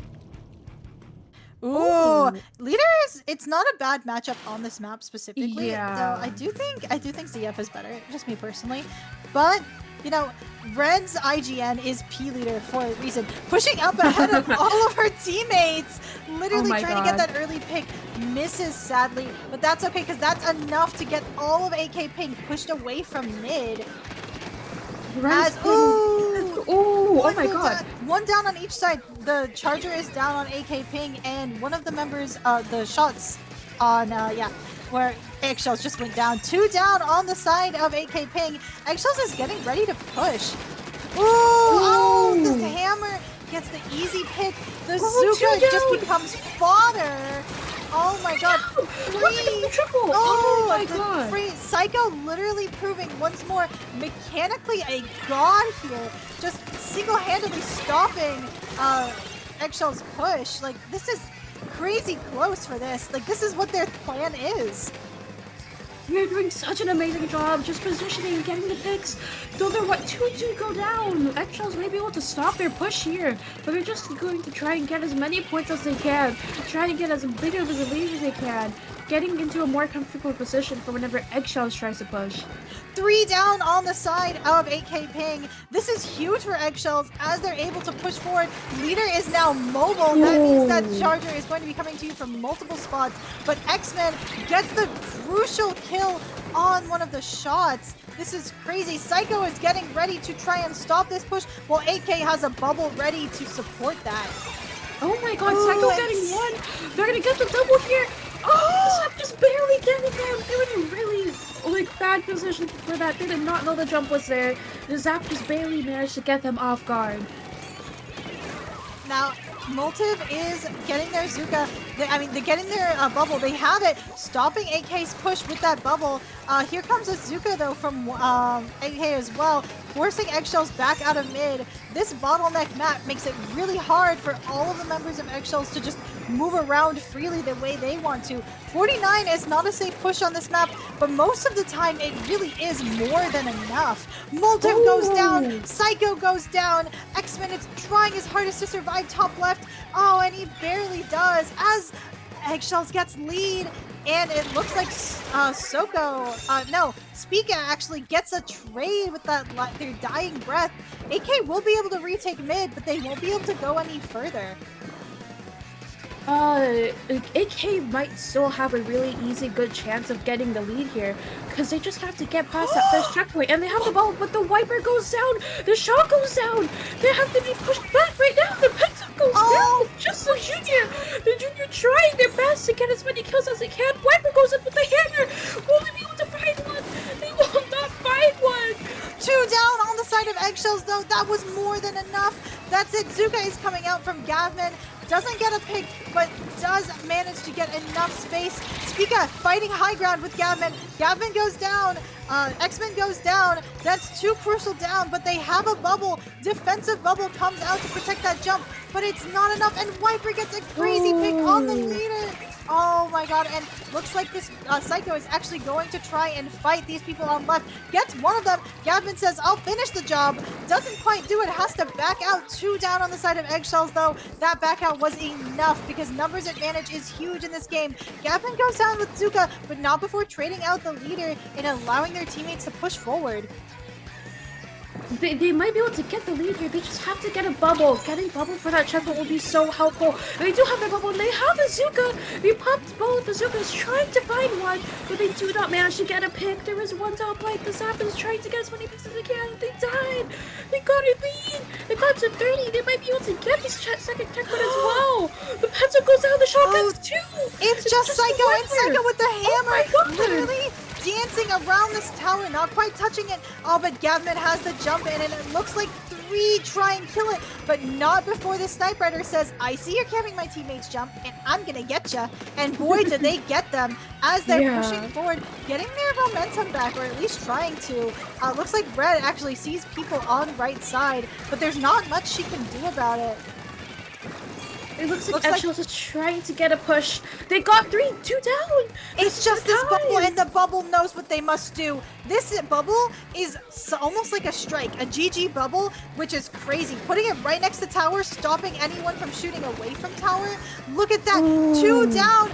Literally, they have 6 points. 5 points, 1 point. Oh, and they barely, AK Ping barely gets on that tower, keeps Eggshells from winning. That means Eggshells has to counterpick.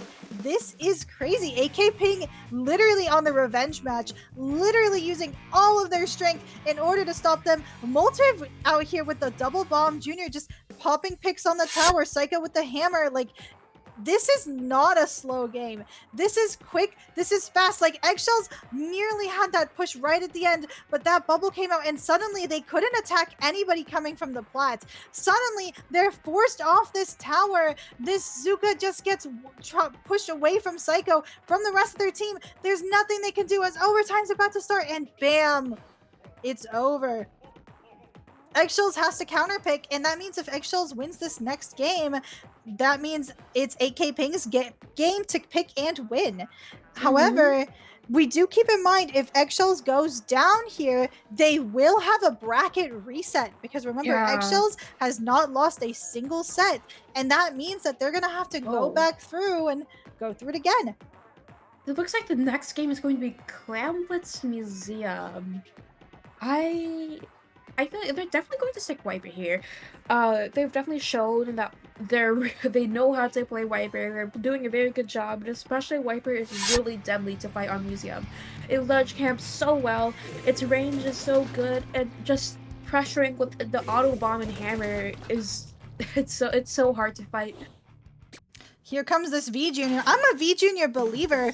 I think mostly we just need to make sure we get both teams have to fight with their coolers, right? Because that's really the crux of the cooler metagame. That's what makes everything work, is really fighting with those coolers. Already, both teams are not starting too many fights. Cooler comes out from both sides, actually, as, ooh, looks like AK Ping gets an early pick on that shot right there. Able to push forward and threaten this leader from a dangerous position. Psycho, ooh, takes a 2v1, accidental 3v1, and goes down. It looks like even though, ooh, and AK Ping has a lot of clamps here, actually. Both teams have a lot of clams here. Oh, 2 go down on the side. Oh, AK Ping. Oh, and it looks like Soko's Zuka was clutch in this. Clam has to jump back. Here comes Spica with the power, trying to push forward. They can try and hold this plat with walls, but they can't get a push going. Not yet. AK is trying their hardest to defend, but it probably will not benefit. 2 down. Oh, and the tragic bubble right underneath the basket was just not big enough to get anything going. Looks like it's down to, what is that? 33-30. Oh my god. Oh my god. This Zap is running for her life. Run, Yuma, run! And she gets the jump. Holy shit, out of mid she goes and into the plat. AK Ping tries to go, but it looks like Spica is actually able to push them back, forcing a jump out for one of their members. Yeah, it looks like they're popping Zuka. They're trying to get a pick, and they do get one. They get their Zap. They don't have Zone anymore. They're trying to get into that court. They have to get another pick. They have to get in there. Psycho is doing crazy things to threaten out Spica here, and Spica has none of it, just drops and says, that's it, you're dead, kid. However, gets killed off by the shot in court. It's just the leader, and the leader's on the ground. There's nothing she can do. All she can do is try and pick the people jumping in, but really, here comes the 57 up the block. Ooh, and they don't get any clams in from that. And there's no more clams, even if the enemy team has plat, has special. No clams is kind of a death sentence when you're trying to get a push off. So they did have a really good hold. If they could just keep the hold up. Oh, the Whitebird gets one. That is the end of their push. They don't have numbers. They don't have a special. They're gonna have to back up and try and push again later. That's no problem. Even though AK Ping gets off the plat, they still have a power. They still have 15 clams strong. All right, and up goes the leader, upper top right. There goes Red, as two go down on the side of Eggshells, but now they're in a much better position to fight off that 8K Ping push. But that bubble is insane enough for them to get a few more points, and that's a wipe on 8K Ping. Eggshells is now ready to push forward, get those kills. This is crazy. They're so close. They were so close to getting the lead there. They need to get another push in less than 2 minutes. They don't have much time. They have to coordinate this very well. Keep in mind, this is Eggshell's counter pick, so Eggshells knows that they're doing well on this map. But even so, AK Ping is fighting against the currents, and oh boy, are they trying. Getting their clams, 10 clams on one side, 15 on the other. Actually, there's a power clam on the side of Eggshells too, just in case, you know, hey, if you guys go down, we're getting a push off, by the way. Yeah. Ooh, one down on the side of AK Ping. Suka's crazy. Oh, and then drops on Psycho. Three down. It's literally just the Suka, and they're all down. That's right. They're ready to push. This E-leader is getting ready. Red is getting that clam up left into mid as the enemy team, AK Ping, is trying to just get them off plat, saying, no, you cannot push, not in these circumstances. And Yuma, smart, is like, okay, well, I need to defend plat because this is the final minute, and I have cooler. Yeah. Ooh, they need to get as many clams as they're able to. They don't have enough to get lead here. They need to try and make a ball. They need just like, I'm pretty sure they just need a ball and like 3 clams, right?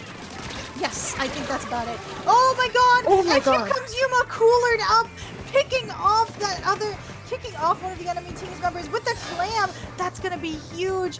One down on each side, but AK Ping has tempo. Oh, and 2 down on the side of Eggshells. It might be, this is a dangerous game that they're all playing. They don't need this clam, they need defense. Here comes this bubble, here comes this hammer. They're gonna push in together. They're gonna try and get under this basket. Oh my god! And here comes the bubble! Nice! Oh my god, but they get in. That's crazy. They have to try and get rid of this. They got rid of the bubble, but now they have to make sure this last guy does not get in. Scores 1, scores 2. 2 clams! 2 clams! No, 3 clams. Oh, and it looks like just this junior, and it's a wipe. Eggshells gets the crazy ass end game. Literally 2 clams off the end. We get this insane gameplay here. Oh my god. Oh my god.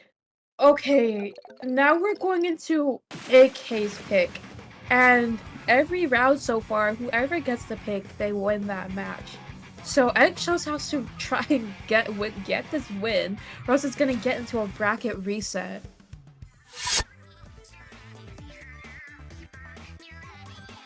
I sure hope. Like, again, as a commentator, I don't want them to get a bracket reset because I don't like talking that much. But on the other hand, this would be so hype as a revenge match. Like, literally, 8K Ping is like, okay, we have to win this. They put us in losers. We have to put them in losers. We have to take the entire tournament back. But Eggshells is an insanely talented opponent. Like, they're going to have to fight through an unstoppable force, an uphill battle to get any of their pushes going. But as we can see, these teams are very evenly matched. Like, it's no wonder that it took literally until winners finals to get 8K Ping down into losers. And now we're going to see, hey, is AK Ping ready to take it away from Eggshells? I don't know. This is so close. Like these teams are evenly matched. 8K Ping knows how to fight Eggshells now after that loss. Literally anyone could win this. It looks like it's gonna be Splatzone's ship shape. I love ship zones. Yeah, I'm unpopular opinion. Yeah, I do generally like ship shape. It's not that bad. It's like better than so many other maps. But like 8K they're going to have the advantage here because I feel like especially like in the beginning of the match, it's kind of awkward for a charger. I feel like especially Oh, yes, on top. definitely. Yeah. So they might have the advantage here. I'm really excited to see how this goes.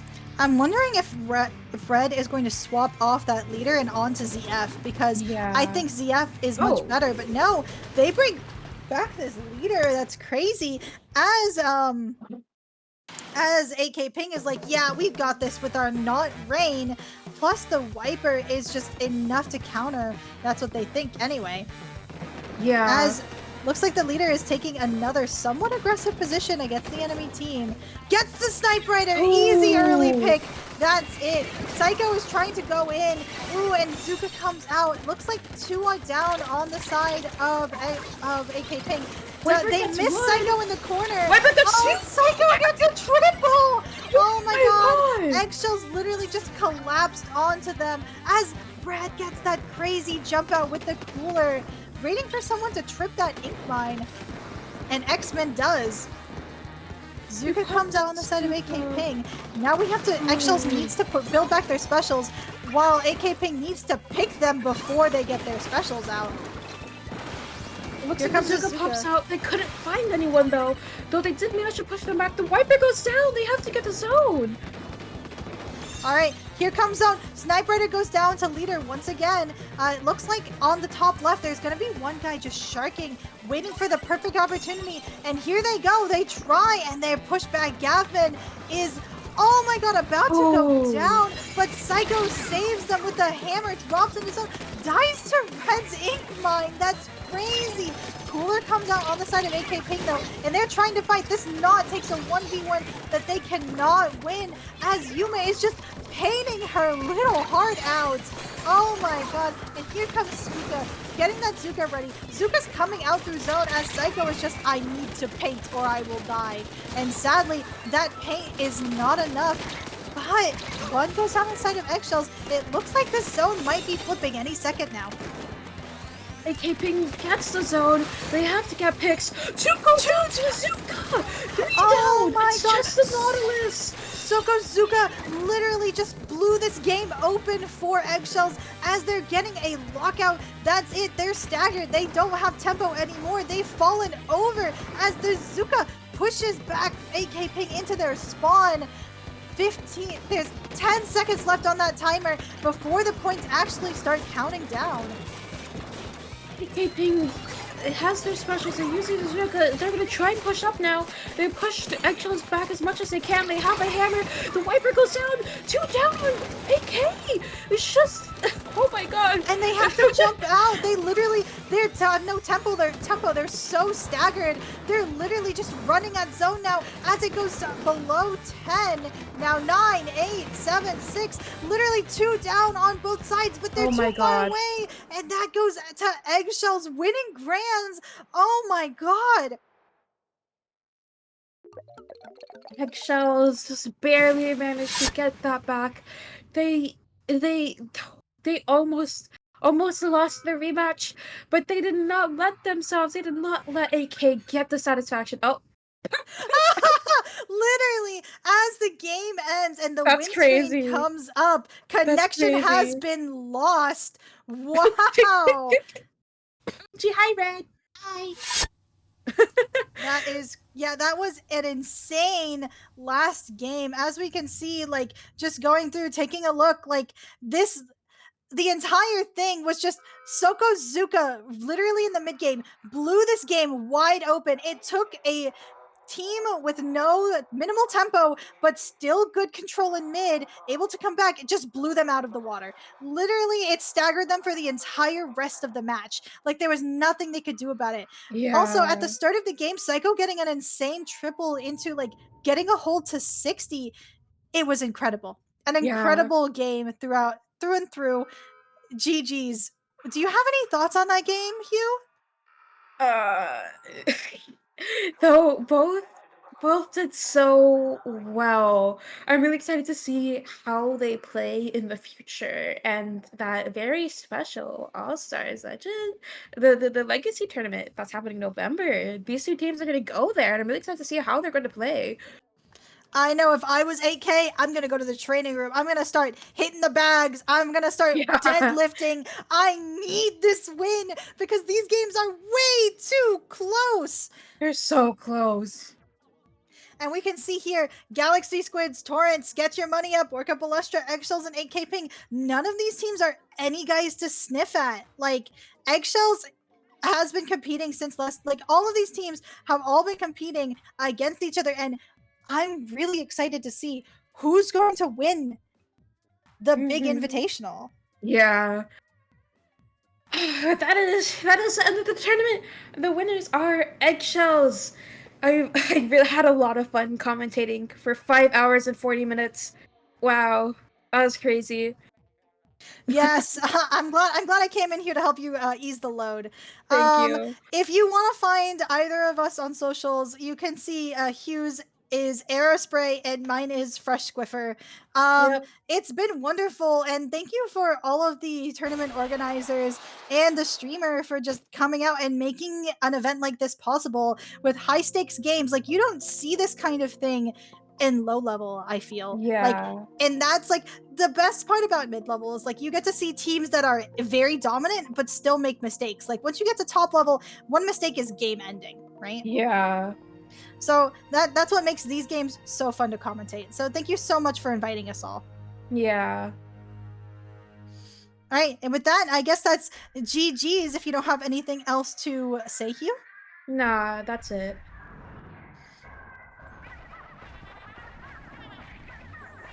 Uh-huh.